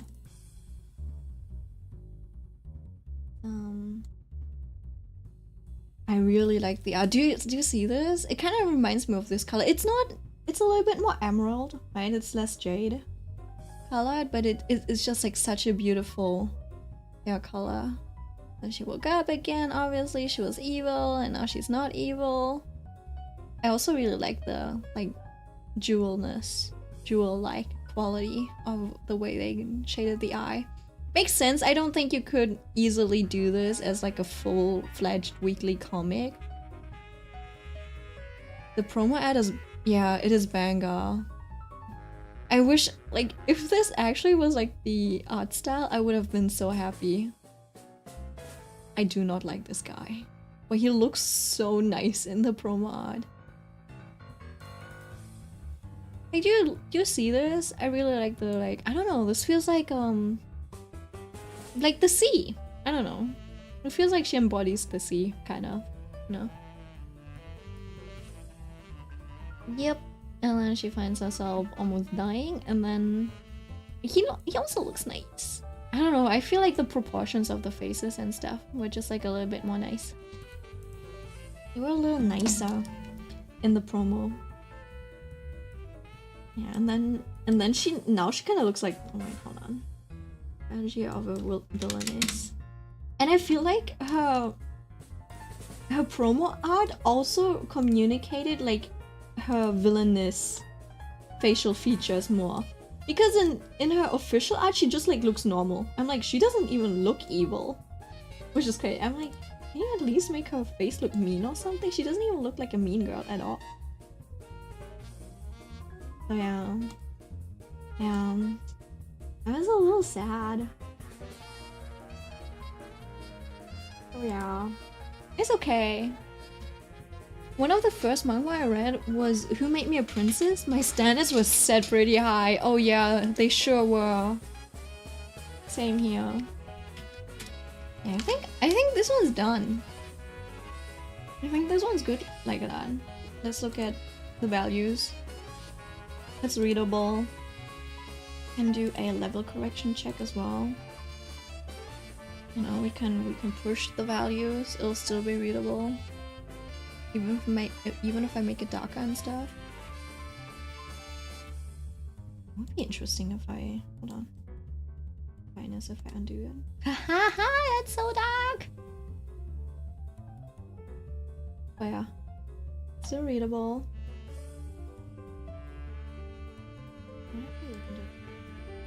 That's so interesting. I know now, like if I go back, this now kind of looks like it's too light.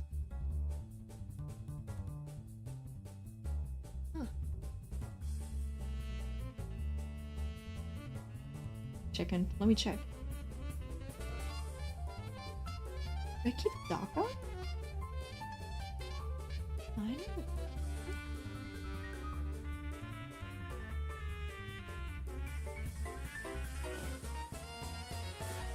I mean, it is more readable. It looks less washed out. It's also like a little too strong still, I feel like. I probably just need a like small push in values in contrast. Do you think this is better, or do you think the like lighter version is nicer? Maybe I can do something in between where it's like I like don't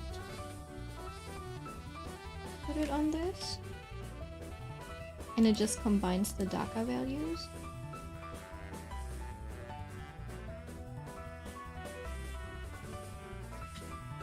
Stop, I need to stop working on this. I need to finish this.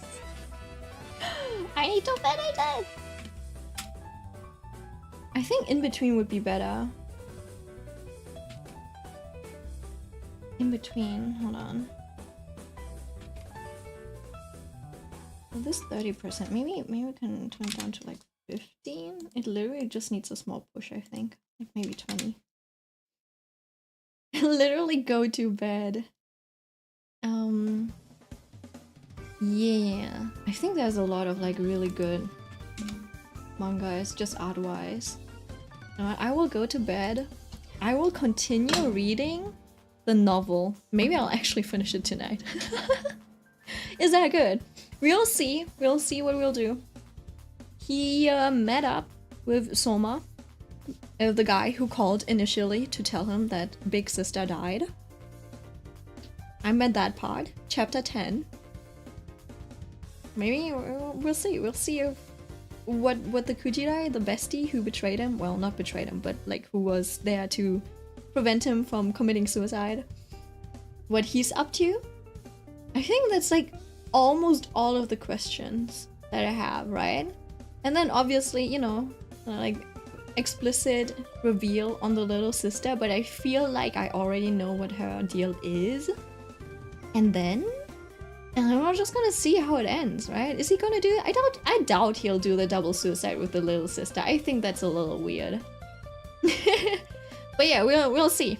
That's it. I had fun drawing this. I had fun finishing this actually. Right. See you around. Goodbye. Good night. Sleep tight. Don't let them bed bugs bite.